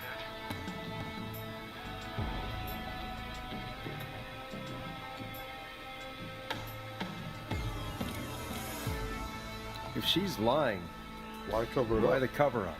My future was at stake, Nash. You know what it's like. People like us are bred for bigger things. I'm going to be the mayor of this town, Forrest. And then governor. And then, who knows? What happened that night was tragic. It should never have happened. But it was a mistake. It was just a stupid joke gone wrong. So my father sent Clive out to clean it up. Why should a blip ruin my future? George was a blip? He wasn't a blip, Marie. His father covered it up from there. I searched for George's body all night, but Sandra found him the next morning while out jazz running. she found him in the river, but she lied about that to protect Teddy. She said something about her rent going up, unless she... Teddy, did your father own Sandra Sharp's dance studio? Everything's going back to Teddy. It's Gallows Creek, not Sharp Creek. I'd answer the question if I were you, Teddy. Yes, okay. We own most of the town. That's it then. Your father was going to run her out of business, unless she lied and said she found him in the reservoir instead of the river.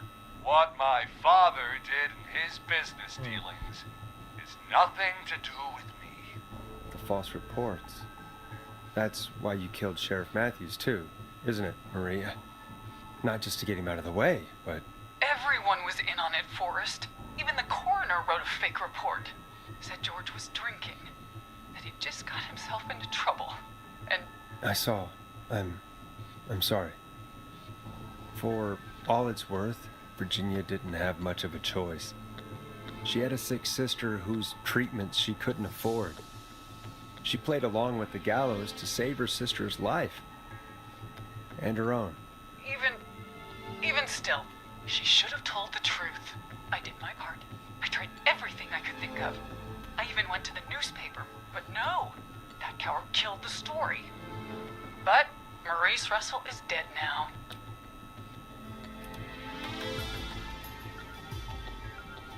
You've been through hell, Marie. I'm sorry. You've got no idea. He's the only one I couldn't save. Started. He shouldn't have pushed my George off the cliff. He should have been punished. But it's coming to a stop. At least for now. Here, where George and I first met, before he joined the football team, was right after he shot the winning throw. Wait a sec. You're at Gallows Creek High, in the gymnasium. That's right, Forrest. Not that it matters, but yes, we're here. Anyway, I think that about wraps up the interview with Teddy. So, Marie? Where? Oh my god. Peggy! Teddy? You gotta help me. Quiet. You'll talk more later. Now I have to talk to someone who mattered more than you ever did. Peggy. It's been so long since I've seen your face. I worried you wouldn't come. Marie! Oh my god. I thought you... And here I was, thinking you'd forgot me. I'd never forget my own sister. Sister? Peggy, what's happening? Why are you even there? Wanna explain, Peggy? Earlier, while you were speaking to Jason, I got a call. Do you remember? Well, it was from Dawn. She said that my sister Marie was there that night George died, and that I should come to the gym for a reunion. And when you walked in, you found out.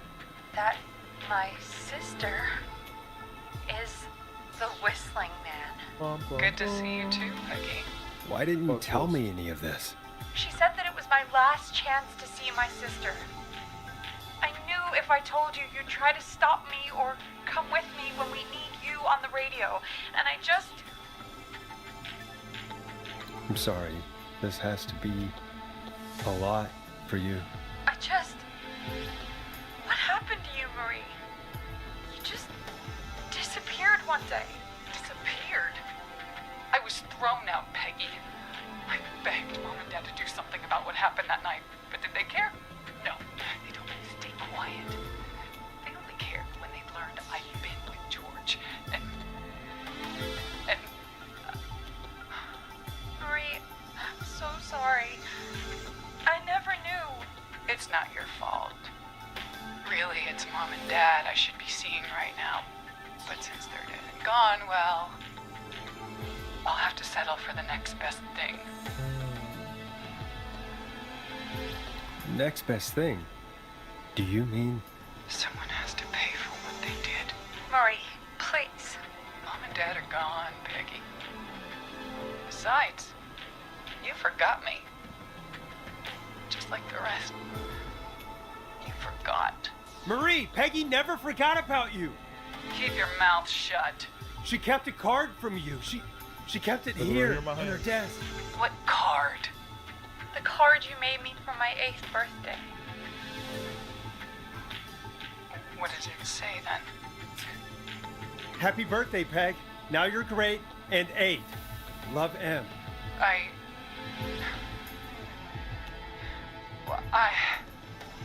Henderson police! Freeze! No! Henry! Get out of there! Peggy! We have 2 wounded, and we're in pursuit of the suspect. Henderson police! Freeze! Forrest! Leslie, how's Peggy? She's been cut pretty bad, but we're here now. I'll be okay. God, Marie! Hey, Zara! I need you to look after Peggy. She needs help. Now, we got here just in the nick of time. Where's Marie? She bolted right as we got here. The police are right on her heels. It won't be long now. It's over, Forrest. Well, folks, it was a long night, but we made it through together. I'm gonna head off to go check on Peggy. This has been Forrest Nash.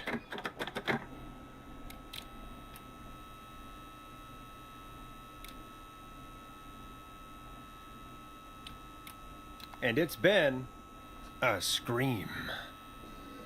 I thought that was the best one.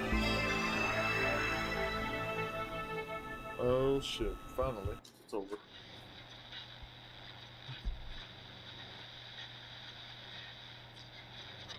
Now, question is, did I beat it under 4 hours?